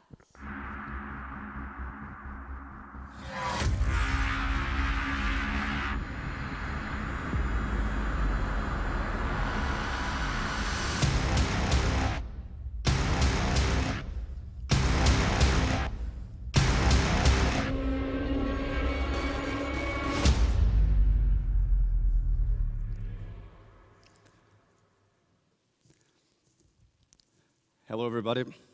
Thanks for being here, and a special thanks to all the Webit team who's working really hard to make this happen. I'm standing here today with this vehicle, and I know some of you might be asking yourself, well, what's this? Let me tell you. Malloy Aeronautics built the first ever hover bike. It was an aircraft that was designed to be flown like a motorbike at low altitude and be way safer than a helicopter. From then, we've moved and developed this technology for many different uses. So, as you can see, the shape of this vehicle looks like something that can be piloted, but some of you might be asking, well, where's the seat? There isn't. This is an autonomous vehicle that can deliver 130 kilograms anywhere without a pilot. Why did we do that? Yes, we do love hover bikes, but the reason we're doing this is more exciting than it sounds. It's usefulness. I'll put an example. Smartphones. These things are just great, are really powerful devices. We can talk to anyone, anywhere, at any time. We can even run business from that. We can have access to all the knowledge in the world from here. This gives us the power of freedom, freedom in the digital world. However, what happens in the physical world? You can do all of these things as long as you have coverage. So basically, you need lots of antennas and billions in infrastructure to be able to use it. I will put another example. Cars. Cars are also an expression of freedom. We can go anywhere with a car. We can go anywhere as long as there is a road that goes there. And this happens with cars, happens with trucks, with trains, and even ships close to the shore. So if you think about every time you have ordered a parcel on Amazon, eBay, or any online shop, and that was just delivered to your house, you have to realize that there is a need of a really, really big and reliable infrastructure to make this delivery possible. So it's all about logistics. And we are interested in logistics, but in a very specific type of logistics. Logistics that can save lives. So think about ambulances. If you have a heart attack, an ambulance needs to come to you within 15 minutes. Otherwise, your chance of survival gets reduced. Ambulances have to go through roads. And roads are more and more congested these days, and you cannot move buildings. So infrastructure is limiting the response time. Now think about an emergency situation. So a natural catastrophe in which you just don't have infrastructure. That's where it gets really interesting. And that's what we started doing. When we started developing the hover bike, we had many chats with emergency, humanitarian, and defense organizations. And they had a very, very similar challenges. How to get the right supplies fast to the point of need and without risking more lives. So in these situations, roads are congested or might be inexistent. Big machinery to carry those payloads might not be accessible or might be too expensive. And using helicopters, sometimes it's just not an option. Any other alternative, it's just really slow. And in times where you need to react fast, that is a problem. So we said, can we actually do something about it? Can we solve these challenges? And of course, the answer was yes. So we used this technology to start building vehicles that could solve these challenges without any effort. We built a family of vehicles that can transport from 1 to 180 kilograms autonomously with any effort and just pressing a button. And this is really powerful. They are electric, their cost of maintenance is really low, their cost of operation is even lower, and you need no ground infrastructure at all, more than the existing one, of course. So, we have done many things. We even make our own batteries like Tesla does. But the key here is the use that you can give it. So we have been able, and we are manufacturing drones that can save lives in the sea. So if you fall from a ship, sometimes it takes up to 20 minutes to turn around and find that person, in which case the chance of survivability is really low. With the drone, you can just drop a life raft, and it can be automated as soon as the alarm rings. We also partner with top leading companies in the world to offer end-to-end solutions. And by this I mean, we've been able to make a drone that goes and finds a box of supplies, left alone, descends, picks it up, and delivers it somewhere else with no human input. And of course, we test our vehicles in all relevant conditions, and we can deliver supplies that are big enough that are relevant in the real world. So these are things that we do. But what can we do right now with this technology? So I've mentioned how important it is to deliver supplies to save lives. There's something, that's not the only thing, there's something even more interesting about that, which is the cost of it. I'll give you some examples, which are basically something called the last mile. Last mile doesn't stand for 1 mile, it's 1 to 20, 30 miles. And as sort of an example, sometimes ships need to transfer things to other ships. And this is a really slow and risky maneuver. Sometimes they even use helicopters for items that are not that big. Offshore platforms. They need items, tools, supplies on a daily basis. And they have no other way to get them than to hire or buy boats and helicopters. And these solutions are just what is available right now. And they cost up to $10,000 per day. So that's a lot of money. With these platforms, you can get easily down to a tenth of that cost, if not much, much, much lower. And of course, we can send supplies to anywhere in the world that doesn't have infrastructure. So the top of a mountain, the middle of a desert, in the sea. So think about that. We actually live in cities because we are close to resources. Yes, there is a cultural part, there's a social part, but if you can live in the middle of a mountain, somewhere nicer, closer to whatever you feel, and you have those resources coming to you, is there a need to pay a higher price for a flat in a city where you want to be able to walk for just 10 minutes to the place where you can get all your food and groceries? Maybe not. So this is everything that we can do right now, as we speak. What can we do in the future? Well, we're setting the stones for unmanned air mobility. We're starting with logistics, but we're solving all the challenges, all the technological challenges, all the legal challenges, all the use challenges for the next steps to come. And you've all heard about those. Flying taxis, air ambulances, drone deliveries, and hover bikes. It's just a matter of making those drones bigger so we can carry people, as we have done. So I would like to finish my presentation by saying that during the last 10 years, we have revolutionized the digital world with the internet. Now we finally have the chance to revolutionize the physical world. Thank you very much.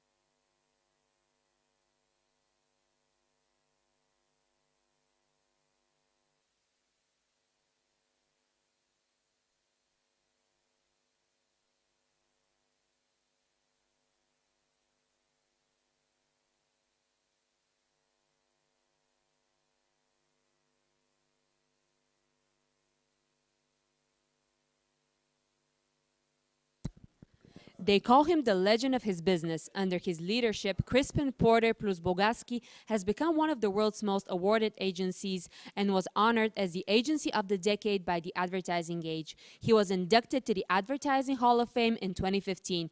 Put your hands together and welcome to the stage the chairman and managing partner of Crispin Porter plus Bogaski, Mr. Chuck Porter.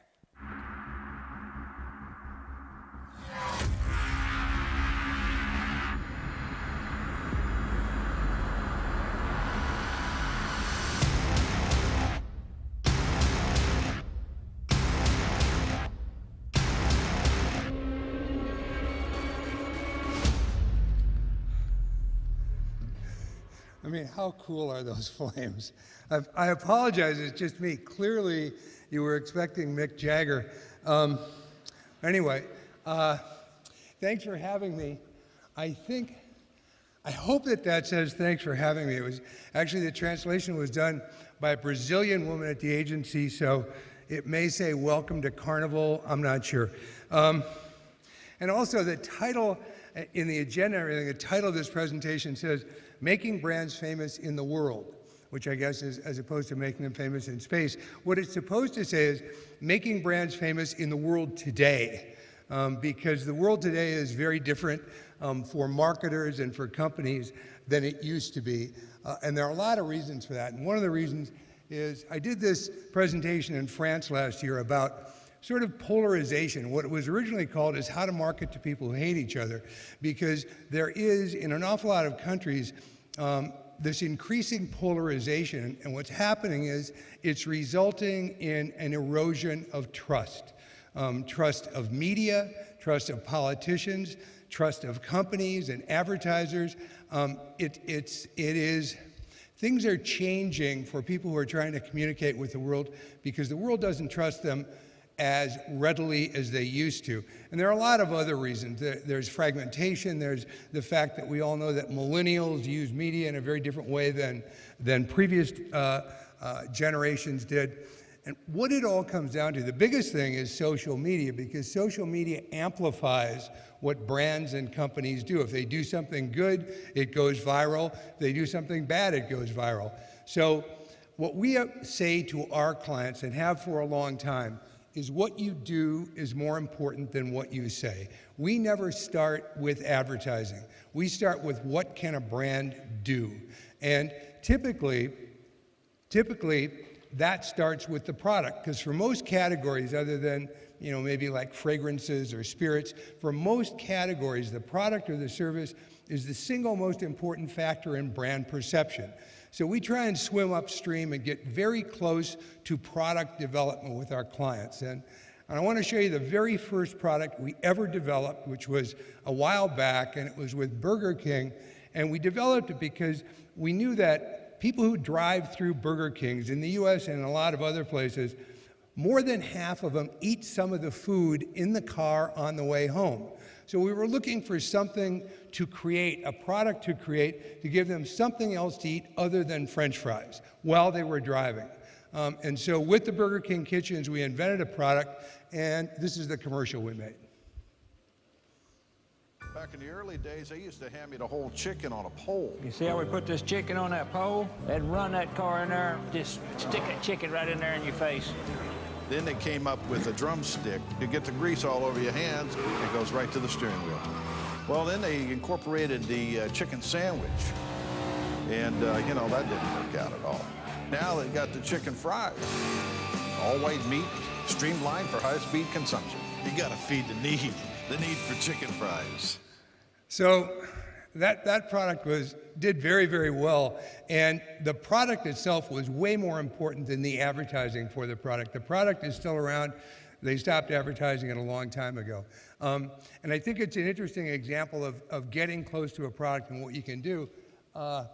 And this is an example of something that we didn't do, which I think is very often just as important as what you do. Kraft mac and cheese, I don't know if they have it where you're from. It's gigantic in the US and in a lot of other places. And And they came to us and said, okay, we're going to take all the artificial stuff out. We're going to make it all natural. And we want to do a big advertising campaign that says, hey, we've gone all natural. So we talked to their customers, and their customers said, it's the only thing my kid will eat. If you change the recipe, I'll never buy it again. So we said, okay, maybe there's another way to do this. So we came up with a new plan, and I want to show you a clip. This is Stephen Colbert, who's a big sort of TV pop star in the US, and this is what he had to say about it. You guys like Kraft macaroni and cheese? Of course you do. You're human beings. Of course you love it. Well, brace yourself, because Kraft has just announced that they've gone natural. Yeah. When they say natural, they mean that they have now removed all artificial preservatives, flavors, and dyes from their classic macaroni and cheese recipe. Here's the deal. Kraft claims you can't taste the difference, and they can prove you can't taste the difference because they changed this recipe 3 months ago, and they've now sold over 50 million boxes of the new recipe without people noticing. So that was our recommendation. We said, just don't say anything about it, and they didn't. It was they were prepared to spend millions and millions of dollars on a TV campaign.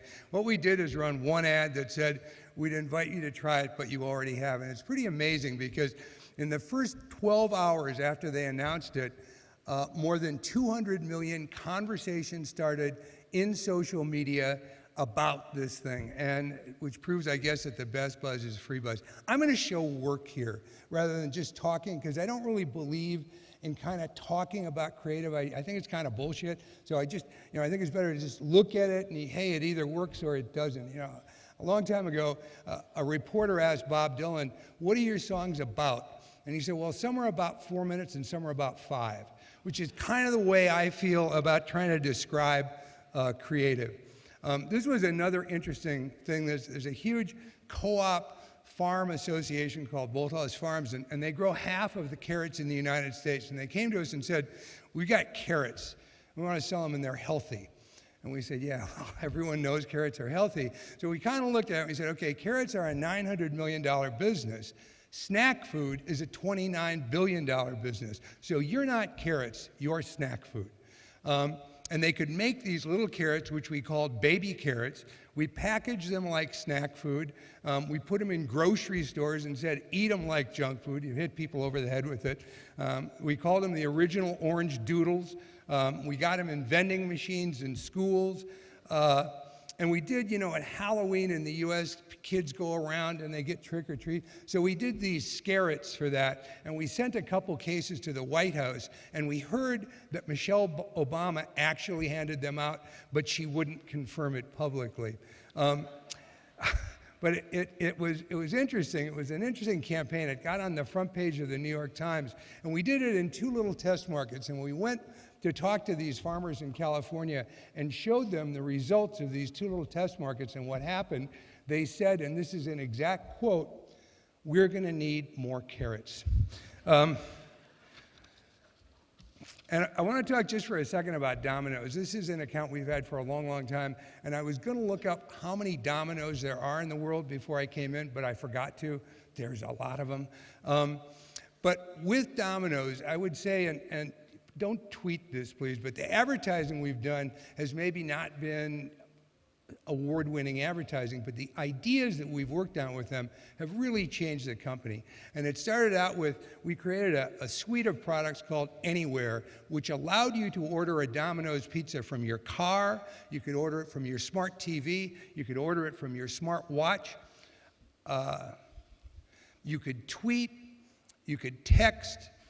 We created this voice ordering thing, which I always said, wait a minute, so you say I want a pizza, which is exactly what I did in college. Anyway, we did a text thing, and then we created this little emoji, which got kind of famous, and if you were registered with Domino's, all you had to do is push that emoji, and they brought you a pizza. And they liked it at Cannes. They gave it a Titanium Award, which made me feel good. And the most important thing that happened is that, along with Apple and Amazon, Domino's became one of the 5 biggest e-commerce companies in the world. So that's kind of interesting.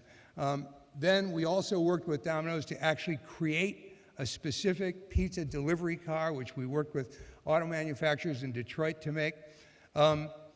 And then we can bring it to your house, we can bring it to your office, but there are a lot of places where you might want a pizza that don't have an address, like the beach or a park or someplace like that. So we worked with the tech people at Domino's, and this is what we made. Let's face it, when you're not at home, it's not exactly the easiest thing in the world to get pizza delivered.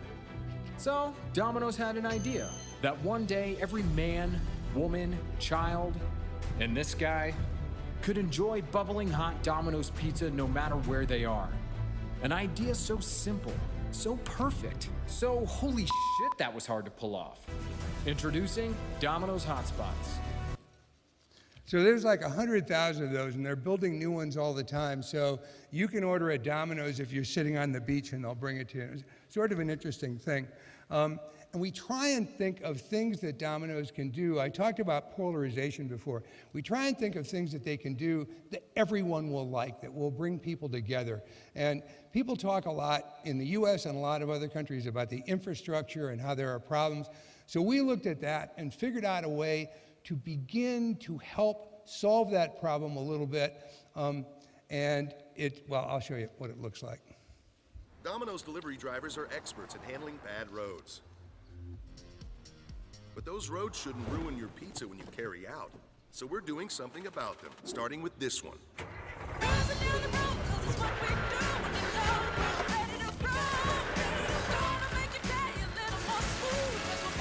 If your drive home is rough on pizza, tell us at pavingforpizza.com so we can fix roads across the country. So they're actually paving over potholes everywhere, and they go from state to state. This is where they've been so far. And this is like a gift that keeps on giving, because every time they go to a new state, it gets on the news there, and Republicans like them, and Democrats like them, and everyone likes them. So it was a good brand action. I think another thing that we think about a lot is that you have to keep the conversation going. People get bored, and a lot of advertisers or marketers are not aware of that. People get bored, and they get bored fast. So it's important to have a lot of ideas. So this is something that we just came up with. It's a new Domino's brand action, and we'll see. I'd like to know what you think of it. No.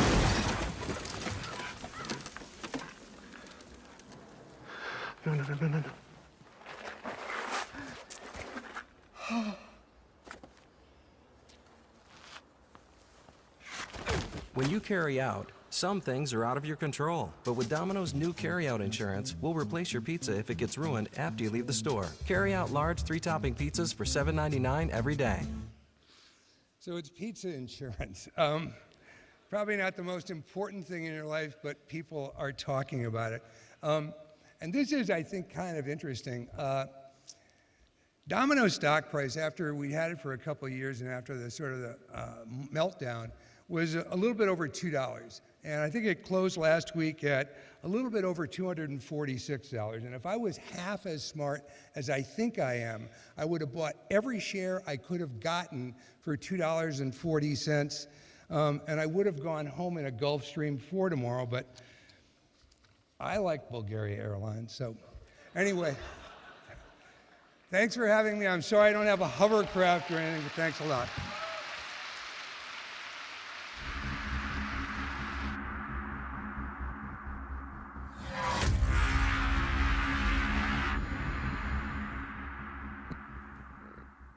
And now for a fireside chat, we have two people who are very dear to our Webit big heart.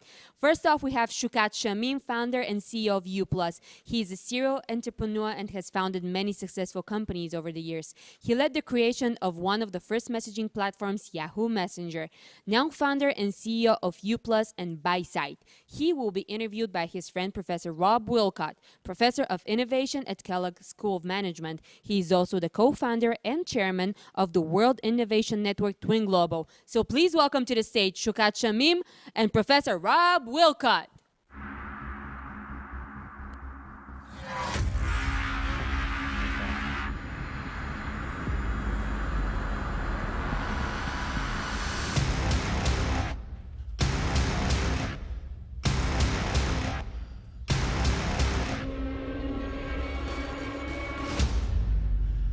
So, good to see everybody here this afternoon. This is my third Webit, and always great to be back in Sofia, thanks to our good common friend Plamen Rusev and Anelia, his lovely wife. So, even more excited right now to have a conversation with my good friend, one of the world's leading AI entrepreneurs.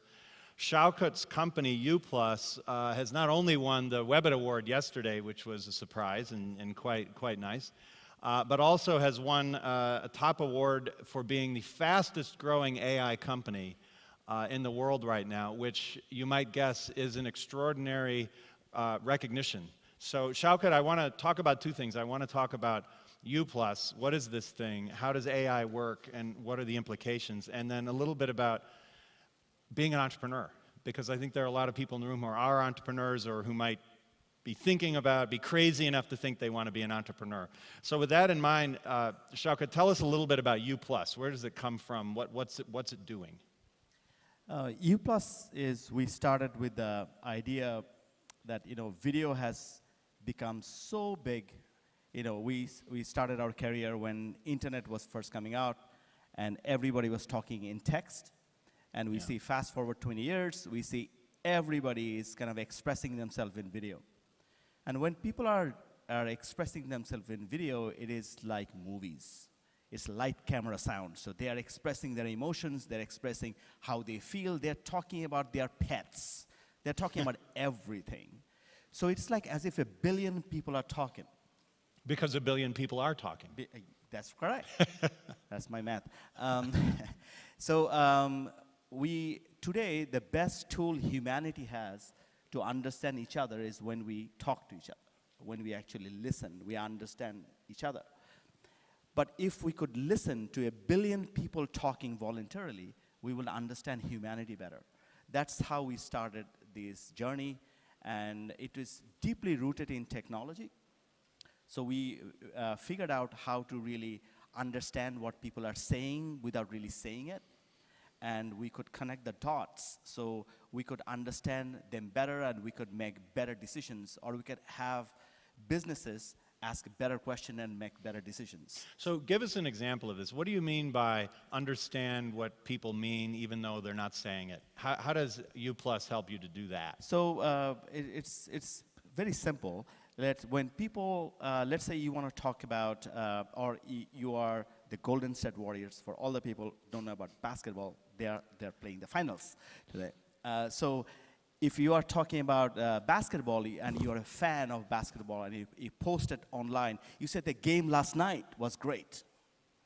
But you don't say the game last night between the Golden State Warriors and the Houston Rockets were great. You don't talk like that. You said the game last night. You say, let's say you're talking about a phone. You say, this phone works great. You don't say, this iPhone XM. You don't say it like that. Right?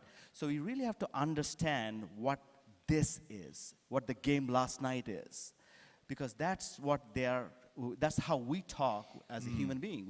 We talk in implied languages. It's my good friend. I point to you, and I never said, it's my good friend. So it's kind of understood. Right. So that's what we mean. We have built technology to be smart about it. We don't understand all of it, but we know enough of it to be dangerous now. So you're using the technology, you're helping the technology understand context and understood what's not said. And in the longer run, that should be an extraordinarily important advance for artificial intelligence in general. Correct, and that's what we call it. I like to say it is augmented intelligence, not artificial, because when you use the word and we get too caught up with the word artificial, it sounds like it is invented, like in the thin air. It's actually not. You augment, human understanding of logic by giving it machine support. That's how it works. So we do that, and the goal is, not only you would understand what they are implying, you would understand so much about them.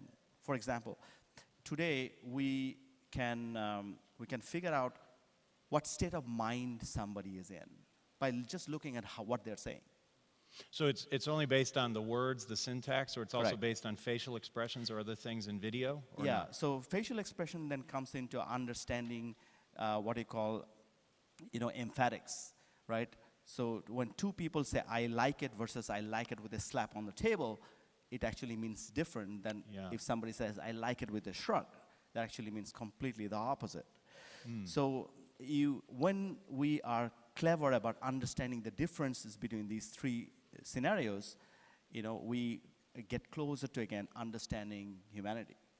So in the process of building, and U Plus is about 4 years old now, is that right? Correct. In the process of building this company, and this is your 6th company, I believe, right? Correct. In addition to developing Yahoo Messenger originally years ago. Yeah. So when you were 12 years old, apparently. 11. 11 years old. Oh, wow. Okay. So what's something that you and your team have learned at U Plus that you didn't expect? Something you said, wow, it could be technology, it could be business, it could be humans, anything. Something that surprised you. I think, our surprise came in 2 steps. The first set of surprise were like, we were really surprised by kind of videos that are out there. When we started, we thought, the videos we're going to find out there, they're going to be all about pet videos or like random stuff that are not meaningful. What we ended up finding is about everything, which was really surprising. So the depth of information in the video web surprised our mind. And the second part of our surprise came I would say, in a more positive, more interesting way for us. I would say almost a year and a half or 2 years down the road, when we actually started to break down and looking inside videos and did it automated way, which we thought we could never do, because we are trying to figure out how to really look inside videos and capture these things using a programmatic approach. So this capability has advanced a lot faster than even you thought when you started the business. Yes, correct, because we didn't know whether it's possible at that time. Right, and you found that it is possible. We found that we are, the first step of it is possible. We are doing that today. We are doing millions of those videos. But, and we know how to go to the next steps, which was very interesting. It's a journey. What are the next steps, to the extent you can share those with us today? Tell us something highly confidential, by the way. The next step for it, and I will spare you the boring details of businesses, but the next step of it is, there's something, we are both from US. As you know, the world today is divided. You pick any part of the world is divided. Yeah. It's divided on topics that are very important for us. How do we live? How is our government governed? Things that really makes a difference in our lives. However, with that said, you take US for an example. Regardless of which way you support, there are 2 camps, right? I mean, you support this way or that way. So you don't think one part of US is all wrong people, right? That's not true. That means we don't understand each other. So if we could get closer to understanding the other person, the perception of why they think how they think, I think we become a better, as a civilization, we become much closer to maturity. So that's our kind of next step. It is not an easy thing to do, but we are taking steps towards understanding that. So, Shaukar, it sounds on a philosophical and practical basis as well that you're talking about the meaning of truth. What is truth? How do we understand and agree on what the world actually is? What does that even mean? So truth is about, this is a very dear topic to us. So we are working on a thing called proof of truth. So what does truth mean? If you really look at it, truth is relative or interpreted to that person, right? Nobody willingly, barring some bad people, but most of the people in the world are good people, barring the bad people, everybody thinks whatever they're doing is true, right? So, and it's truth. So there is a perception of truth. So, but it is personal. It is, I think this is true. Yeah. So from the other perspective, to understand what is truth is how closely your narrative, your perception, comes to actuals. And it's never a binary thing. You're never really talk about truth in a zeros and ones. You have to talk truth with some adjectives to it. You have to add some things to it so you understand and interpret truth. Yeah. So that's what we are trying to do. Again, it's a complex thing. I would not claim we are there yet, but we have taken steps towards getting there. So in this process of building U Plus and thinking these, one of the things I love about your business, Shaukat, is it has direct business application with serious value propositions, but it also strikes right at the heart of some very significant social philosophical issues we're facing in the world. Yeah. So what's something you've learned over the past 4 years, or maybe has been reinforced for you by what you've discovered in the process of building U Plus? You know, so we have done, I would say, most of our work with businesses and understanding how businesses really interpret how their customers are thinking, what that kind of stuff. But that's like just pure running business. Yeah. What was interesting to me is when we touched some topics that are I call it non-monetary, not non-revenue generating. So recently we started covering the election that is happening in India, for example. Yes. As you know, that's one of the most highly controversial, let's not call it controversial, highly talked about elections. The incumbent prime minister is coming back, and there's a lot of press in the media, and people are talking about from all different angles. So we, for the first time, we took a crack at really understanding thousands of people's opinion and kind of matching that against what is really happening. Wow. So it was really interesting because, you know, with all the propaganda that is happening on the press and everywhere else, turned out to be the people's opinion and what they are saying. It's coming very close to what reality is, which is interesting to us. What do you mean, people's opinion? Just an individual or everybody together in aggregate? Yeah, it's as an aggregate what they're saying. So when people are, again, beauty about video when they're talking is people are not saying, I like this, I don't like this. People are saying, I like this because, I don't like this because. So that because is actually more interesting. Because you want to know why. We actually often use this tagline for our company. We call it the science behind the why. We want to know the why. Yeah. We want to say, why do you feel a certain way?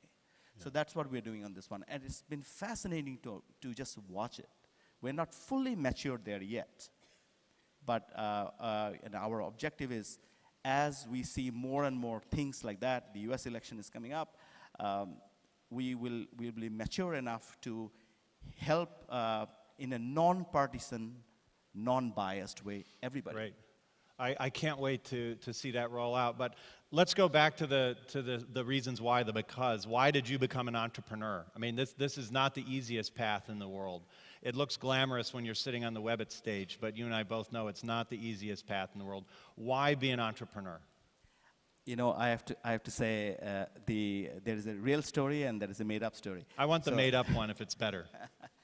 So the made-up story is looks so cool when you have made-up story is really bad. Okay. Let me tell you the real story. Real story is it's pure accidental. Really?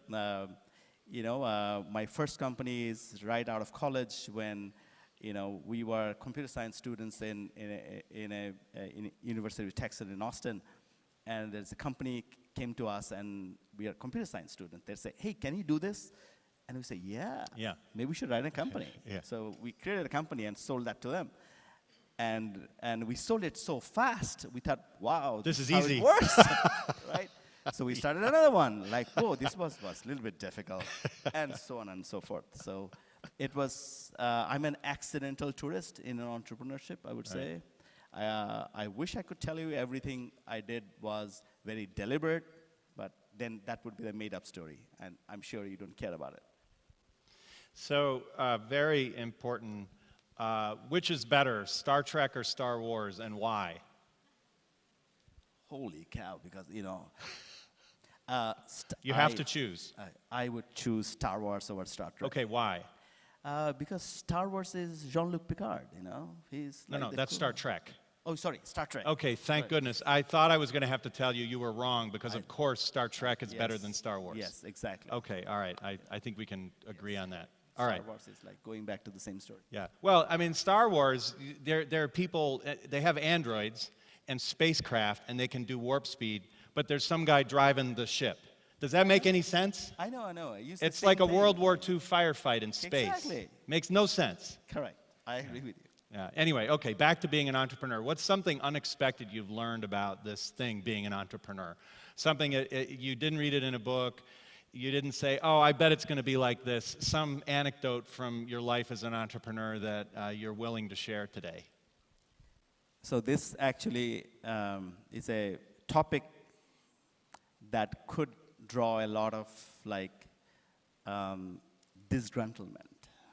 So when I became an entrepreneur, so my first few companies it was very, never thought about raising money, didn't even know what that is. Then I did a bunch of companies where we raised a lot of money from VCs and stuff. Then when I was becoming an entrepreneur in a more traditional sense, Silicon Valley entrepreneurs, I read all the books that are out there of how to be an entrepreneur, how to be a CEO, and they were all very confusing. Then I listened to all the people talked about how to build great companies. They have top 10 reasons, top 6 things you look for. I looked at all of those things, and honestly, none of those things made any sense to me because I couldn't relate to it. Not that they're saying it incorrectly, I couldn't relate to it. Like, really, if you know when the market should work, if you had the best team, if you could build the right technology, if you have the courage, of course, then it will work. But what if you don't have those? So I was looking for my own reason, like how does it work, really? And I think I have my own version now. Honestly, that version may only apply to me, but I have my own version now. I think that kind of works. Version of what? Version of being an entrepreneur? Yeah. And what does that look like, other than Shaukot Shaman, which is obvious? I think if you are an entrepreneur, you need 3 things. If you worry about these 3 things, give or take, at some point, you will make it. I think, first of all, before those 3 things, in my opinion, you should ignore everything else. Okay. All the people who are saying do X, Y, and Z, just ignore it, because it's not going to apply to you. The number 1 thing you need to be an entrepreneur is you need love. You don't need to have an idea. You don't have to anything. But you have to love what you do. You have to love it like you love your life. You have to be in love to do what you do. The second thing is, which will sound funny, you have to have doubts. If you don't have doubts, you're lying. Doubt is essential to faith. Mm-hmm. Faith without doubt is a thin faith. You're lying. You have to have doubts. And the last but not least, the thing that will drive you towards completion is you have to have that faith on the universe, of that unknown. Faith in the universe. On the universe. Because you really cannot connect the dots with the first 2. You actually wouldn't know, or if you can read everything, but it will still not connect with you. But you have to have that faith that somehow it is going to connect, and that will keep you going. So last question, and no explanation. 3 words to describe how you feel about the future. Hyphens are acceptable. 3 words to describe how you feel about the future. No explanation. Hyphens are acceptable. Extremely hyper-optimistic. Extremely hyper-optimistic. Well, in the midst of love and doubts and faith Sometimes accidents are happy accidents, and one of those is your life as an entrepreneur. Shaukat, finding everything. People are talking about everything online, and we can literally find everything. How do we live? How do we govern? What is the proof of truth, and what does that even mean? How do we express ourselves in videos on a daily basis? And it's interesting to me to note that never before in the history of humanity have we had such granular, invasive opportunity to see and remember in the way that we do going forward. We talk to each other. Wittgenstein, one of the great 20th century philosophers, said, all life is word games, and you're right in the middle of that game, Shaukat. Thanks so much for what you do. Thank you. Great.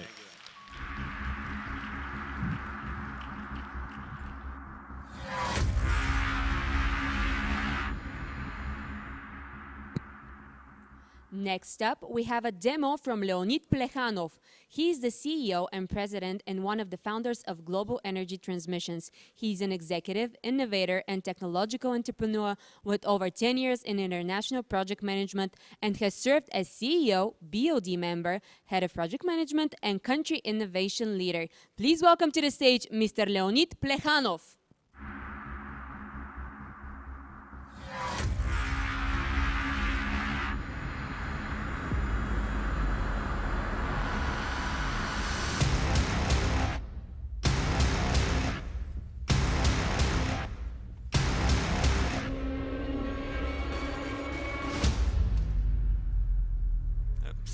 Okay, that's gonna be a secret.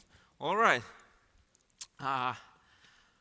Well, what a good big company here. Good afternoon, ladies and gentlemen. Hello, Webit. I'm really pleased to stay here today and tell you what we do at Get, because, well, we believe that nowadays we stay in front of the doors which open new era of air mobility, and wireless charging and wireless power transmission definitely must be an essential component of that future ecosystem. That is why we are so inspired and so motivated by wireless power, and this is core of what we are doing at GetCorp. And I hope to show you something really new today, which you have never seen before. All right? So, let me jump right in the middle of our vision. And, well, if you, well, this is a map of petrol stations across Europe. So you can see that there are almost, 100,000 of stations which are fueling millions and millions of cars and trucks on a daily basis. So now what's about drone industry, say in the next decade? And if you think about it, probably you might appear with thousands, hundreds of thousands, or even millions of drones flying every day across our cities for all kinds of applications, parcel delivery, surveillance, security, monitoring, filming, everything you can think and imagine about drone. But what about fueling, right? All of them will need charging every day, many times a day. And we think that wireless power network is really the best and complete solution to the limited flight time dilemma. Because with such a network, we can keep drone hovering in the air forever, literally, until motors are dead, right? Of course, it took time to implement this concept, and we started maybe in 2015, right? Then we had just a really small prototype of a system, and we were able to power just small lighting bulbs. But we were also lucky to meet Tim Draper, which is the famous VC in Bay Area, the guy behind DFG, who funded Tesla, SpaceX, Skype. And this is how we got incorporated. And already 2 years later, in 2017, we were able to took off the ground a big, heavy commercial drone. And that was a really, inspirational moment for us because we understood, yes, we can do it now. So just 2 weeks ago, at AUVSI Exponential, which is the biggest trade show of unmanned industry in the United States, and we demonstrated and showcased our Get Air Turn Key solution, which is basically a system capable to transfer up to 12 kilowatts of power inside the 10-meter diameter spherical area with 80% efficiency from the plug-in into the battery on board, in the air, on the drone, in the air. More importantly, we can charge such drone really quickly, just in 6 minutes in flight for the full battery, all right? Now, to explain you the concept and how it really works, I have here a small size system first. So this is really a system made based on the same technology, but it's a good explanatory tool to explain you what is going on here. So here in my hands, I have a sort of toy, a model of a drone. There are no batteries here, no power source, but they are equipped with our small size receiving system. So now, you have drones. You have a couple drones, many drones. They are on a mission, right? They're flying around, doing whatever job they need to do, and finally, they need more power. Now, with this system, drones just can go to the closest charging station, and all they need to do is really to get inside the spherical area where they can receive power. Bam.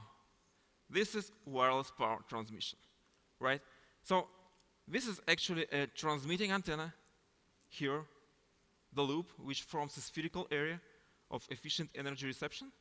And drone can stay here in flight for a few minutes to charge full battery and then just continue its mission, okay?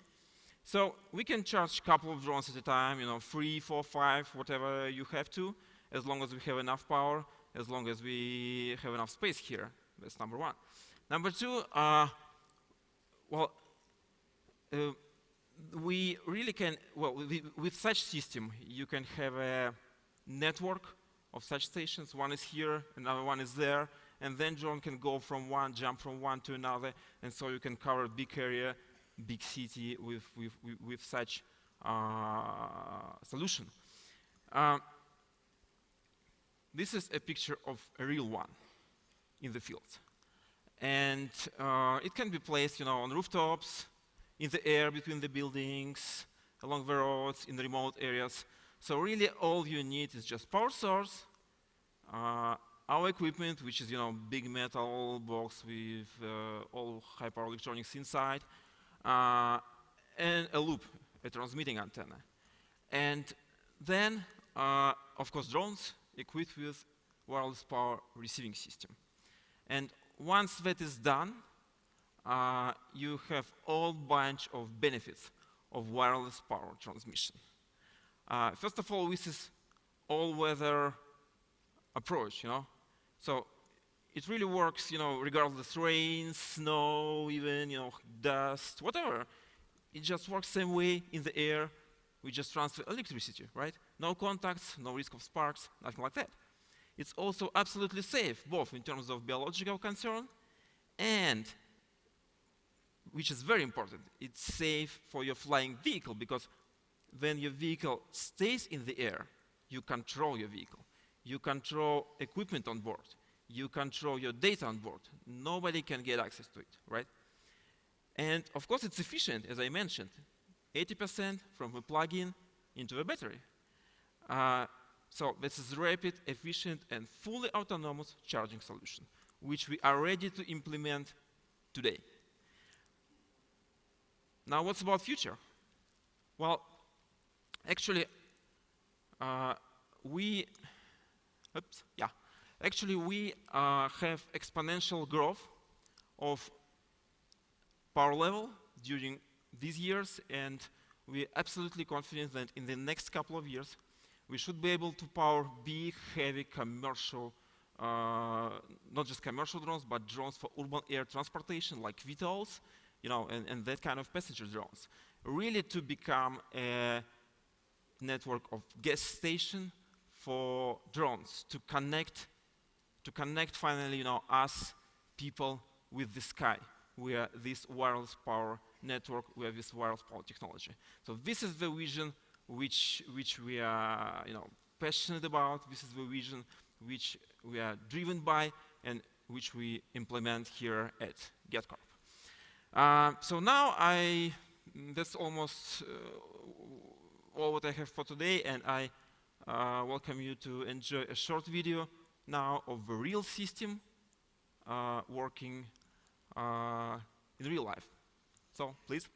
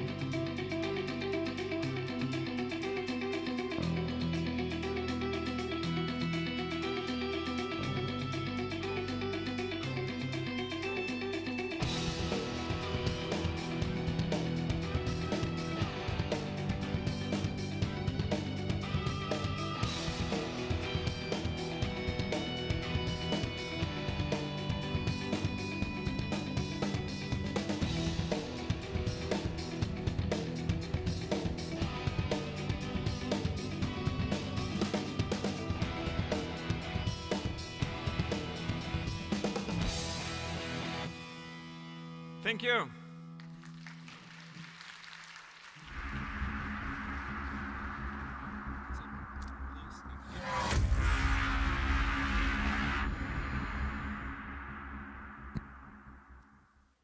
Next up, we have a keynote from Professor Rob Wilcott. He might seem familiar. He is a professor of innovation at Kellogg School of Management. He's also the co-founder and chairman of the World Innovation Network Twin Global. Please welcome on stage Professor Rob Wilcott.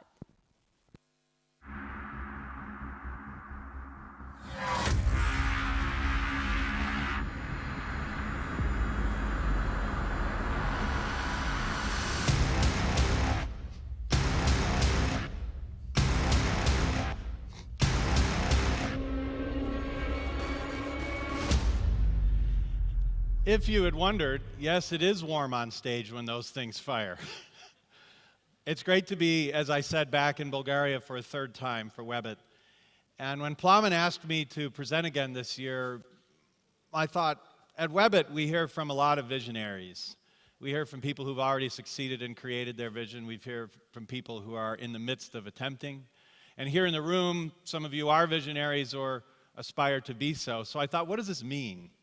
Where does it come from? What can we learn? So a few thoughts, by no means exhaustive. Visionary is someone who sees things in different ways, and I would add, also acts to attempt to make them happen. This could be in the real world, quote unquote, as in building a company like Schaukat's company U+, or it could also be the world of fiction. Visionaries who create great fiction or great art are acting in the world to create something of value for us. So what is this notion of a visionary? Well, I'd like to point out that we cannot fully understand our present unless we consider the future. Now, you might be thinking, no, I think he means the past. Well, this is true. We must consider the past. But I also believe we need to consider the future because that helps us understand the present. We can become more strategically opportunistic.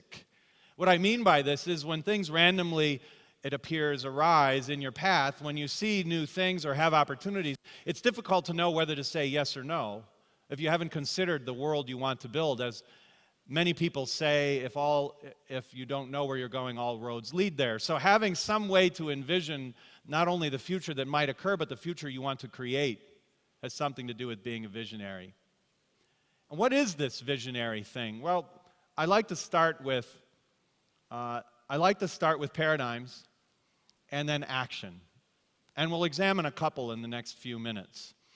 And I'll point out that just because someone doesn't succeed doesn't mean they weren't a visionary. And there are many definitions of success. So this is one of my favorite visionaries in history. All of the computer scientists in the world undoubtedly know this fellow, Charles Babbage. Charles Babbage is the godfather of the modern computer revolution. He was around in the mid-19th century, and in the early mid-19th century, he had a vision for a mechanical device called the difference engine. He had a vision later for another one called the analytical engine. And these were physical mechanical forerunners of today's modern digital computers. At the time, of course, we didn't have digital capabilities. We hadn't even understood energy yet well enough to do so. But he had a notion for a physical device. His physical device was so visionary, it was impossible to produce. So he went to the Parliament of the United Kingdom, his home country, and said, give me some money. So they gave him £1,500. At the time, this was a king's ransom. He spent all of it and barely completed 5% of his vision. So he went back to Parliament, got more money. He went back to Parliament, got more money. He went back to Parliament. They finally said, look, Chuck, no more money. This doesn't seem to be working. And so then he started to spend his own personal fortune, a not insubstantial fortune, on building these pieces of equipment. And they never succeeded. Throughout his entire life, he was never able to complete either of these pieces of equipment to prove that his vision would actually manifest in the world. To give you a sense of how much effort and money was expended on these efforts, he spent the equivalent of 62 brand new locomotives in the 19th century. A brand new locomotive was the supercomputer of that time. He spent the equivalent of 62 brand new supercomputers to, in the physical sense, accomplish nothing. But was he a visionary? Now, meanwhile, this young lady, Ada Lovelace, the daughter of Lord Byron, the swashbuckling British poet, of course, this could only happen in Victorian England, the daughter of Lord Byron, Ada Lovelace, meets Charles Babbage and falls madly in love. Not madly in love with Chuck, unfortunately for him, madly in love with his vision, with this notion of the computer. And she said, Charles, I think your hardware will need something to tell it how to operate, what we might call software. And Ada Lovelace became the first computer programmer in history. In fact, she invented what programmers today call the routine. Meanwhile, in the 20th century, this fellow, Alan Turing, credits Charles Babbage and Ada Lovelace directly for inspiring him in his efforts, in foundational efforts in modern computer science, as do many other leaders in the 20th century. Were Babbage and Lovelace successful? Absolutely not, and absolutely so. Now, on the other hand, today we have some visionaries. This is just one of them, Jeff Bezos. You're all familiar with him. Has he created something profound in the world? Yes, many things. Has he also failed miserably? Yes, many times. That's part of his brilliance. He's able to envision many things and create a portfolio of options on the future. When faced with uncertainty, the answer is a portfolio of options. And so there are numerous opportunities he has pursued that have failed. But he knows that if your vision is big enough, and your action is strong enough, eventually something will work. And he, by the way, is planning to move to Mars before the end of his life. Now, what is this? This is, yes, you guessed it, the world upside down. But is it really? You know that this map is equally as accurate as any map we've ever seen. It just appears wrong. What I want you to do when you look at this map is not think about this map. I want you to feel about this map. I want you to recognize that at the first moment you saw this map, you felt wrong. This is what I call an orthodoxy. A belief about the world that people believe it must be like that, even though it doesn't violate the laws of physics to try something else. A belief about the world that people believe must be like that, even though it doesn't violate the laws of physics to try something else. These are all around us all the time. And it is these orthodoxies, these paradigms, that enable us in the world, enable us to achieve and to survive, but that also limit us. The same paradigms that enable us limit us, and it is the visionaries that see around them. A couple months ago, I was speaking to a large bond rating agency in the United States. So banks and companies will hire them to rate a debt offering, for instance, and then that allows them to set a price and a rate. And they said, Professor, we have certain offerings for our customers that take 1 to 2 months. And we think that's too long, so we have put together a team to take that from 1 month to 2 weeks. And I said, that is very impressive. But what happens if someone introduces a solution that works in 2 minutes? You have now wasted an entire 6 months of effort, a great Herculean effort to go from 1 month to 2 weeks when someone else introduces an artificial intelligence solution that does the same work in 2 minutes.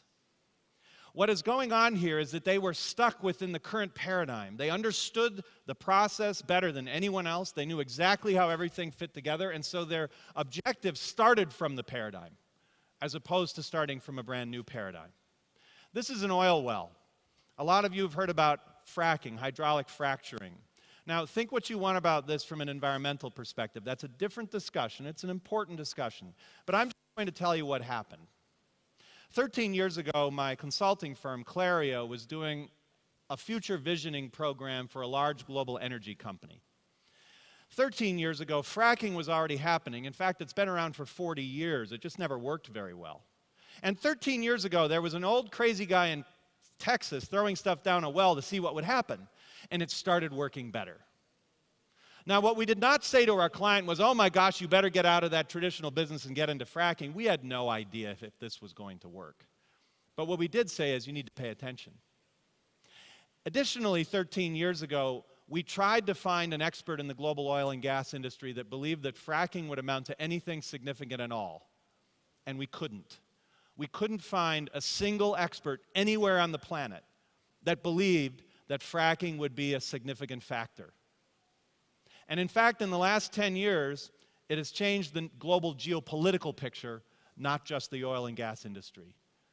So what we cannot do when trying to create the future is rely on the existing experts. By the way, the experts are very important. Please keep them close. Please find them. Build relationships. Build relationships before you need them. But don't only rely on the traditional expert if you're trying to change the game, because you're unlikely to get there. Now, you're all familiar with this lovely car. There's one right outside the pavilion. I have an X, and I love it to death. Well, my wife has an X. I got rid of my car because I travel all the time, and I just use Uber. It's great, by the way.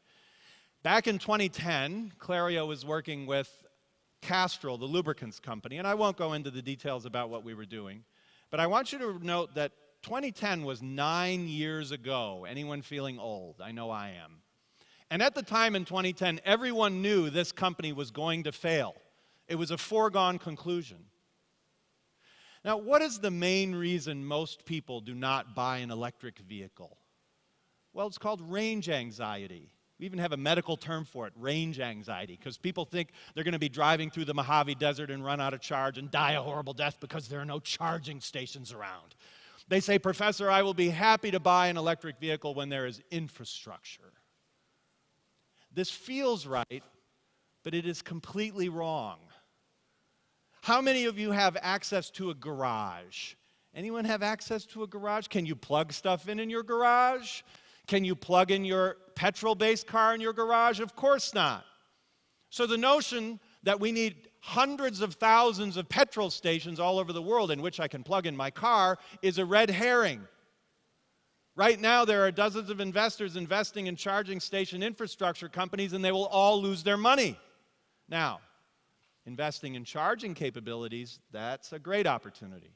The last speaker shared with you a brand new paradigm to help enable drones worldwide. But it is not simply a series of charging stations that mimic our traditional petrol stations. Why do we do this? We take the new thing and we cram it into the old paradigm over and over again. The first television show was a radio show on TV. Literally, people reading off scripts, and there was a sound effects guy off to the side going, and you could see him in the frame. And then someone said, no, wait, we should record it and then edit it and then put it on TV. Ladies and gentlemen, that took 15 years to figure out. We do not have 15 years to figure out obvious stuff. Visionaries explore the past, present, and the future. They envision the world they aspire to create. By the way, back in 2010, when we were doing that work for Castrol, included in that was the question of electric vehicles, which it's important to note. Electric vehicles take no engine oil, so you would think that a lubricants company would be paying attention to electric vehicles at the time, and the reality was no one was.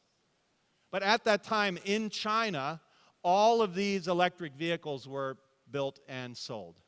So the reality of the future was already out there on what I call the peripheries. It was out on the edges, not in the center of your market, but it's already out there. You just have to pay attention. You have to synthesize it, and you have to not let reality get in the way. Great visionaries start by understanding deeply what is needed. This fellow, Dr. Jeffrey Ling, a good friend of mine, spoke for Twin Global 2018 last year. He spent 6 tours of duty in the Middle East for the U.S. military as a doctor.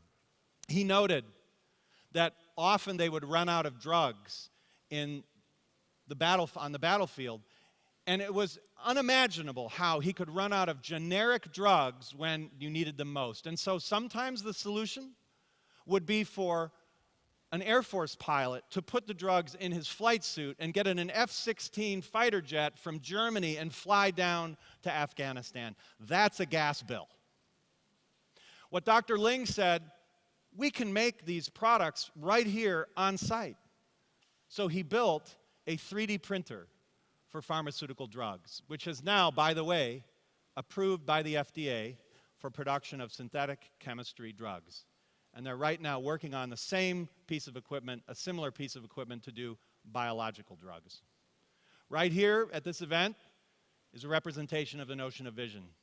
3, 4, 5 years ago, would someone have said Sofia, Bulgaria could be a digital capital? Very few. Well, there was one person, Plamen Rusev, and he said this is possible and we need to make it happen. And all of you are making it happen.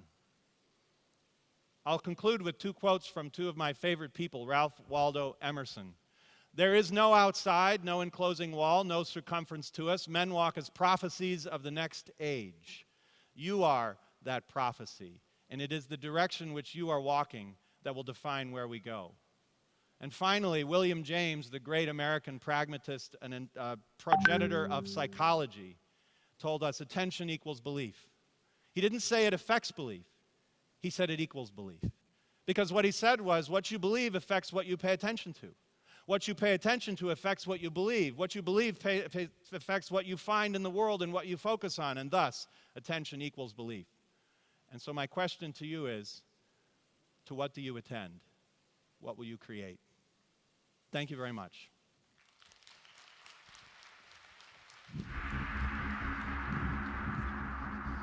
Thank you.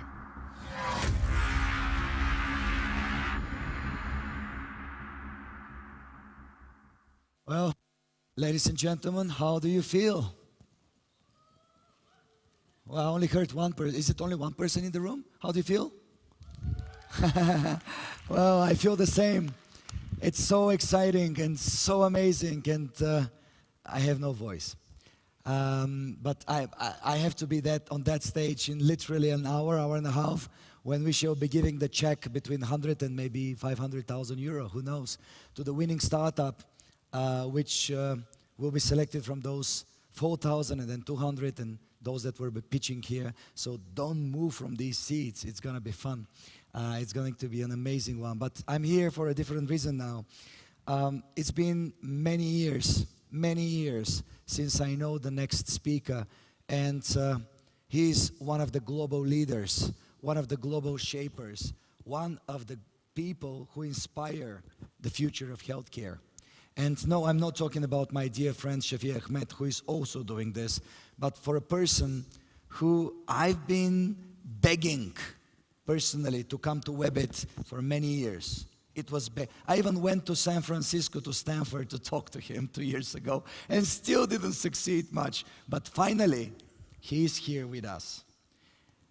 He's the chairman of the Singularity Exponential Medicine, professor at Stanford University. As I said, the person who shapes the future of healthcare with his visions and with his amazing network of other visionaries around him. Because, you know, the person is as big as the network of friends he has. So, without further ado, please allow me to introduce to you somebody who is already at Webit and hopefully a member of our Webit family, Daniel Kraft.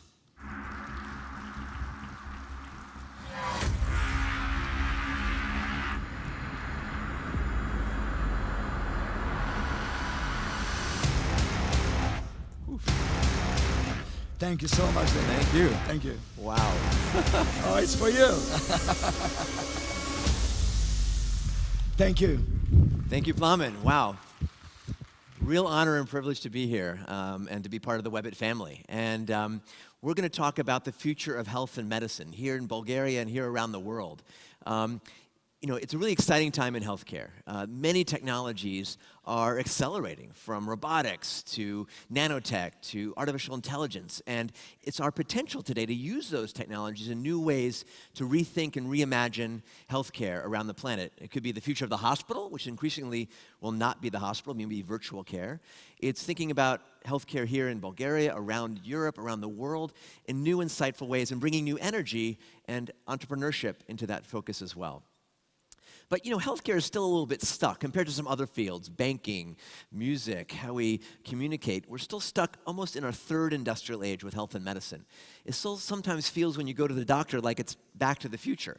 You know, I trained at Stanford. I did my medical specialty training at Harvard at Mass General Hospital 20 years ago. And I went back to visit Mass General Hospital, and the ward where I spent my first month as a brand new doctor hadn't changed in almost 20 years, except the doctor now had to type the medical record. We used to handwrite the record, and they're still using the cutting-edge medical communication tool of our day, still the fax machine. So we still have a ways to go in changing health and medicine. We're still waiting sometimes months to get their doctor's appointment, and sometimes hours in the waiting room, whether you're here or in San Francisco or Mumbai. The ways we practice medicine have not yet changed dramatically. And we're still practicing medicine in silos, old ways of thinking, old departments, basing our specialization on body parts rather than our genomics and in our connected digital exponential age. So it's our opportunity, all of us, to rethink and reimagine health and medicine. Part of that is redefining healthcare from what really it is today, which is sick care. What do I mean by sick care? Our sick care model of today is where we only collect data from ourselves and our patients very intermittently when you're in the clinic, when you're getting your blood pressure, maybe an EKG, or maybe you're sending your data to your doctor by fax machine or PDF if you have high blood pressure or high blood sugar. And so we have very intermittent and then reactive sick care system. We wait for the patient to come to the emergency room with a heart attack or a stroke, or I'm a cancer doctor, an oncologist. Most patients present with stage 3 or stage 4 disease. And it's our opportunity to take these new technologies, and my monitors are out, so I'm going to look backwards here, to be more continuous with our data, and then be much more proactive, not waiting for elements to happen. So we can be smarter, more personalized, more proactive, and take care anytime, anywhere, even at lower cost. And that's not just to live forever. Many people are interested in longevity. We want health span. No one wants to be 120 years old and not able to think, drink, or walk. So we need new ways to extend the quality of life, not just the age. So I'm going to take you on a quick journey about what we can be doing with health and wellness, optimizing health, the future of diagnosis, picking up disease early, more personalized therapy. It could be an app, it could be a gene editing, and how we can all play a role in discovery. So everyone is getting interested in healthcare. This is a cover of the National Geographic from 3 months ago in January. I was lucky to write the opening article about the future of medicine. And it's not really about any one technology. It's how they're coming together in new ways and how many technologies are accelerating, right? We all now have supercomputers in our pocket riding an exponential technology, Moore's Law, the power of computing getting faster and cheaper all the time. These are incredible supercomputers that have dramatically changed our lives and medicine. And on these exponential curves, the technologies of of 20, 30 years ago have sort of become digitized and dissolved. You don't buy a GPS unit or a flashlight or even a movie device now. It's all become appified. And that's starting to reshape healthcare as well. And healthcare around the planet. The poorest on the planet, the bottom billion, all have SMS phones. Soon 3 billion new people will be coming online, and almost everyone has a smartphone. That can democratize healthcare around the planet. So I want you all to become exponential thinkers, to think how quickly technology is accelerating and to appreciate where technology is heading as we can all use that to reshape health and medicine. So a little framing, how quickly things are moving. It was only 12 years ago, 2007, that the first iPhone launched, that Twitter came out in 2007, that Facebook came out of universities, that Airbnb was basically still a mattress company. So much has happened in just the last 10, 12 years. The next 10, 12 years are going to make the last 10 years look slow. So we all can start to reimagine healthcare. What's possible today is incredible. What we can do in the future is going to be even more interesting if we can connect the dots and align incentives. Now, of course, the smartphone, again, has become a healthcare device, not to just communicate, but even vital signs. The lab on a chip can connect to your phone.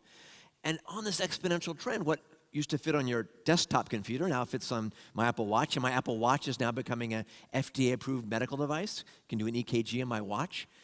And this creates this new world of the Internet of not just things, but the Internet of medical things, the Internet of the body, soon riding 5G, which is 100 times the speed of 4G.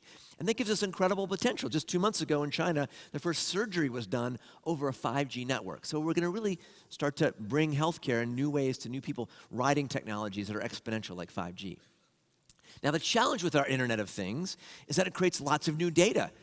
You know, lots of these data points don't communicate. Our medical records, our genomics, our digital exhaust, how do we connect those data points in new ways to be useful? Because data by itself, whether it's your genome or your Fitbit data, is not important unless you can make that actionable information and then communicate that to you and your medical team. So it's not waiting 17 years from discovery to being useful. So technology is part of that solution, but more important often is the incentives. How do we pay for health care or sick care? Where I come from in the United States, we pay more for advanced disease. We don't practice evidence-based medicine. We practice reimbursement-based medicine. We pay for sick care. We're starting in many countries, including the US, to pay for value, for prevention, for keeping us healthy. And we're also trying to bring health care on this incentive outside of the usual clinic and hospital, from the hospital to the home, to our phone, or even inside our body. So all these technologies are coming together in new ways. You can go to your corner pharmacy to get care, or just download an app and talk to a nurse or a doctor, or bring your medicines to you on an Uber. So this brings us to this new age of connected, digital, mobile health. I think those are buzzwords. We'll soon just call it health. But it does give us the ability now to connect the dots in new ways. And it's not just digital and mobile. It's now 3D printing and AI and synthetic biology and nanotech and virtual reality converging, super converging, that gives us really new ways to reimagine healthcare and to use those technologies at the blend between our clinical needs and technology to create entire new fields, from computational biology to designer drugs to artificial intelligence meeting radiology, and to address the challenges we have in almost any country: rising costs, aging populations, challenges with access to care, not enough doctors, nurses, psychiatrists, and beyond, so challenges getting care to folks who need it. We have the challenge of too much data. How do we make that useful information?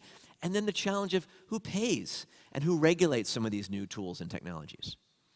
Sometimes we need to pay attention to the basics. We know that our social connections, our social determinants are actually more important than our technology. So paying attention to the basics, right? Clean water, good food, vaccination, our core Maslow's hierarchy of needs. Of course, today in our technological world, we have new needs. Here's one of them, Wi-Fi, of course, and the basic need for all of us, I think, battery life. So if someone can solve that one. Okay, so we all can reimagine, right? I come from San Francisco, the home of disruption, we think. You know, Uber is an example of an exponential company, only 10 years old, just went public, and they've disrupted the world of driving. They didn't invent new technologies, they connected the dots, new ways of using mobile and GPS and online payments. We're even seeing the world of human Uber. Human Uber, developed in Japan, provides a way to attend events remotely using another person's body. It's surprisingly natural. So next time you can come to Webit, send your human Uber, right? And even Uber-type systems can bring you a doctor or a nurse or have your drugs delivered. So we're bringing these user interfaces to help healthcare. Even Uber is getting into healthcare, delivering patients and vaccines in new ways. So what's exciting now is now the big players are coming in. Amazon, Google, Facebook, Alphabet. Even Amazon now is getting into the drug business, pharmacy business, and soon, in many parts of the world, you may have your medical supplies delivered by drone. Now, this is, of course, disruptive to some of the old players. It's disruptive to big pharma. The one-size-fits-all drugs are not going to be there. We're going to be basing it on your personal genome. It's going to be changing many industries, just like Kodak, used to be the king of photography. They weren't thinking exponentially. They didn't pay attention to the improvements in photography, and they went bankrupt, and Instagram was built by 12 kids down the street from me in Palo Alto, sold for $1 billion. So we want to be the disruptors, not the disruptees. You want to Uber yourself before you get Kodak, as a takeaway. All right. So I get to play a role in this convergence of technology. I've been the chair of medicine at Singularity University since it began. And one of the things we do at Singularity University is look at grand challenges, including in healthcare. And because healthcare is now a team sport, bringing many people together to solve problems, I started a program 8 years ago called Exponential Medicine. We've grown exponentially. We meet every November at the Hotel Del Coronado in San Diego when we bring patients, doctors, nurses, investors, technologists from all sorts of fields together to reimagine healthcare. But part of it isn't reimagination. We also need to get out of our old way. The head of innovation from NHS shared this old quote: the difficulty lies not in the new ideas, but in escaping from the old ones. What are our old ideas that might be holding us back? So hopefully some of you can come join us in November. Lots of great talks and content at exponentialmedicine.com. All right, let's look at 3 areas quickly: health and prevention, diagnostics, and therapy. Starting with health and prevention. We all want to live long, healthy lives. Our genetics certainly play a role in our risk for disease, but most important are our behaviors, especially our bad behaviors. Not enough sleep, too much stress, smoking, drinking. I'm jet lagged. That's not good for yourself. But in the last decade now, we can start to measure our behaviors. It's only been 10 years since the first Fitbit launched. How many of you are wearing a wearable? I've got like 5 versions on right now, right? They've exploded everywhere. And many of us don't wear them because they're not yet personalized to us. But this is going to change. These technologies are evolving from sensors in our watches to sensors that can be inside your medications and your pills to track when someone's taken a pill. We're seeing digital patches that can track an intensive care unit level of data. And we can use these in simple ways. Someone who might have had hip surgery or knee surgery, we can tell, are they doing better? Are they walking more? Or are they walking less? And use that to intervene early if they're having problems. So we're moving from this era of quantified self, where we own the data on our phones and it's sort of siloed, to quantified health, where this data will connect with our healthcare systems. And we'll use that to optimize our health, do early diagnosis, and then to monitor and have a feedback loop for our therapy. So let's look at where some things are today that we can do and digitize, right? You can digitize your weight. Now you can also digitize your shape, whether you want to or not. You can measure your muscle mass, your fat mass, any swelling in your legs, changes in your skin. That could be a new form. High blood pressure, you can now detect on a watch. This watch squeezes my wrist, detects my blood pressure. There are now radar-based ways that can do blood pressure detection as well. Or things in our feet can track a risk for fall, so those are wearables. Then there's insidables, technology shrinking into contact lenses or in chips underneath the skin that can start to measure real-time physiology. So patients with chronic disease may be transmitting their vital signs 24/7 anywhere in the world. So lots of power is coming at this exponential miniaturization. Or trainables, right? Many of us don't have good posture. You can put a little sensor on your back called the Upright, developed by entrepreneurs in Israel. You put it on your back. It's like your digital mother. It monitors if you're hunched over or not, and if your posture isn't good for a few seconds, it gives you a little buzz. It's like your digital mom says, stand up straight. That can help your posture as a trainable. Some of us need more help. We need a shockable. That will keep you going. Hearables can play music, but also track your heart rate and your steps. Ringables, Fitbits on your finger can track your sleep. Sleep is something we're not getting a lot of here at Webit, but it's so important to your long-term health. Sockables to track the health of a diabetic foot, for example. Or even underwearables, my new favorite, right? These Internet of Things technologies are getting so small, I won't show you mine, but here's an example. You put these in your underwear, you get 10 of them. You can put them through the laundry, they'll last more than a year. And it monitors your breathing, your respiratory rate. And it's starting to connect with payments in the United States so we can pay for monitoring patients with lung disease. So we're starting to see these things come together. The most important drug, of course, is our food. Hippocrates said, let food be thy medicine. So you can start to monitor your food, measure the calories, so you measure your input, and you can start to measure your output. Lots of data there that could be useful. And where this comes together is we can start to personalize our diets. It's not one size fits all. Diets based on our genome or microbiome and other data. We can measure the health of the pregnant mother and the baby when they're born using a simple camera and now artificial intelligence. You can pick up heart rate, respiratory rate. So we're entering a time when even Wi-Fi can pick up our vital signs seamlessly. So what that means is we're entering a time where we're going to be having our digital exhaust from our bodies collected 24/7. What do we do with that? It's a so what unless it makes sense. How do you communicate that to your doctor? Your doctor may be overwhelmed with data. We need to integrate that into the workflow of the doctor, the nurse. Tremendous challenges and opportunities to make sense of that. So now we're seeing this real-time data, and companies like Verily and Stanford are coming together with a 10,000 patient trial called Baseline. People donating their digital exhaust, so we understand what that means. So we can be predictive and find out when someone's going to get into trouble. Just like our modern cars have maybe 300 or 400 sensors, you don't care about any one sensor, you care about when your check engine light goes on. So increasingly we'll have our own personal check engine light that hopefully brings us care before we even know we might need it. Okay, so we've got this data. We know we're supposed to exercise more, eat less, but behavior change is hard. Maybe we need a personal coach. Our personal coach may be an AI avatar that feels real. We're seeing this blending of augmented and virtual reality to give us coaching. We're seeing the ability now to use voice as a way to communicate. Voice can be used by anybody. Someone elderly doesn't need to have an app. They can just talk. Amazon Alexa, help, I've fallen, I can't get up. Alexa, order me my medications. We can use coaching in the mirror. We might see ourselves in the mirror of today, or you might see yourself in the future. If you're smoking and you can see yourself today, and then 10 years later after smoking, that might change your behavior. Or if you spend too much time on Facebook, that could be a challenge. Changing our behavior by seeing our future. So this is an example of new technologies coming together, augmented reality. Things like Google Glass, which are already antique, right? These weren't a great consumer hit, but they have lots of healthcare applications. And we're seeing augmented reality come into the clinic in very exciting ways. So doctors, nurses, patients can see information and manipulate it in the operating room in real time to give us safer, better, less expensive therapies. New ways to see through the body to, again, improve interventions. We can even use this to understand our own physiology. Children today can learn about their basic medicine. My son Leo at 3 years old knows his basic anatomy. That can help him live a longer and healthier life. And now these can be used for maybe behavior change. I was a pilot. I spent time in the Air Force. When we fly in fighter jets, we have heads-up display. We can see where the fighter pilot is in the other airplane. We can see where the bad guy is. If we're about to hit a mountain, it might talk to us. Pull up. Tell us to pull up. That'll wake you up. What if we use that for behavior change? You have your breakfast, you see it in one way. With your augmented reality, you see it in a new way. And then you get a little hint. Pull up. Tells you to change your behavior. So lots of ways we're going to use these, including virtual reality. It's great for playing games, bringing grandma on a ride, but we can use virtual reality for treating patients with burn injuries. They go into cold environments, or for physical therapy, or for patients who are stuck in a hospital and they're scared or they're stressed. They can be at the beach in the virtual reality. Or, as our friend Shafi Ahmed has pioneered, using this in the operating room. Instead of having, here's Shafi, you met him yesterday and today, incredible pioneer, using virtual reality to live stream VR to thousands of patients. I was in the operating room within 3 years, the very first time they did this, to 5,000 medical students around the world. So we can really start to democratize medical education using these tools going forward and bring your doctor to simulate training in any sort of environment. So it's exciting times. And eventually we'll start to build a ways for surgeons to give them guidance through the procedures. Just like we have driver assist, we'll start to have surgeon assist and doctor assist.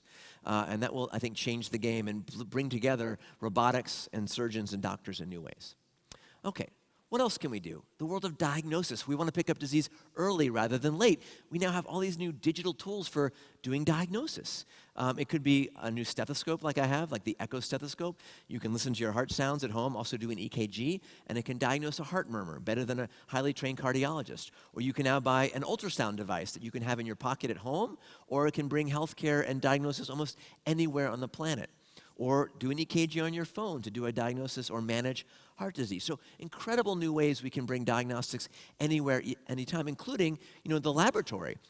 You don't have to have blood drawn today. You can put on this little device, it draws the blood, you drop it in the mail, or increasingly there are devices that you can use at home to do laboratory directly on your smartphone. So we can bring laboratories almost anywhere, anytime. Even the idea of a medical selfie. Instead of having to go to the clinic to dip your urine and send it to the lab, you can use the power of our smartphone camera today to If someone has symptoms of a urinary tract infection, you simply take a picture with your smartphone, it does the analysis, sends it to your doctor, you pick up the prescription, or it's delivered to you at home. So new smart ways to make the smartphone a camera. What about genomics? We're in the era of low-cost genomics, lowering to the almost less than $1,000 per genome. We can use that in smart ways to, for example, pick the right drug and the right dose. Or I can even have socks made. These are very personal socks made exactly based on my genome. Or we can use information from our microbiome. The bugs that are on our skin, in our gut, play an incredibly important role in health and obesity, inflammatory bowel disease, even neurologic disorders. And we're starting to maybe even do microbiome transplants to improve our gut health. All right, so we have all this new data. How do we collect the dots? How does a doctor today make sense of all this new information? We need help. Artificial intelligence, AI, I like to refer to it as IA, intelligence augmentation, is going to play a role across healthcare. It already is. In AI, they can look at your skin lesion and diagnose a mole, or help a radiologist interpret an X-ray or CT scan, or digital pathology is here with artificial intelligence, or ways to take a picture of your eyeball and do retinal imaging through DeepMind. And this can bring diagnostics anywhere on the planet with a simple smartphone.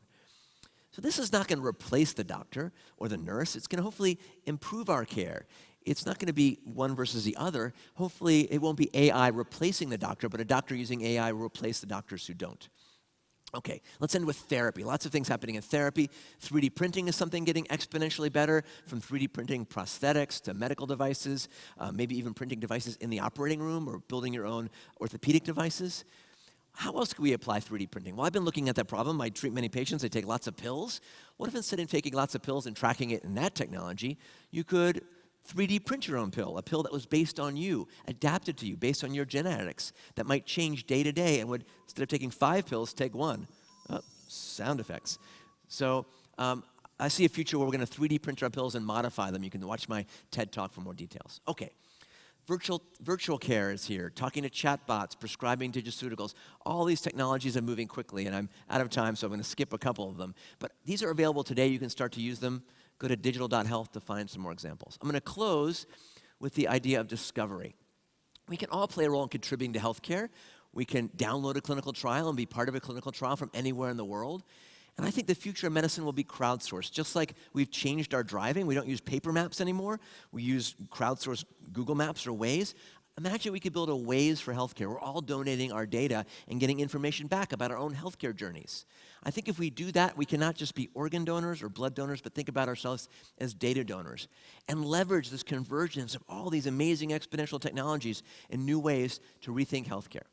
So I encourage you to all be thinking exponentially. Don't think about 2019. Think about where the puck is going to go in 2020, 2029. It's going to be an incredible new world. We all have the potential to use these technologies in new ways, to take not linear steps, but exponential ones. The future is already here. It's just not evenly distributed. It's our opportunity to build that future, not to predict it, but to create it together. And nowhere better than the Webit community and all the innovation in this room and around the world to help bring us that brighter future of health and medicine. Thanks for your time and attention.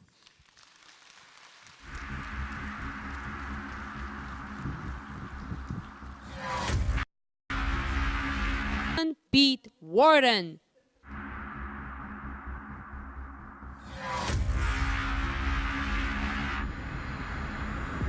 Beat.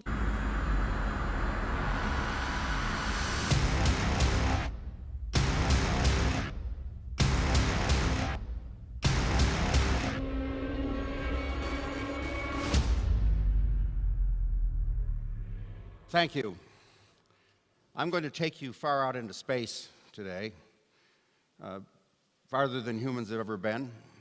In fact, I'm going to take you into the galaxy. What I'd like to talk about is a privately funded effort to see if there is life in the universe and eventually begin to see how the life here can expand in the universe. We're a foundation started about 9 years ago. I'm going to talk a little bit about what we do, but our sponsors are some of the most successful entrepreneurs in the world, including Mark Zuckerberg, the founder of Facebook, Sergey Brin, the co-founder of Google, Yuri Milner, the founder of DST Global, Ann Wojcicki, the founder of 23andMe, and Pony Ma, the founder of Tencent. We started this effort, I guess it's about 9 years ago, and there's two pieces of it, and I'll talk a little bit about both of them. But the thing I want to mostly talk about is what we call the breakthrough initiatives. These were announced on July 20th, the anniversary of the Apollo moon landing in 2015 at the Royal Society in London. Here you see the founding sponsor, Yuri Milner, and Stephen Hawking, that until his death last year was our senior science advisor. And these initiatives were designed to do three key things. The first one is answer one of the mankind's oldest questions is there any life elsewhere in the universe? And just to remind you, the only place we know there's life is here on Earth. So this is a fundamental question of science.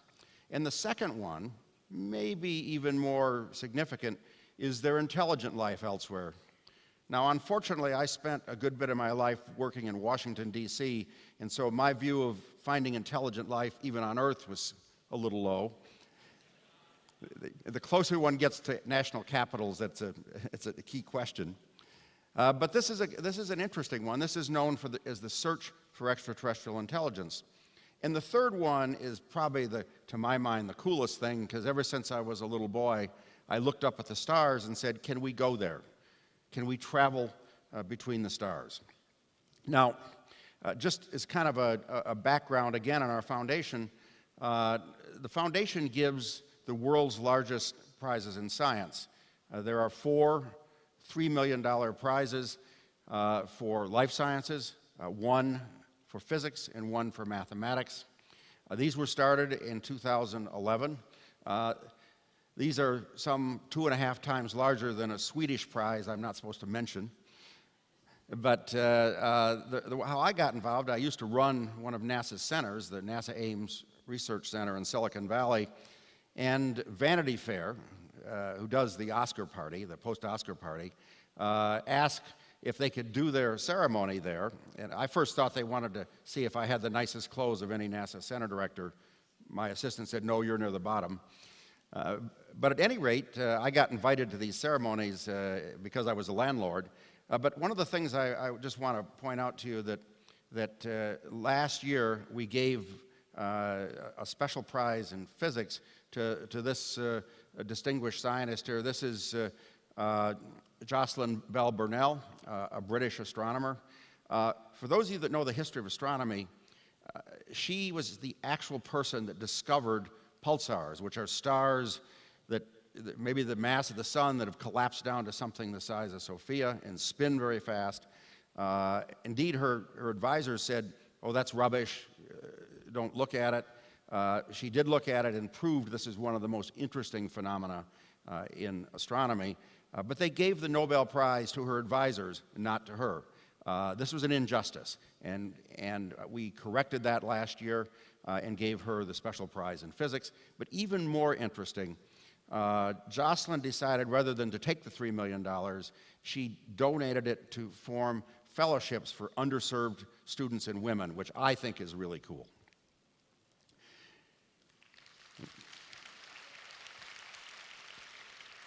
Now let me talk about Breakthrough Starshot. This is maybe the most, kind of far out thing that we're doing.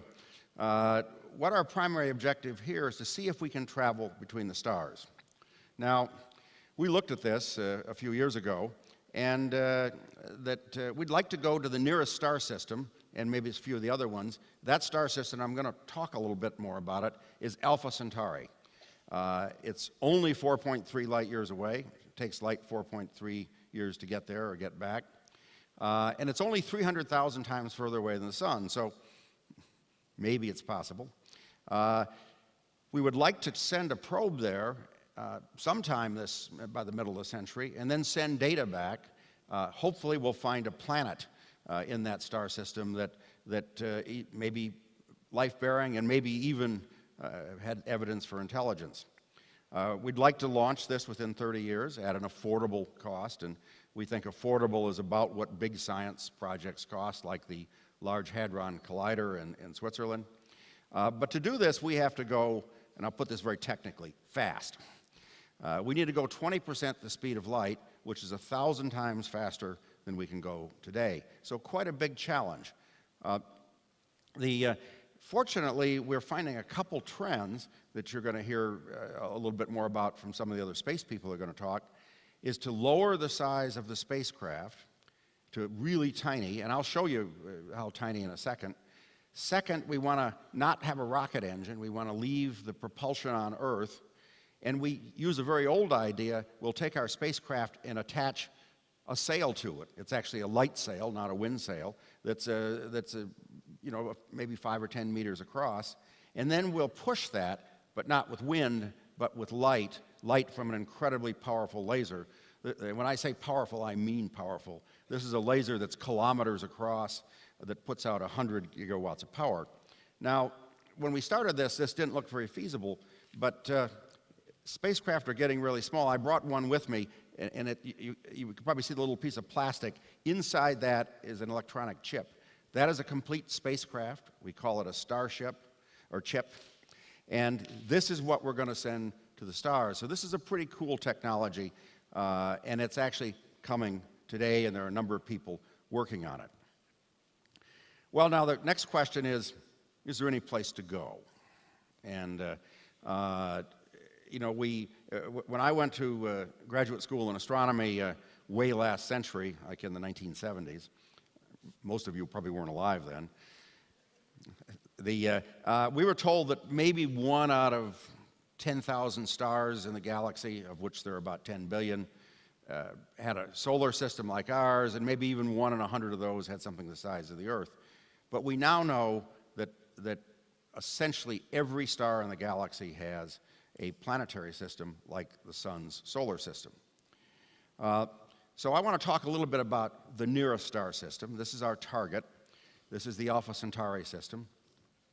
And it's an interesting system. It has 3 suns in it. 2 of them are kind of the size of our sun. One's a little bigger, one's a little smaller. And as I'll talk about, astronomers aren't very creative in naming them. They named one of them Alpha Centauri A and the other one Alpha Centauri B. And then there's a 3rd star in that system, which is called Proxima Centauri. And it's what's called a red dwarf star. And it's a star that's maybe 10% the mass of the sun, but only puts out maybe a 10,000th the light of the sun. And so these stars orbit around each other. Indeed, there was a Chinese science fiction series the last few years called The 3-Body Problem. It's good science fiction but bad science, that talked about this system. And this system is only visible in the southern hemisphere. If you go south of the equator, it's the 2nd brightest star in the sky, so it kind of is a beacon to those of us that live in the southern hemisphere. Now, this is the Very Large Telescope in Chile. And again, I'll talk about titles. I mean, I think you could think of a better title than Very Large Telescope. These are 4 8-meter telescopes. We have an instrument right now, right tonight, on that telescope that will be the first time we might be able to directly see a planet that's the size of the Earth orbiting one of those. Now, I have to have a little digression here, again, about astronomers naming things, and I am one, so I'm ashamed about it. There's a new telescope they're building, and guess what it's called? It's the Extremely Large Telescope. It goes from 8 meters to like 39 meters. And now, this is really true, that initially when they planned on this, and this is the European Southern Observatory in Munich that did this, it was going to be called the Overwhelmingly Large Telescope. But they had a budget cut, so it's now just the Extremely Large. So we can still build an Overwhelmingly Large Telescope. But with that telescope, we'll be finished in about 6 or 8 years. We'll be able to not only see these planets around the nearest stars, but get data that can tell us if they have life. Now, I want to talk a little bit, and kind of in the last few minutes, about a really speculative concept. And this is the question of where did life come from on Earth? Now, most scientists would say, well, it evolved here, maybe in some pond of stuff on the Earth, or maybe at the bottom of the ocean. But there are a few scientists that say that actually life may have come from elsewhere. And this is called panspermia. We have a major conference. We just finished this conference a few weeks ago. It was at the University of California at Berkeley, that asked questions that could life on Earth come from somewhere else? And maybe, and I'll talk a little more about this, maybe it was an intelligent alien entity that planted life on Earth. And then the last one is, well, if intelligent entity could put life here, can we put life elsewhere, and should we? This was originally thought to be kind of silly, that, well, stuff can't travel between stars. However, just last year, for the first time, the astronomers found an object that came from outside our solar system. It came from another star system. It was discovered with a telescope in Hawaii, and it was named a Hawaiian name, Oumuamua, which stands for distant wanderer. And this is kind of a neat object. And as I said, it came from outside the solar system.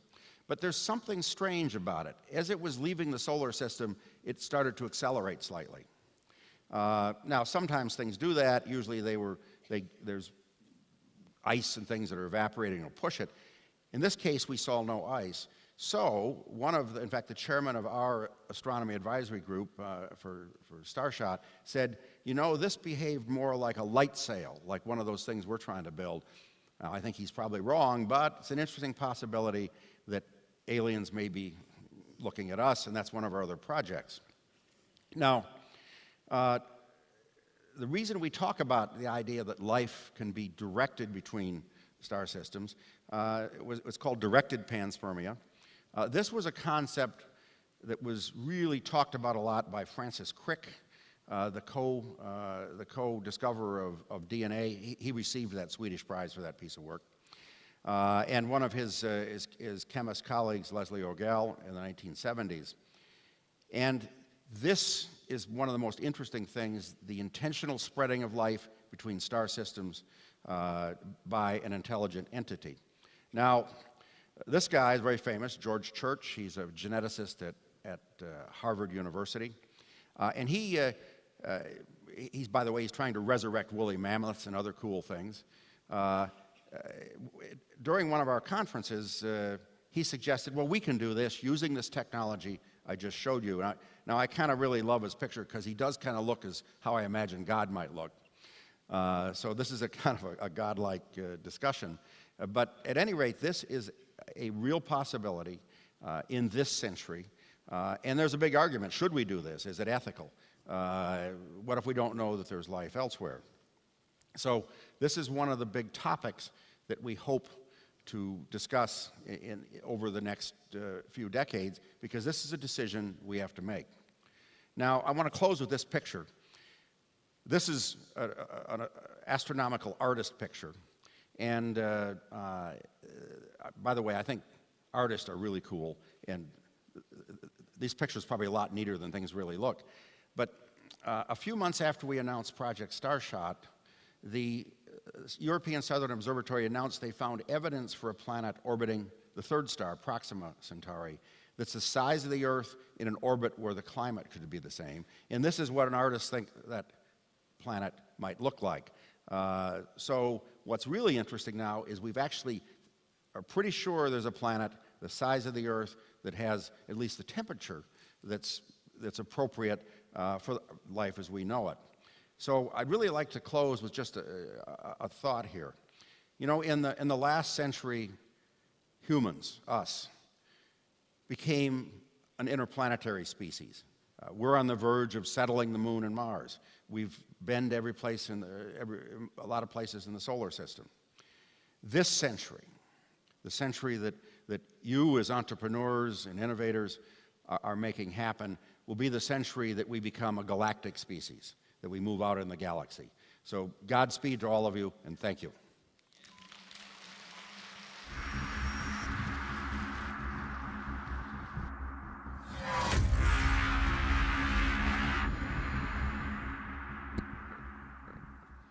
He has pursued space with a singular vision, aiming to develop Bulgarian talent in space-related fields. He launched Space Challenges Academy, now the largest space education academy in Europe. He believes in the quote, "Any sufficiently advanced technology is indistinguishable from magic." Please welcome on stage the magician, Mr. Raicho Raichev.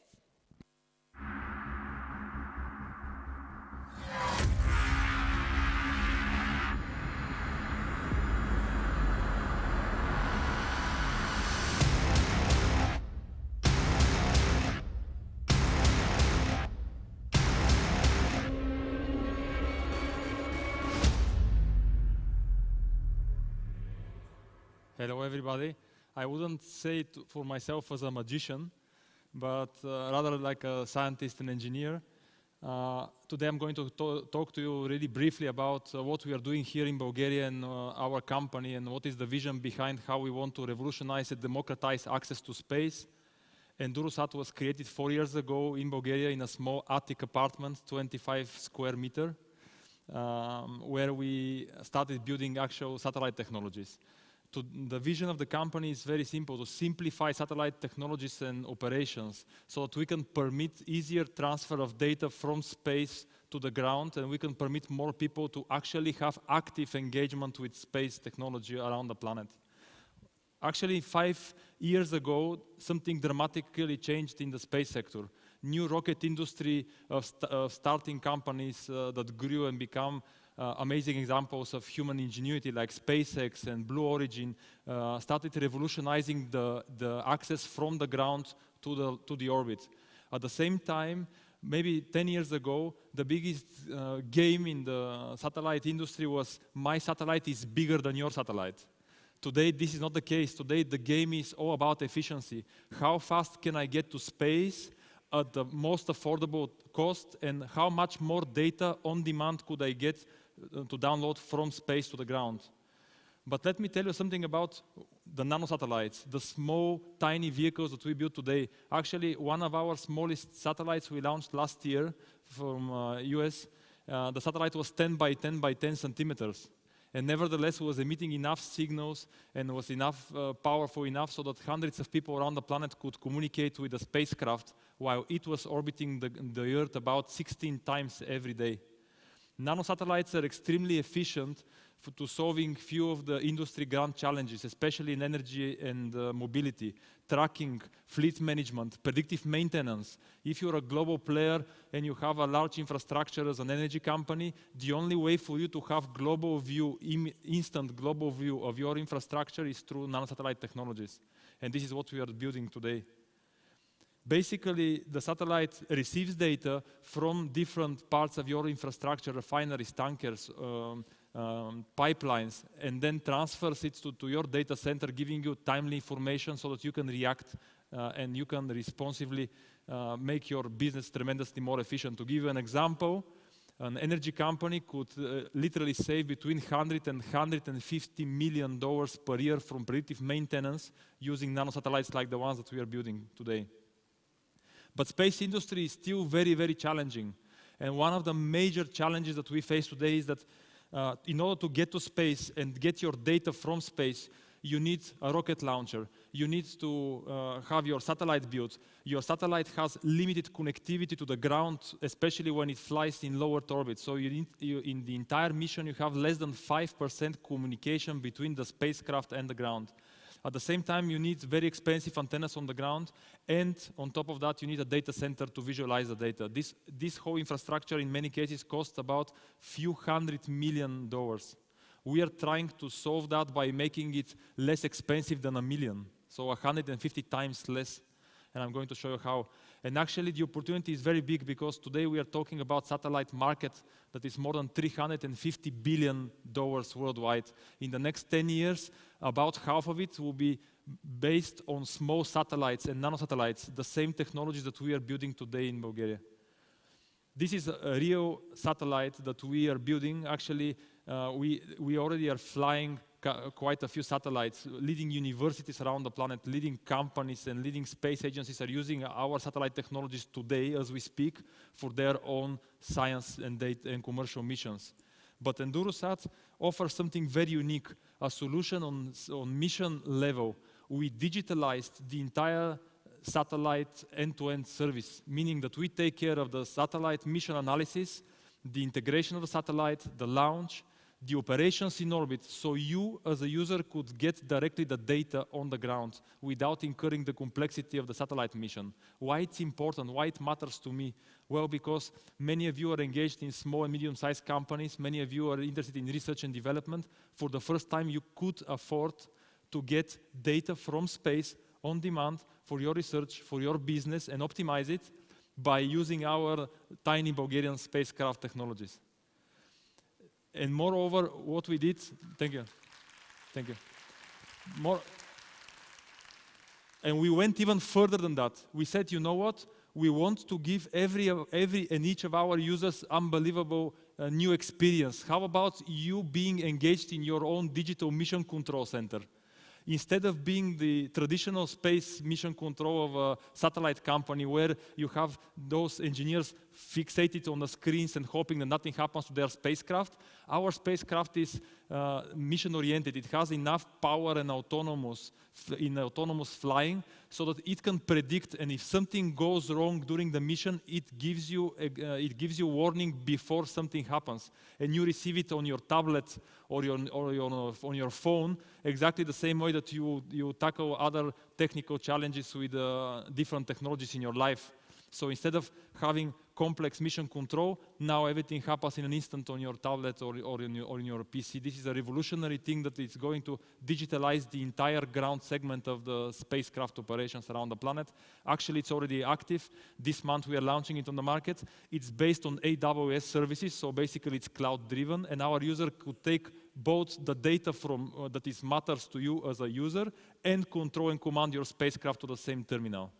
Kind of cool idea, we believe. So the traction today is, I'm proud to tell you that we have more than 55 customers. All of them are global players. We help and enable institutes, research centers, and most of all, commercial satellite companies and commercial energy mobility companies to really solve their grand challenges of the future. We help them monitor their businesses and the impact of their businesses on global level, all done by a satellite as small as a loaf of bread.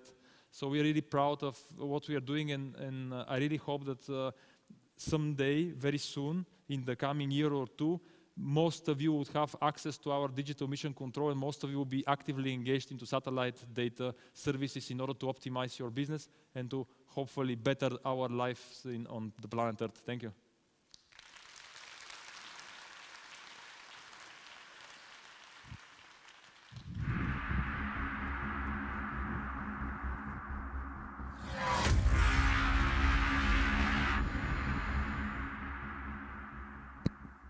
And now, for our last panel for the day, we'll have a little discussion named Investor's Point of View. Our panel moderator is one of the founders of the global mobile entertainment and social media industry. He's a visionary and innovator known as the father of the ringtone, one of the world's top 50 executives in mobile since 2005. Please give a warm welcome to Mr. Ralph Simon.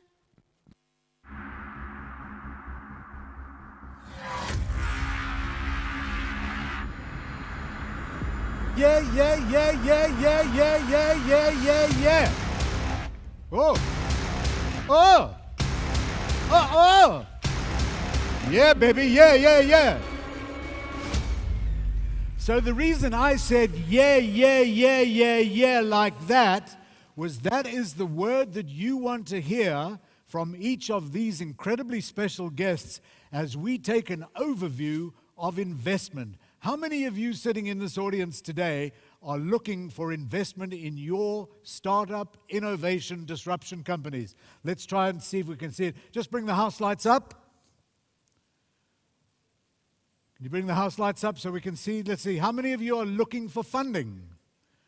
Okay, that's quite good. Okay, let's go back. And now, ladies and gentlemen, I'd like to introduce you to our three wise professionals that should give you a little bit of insight as to how you might be able to do something. So make sure you give them a nice warm round of applause because they're a little bit scared of you as the audience. What do you think of that? Well, not really, but they like to be challenged. So first of all, we'd like to welcome someone who's actually born in Bulgaria, a fantastic professional. We'd like to welcome from the European Investment Bank, the head of Growth Capital and Innovation Finance, Equity, New Products, and Special Transactions. Please welcome Hristo Stoikov. Hristo.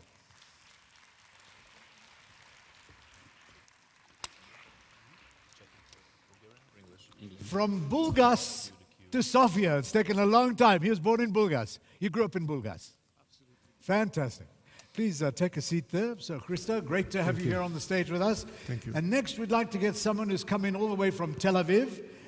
Really, really interesting observer of the future and future innovation and investment, partner at Lake Star, very important Swiss innovation investment company. Please welcome Mr. Gilad Novik. Gilad, give him a nice, make him feel really welcome.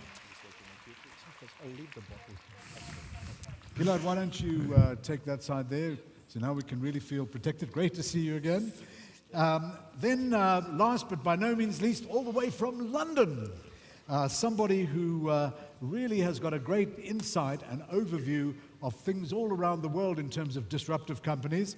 We'd like to welcome the global lead for disruptive mergers and acquisitions and global mergers and acquisitions services. Please welcome today to the stage Mr. Sriram Prakash. Sriram.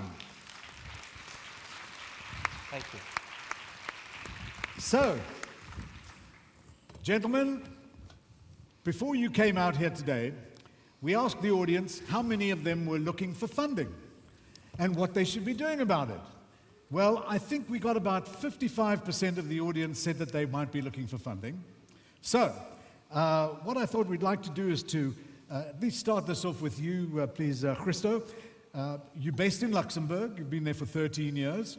Correct. And you have a portfolio in the European Investment Bank of some $2 billion that you have invested in companies, and you are investing between 500 million euros and €1 billion each year.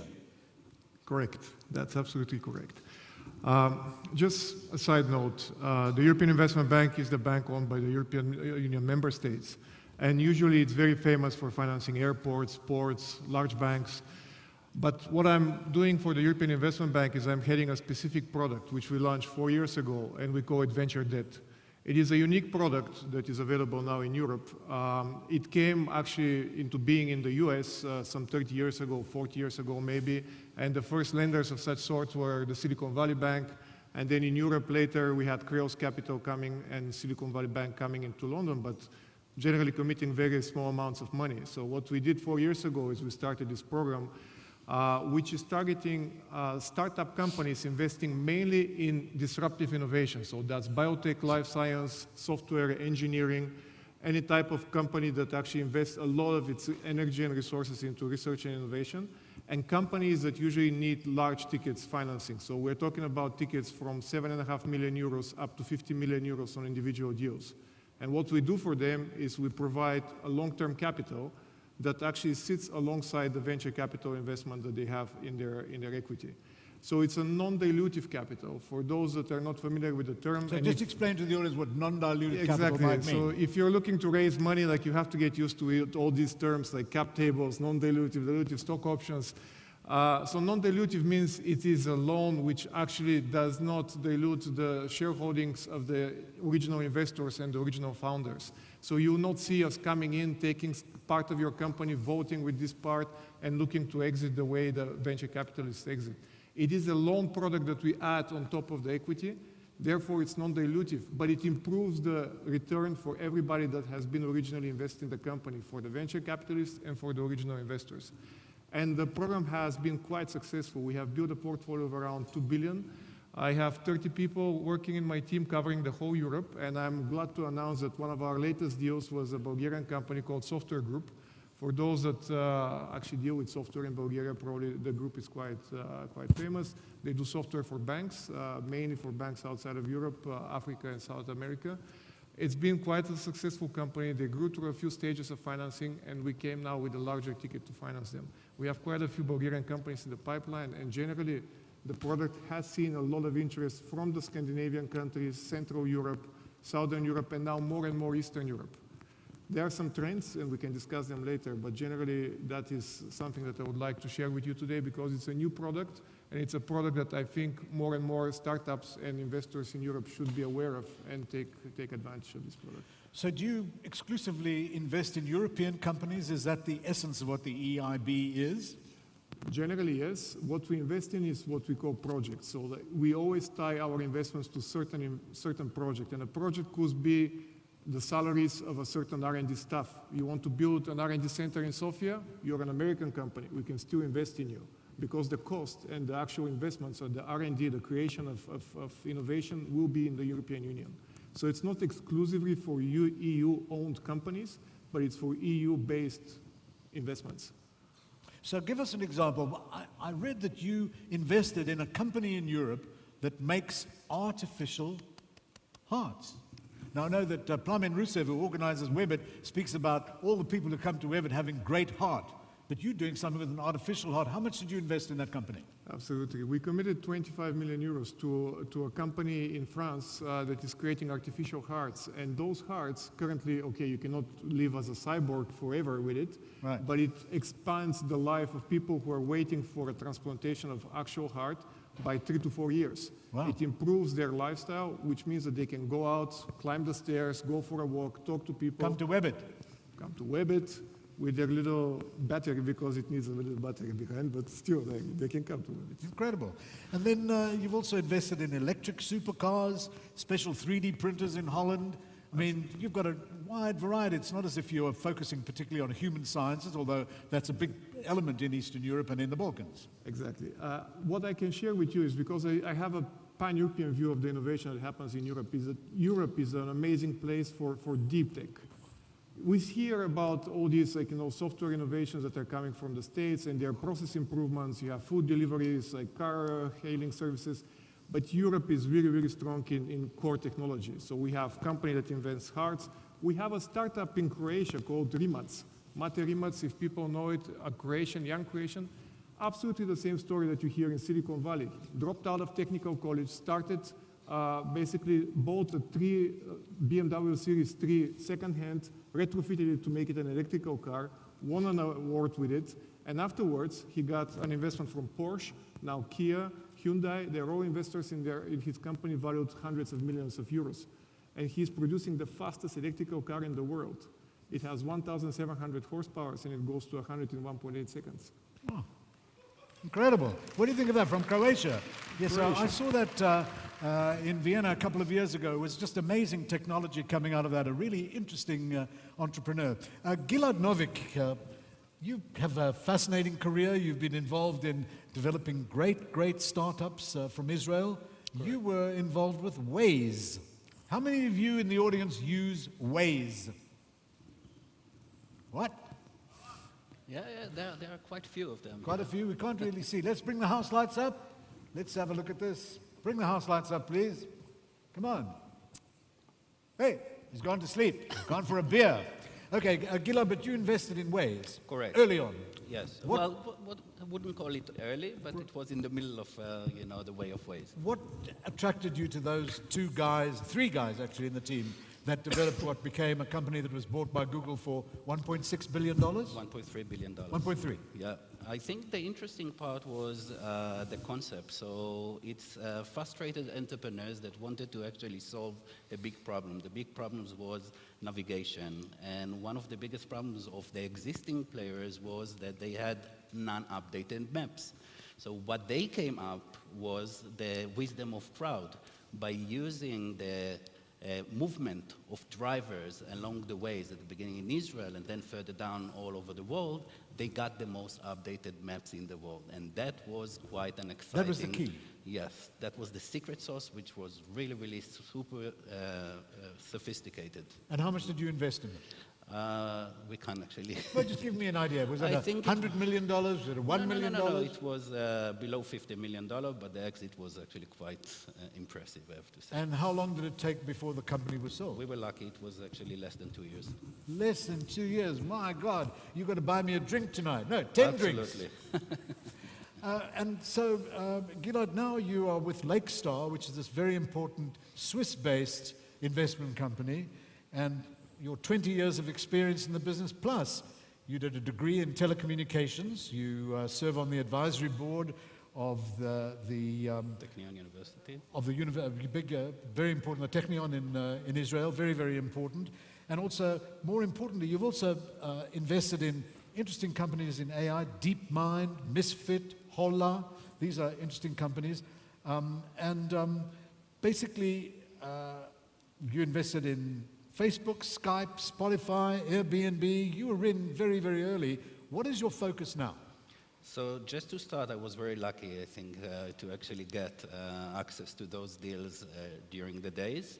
But it's kind of the same concept. It's mostly to actually find really good entrepreneurs with a very interesting technology behind a problem that they are actually coming to solve.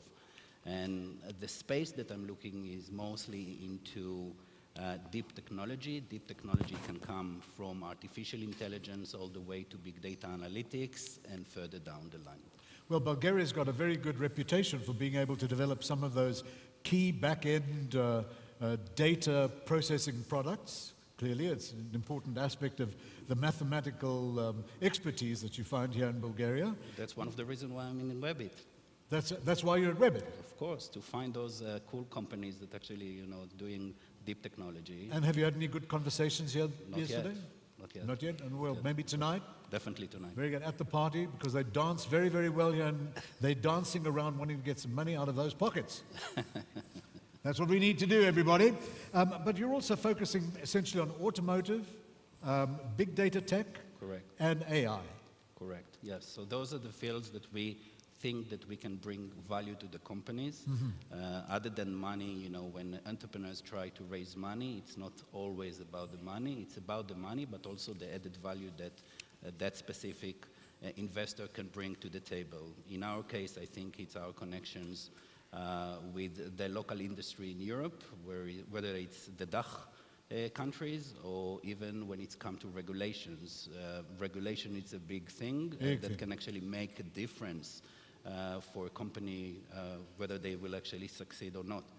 I can give an example, for example, with Airbnb. Airbnb are blocked from operations in Barcelona and also in Berlin for a little bit.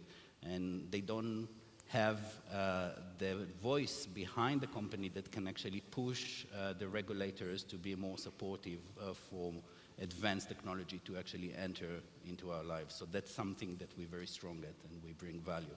That was one example. Another example is actually last mile mobility. You can think of all the e-scooters that we start to see them in major cities. And also there are some cities that actually ban one operators and what they need is actually help in order to actually change the regulations in those cities.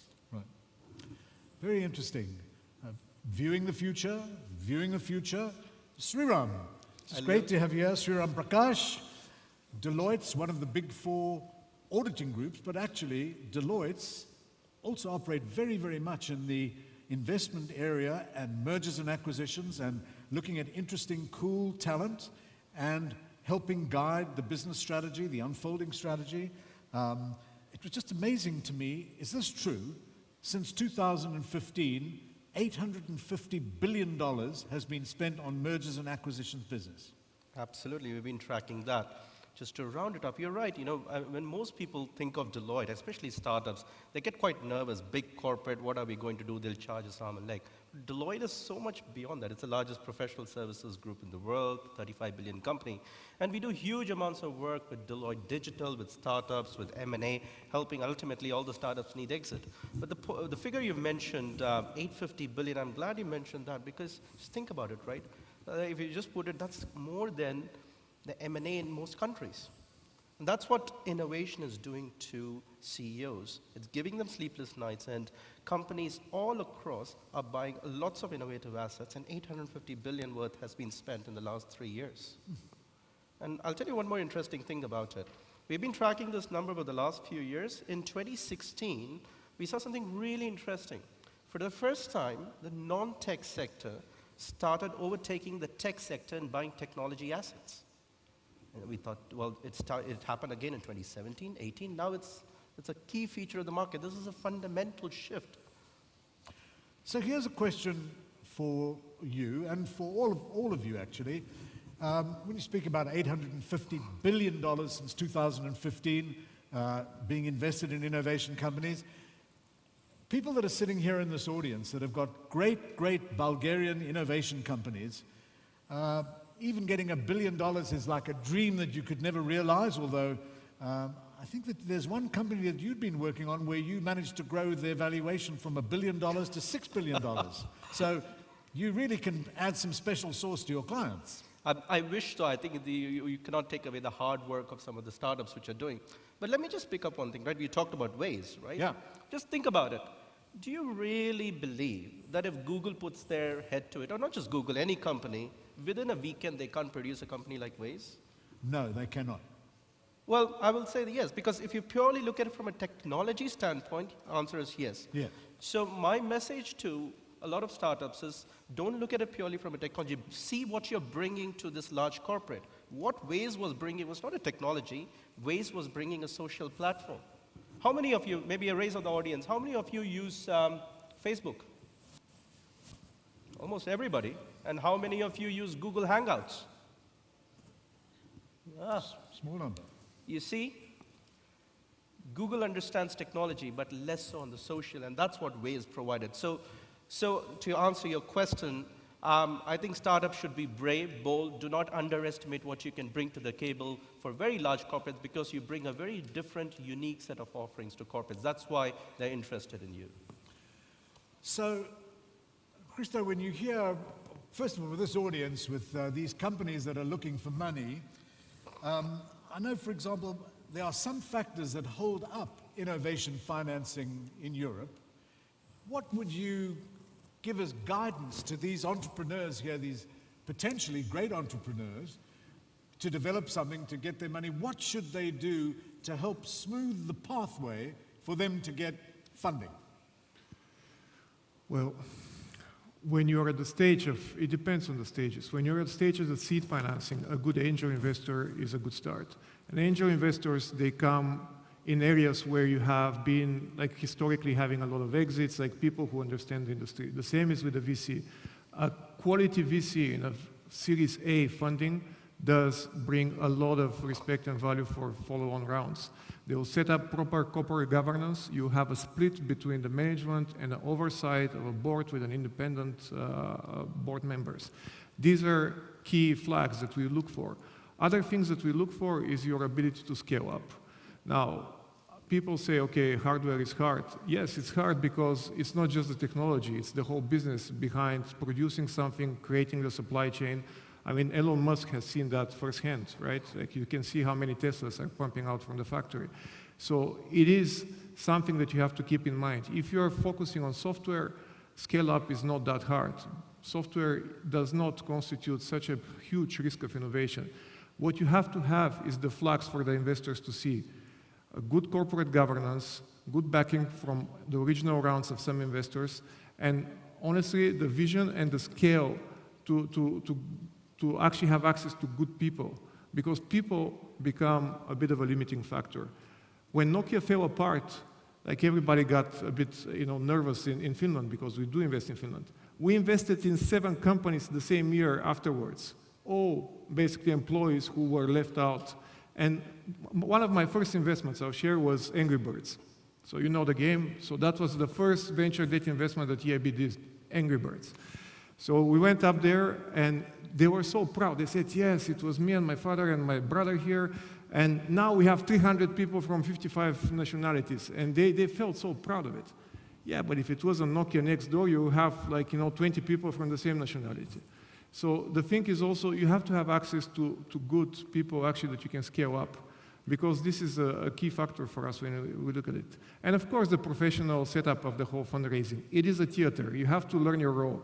Like you cannot go on and believe that, okay, if you're a brilliant engineer and a technology expert, you will be able to run a company. There are a lot of issues that come across the way. And I've seen firsthand good ideas, good companies failing to raise financing because the original investors or the original inventors don't want to basically give up their control. Don't realize the moment where the company becomes internationally expanding, where they have to step back and say, maybe my role now is to be a board member, maybe my role is to be the CTO, not the CEO. Maybe I should hire someone who scaled up companies globally before and they know all the issues around it. So these are things that you should think about. And honestly, I think the more exits or the more fundraisings happen in a certain area, like Sofia, for example, the better the quality of the next rounds become and the better the companies that come afterwards. So as I said, the messages of hope and really like, prospects, because I see that, these things perpetuate. It You agree with happens that? across Europe. You agree with that? Yeah. Okay. Here, let's pose you a couple of quick questions so that we can try and get a feel. These are some of the areas that people have been talking about, saying these are the areas of the future. AI, machine learning, AR, IoT.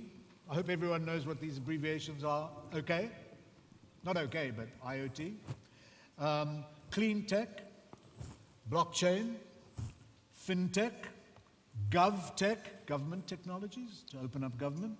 So would you agree that these are some of the key areas? Can you think of any other real leading edge areas? And also one final point, when you are looking to invest money in these companies that you spot, maybe there'll be some here in this audience, do you back the team or do you back the product?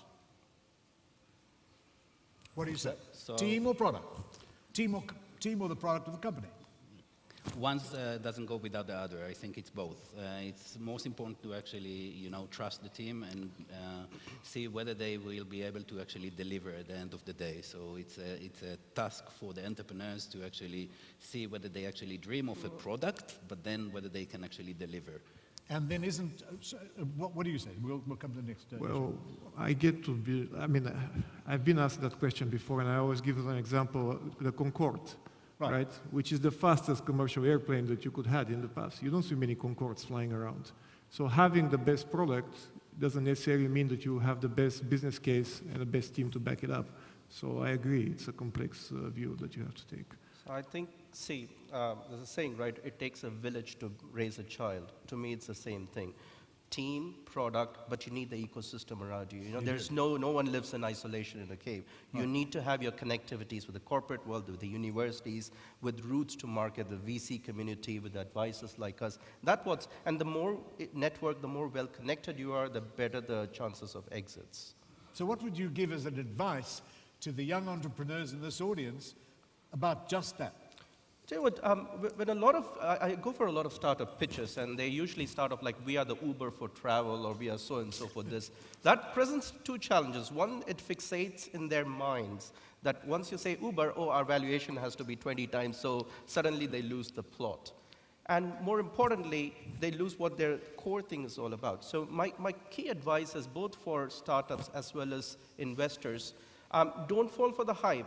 Don't call yourself the AI of this and whatnot. What is really more important and what gets investment is, what are the underlying shifts in technology which you're trying to disrupt? What are the underlying shifts in consumer behavior which you're trying to disrupt? And more importantly, don't forget this, what are the fundamental areas which are getting convergence, right? Today, what is fintech? It's a convergence of bank, telecom, retail, and everything else. And together, all these things bring a series of disruption which is well beyond name tagging as AI, IoT, etc.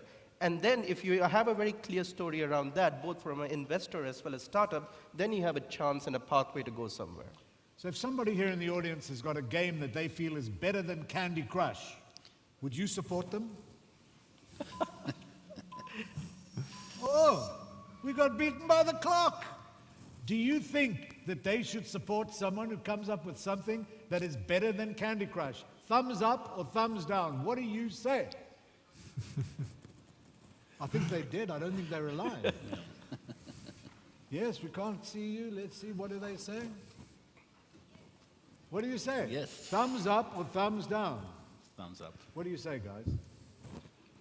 Okay, well, ladies and gentlemen, unfortunately, we've run out of time, but these three very wise professionals can give a lot of guidance and might be the opening for you to find that cash that can develop your company so maybe you can be the Waze of tomorrow or the Google of tomorrow. Remember, Google started only 20 years ago in a little garage in Northern California.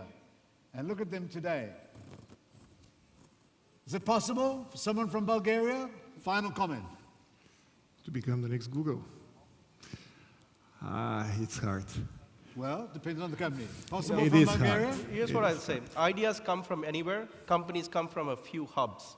So make sure you connect the ideas with the hub, and then you get your billion-dollar realization. And this is from a man that wrote a book called The Next $1 Billion Idea. Idea. Everything is possible. Everything is possible. Everything is possible. People need to believe in themselves. And it can actually come from Bulgaria. You know, Israel is a small country, and a lot of actually innovations came from Israel, so I don't see a reason why it wouldn't actually come from here. 1% of the world's population, Israel. 19% of the world's cybersecurity, money, innovation, and development. Ladies and gentlemen, let us thank Gilad, let us thank Sriram, and let us thank Christo, Bulgaria. Thank you. Thank you very much. Thank you, gentlemen. Thank you. My name is Ralph Simon. Great to be with you. Thanks for being with us. Thank you.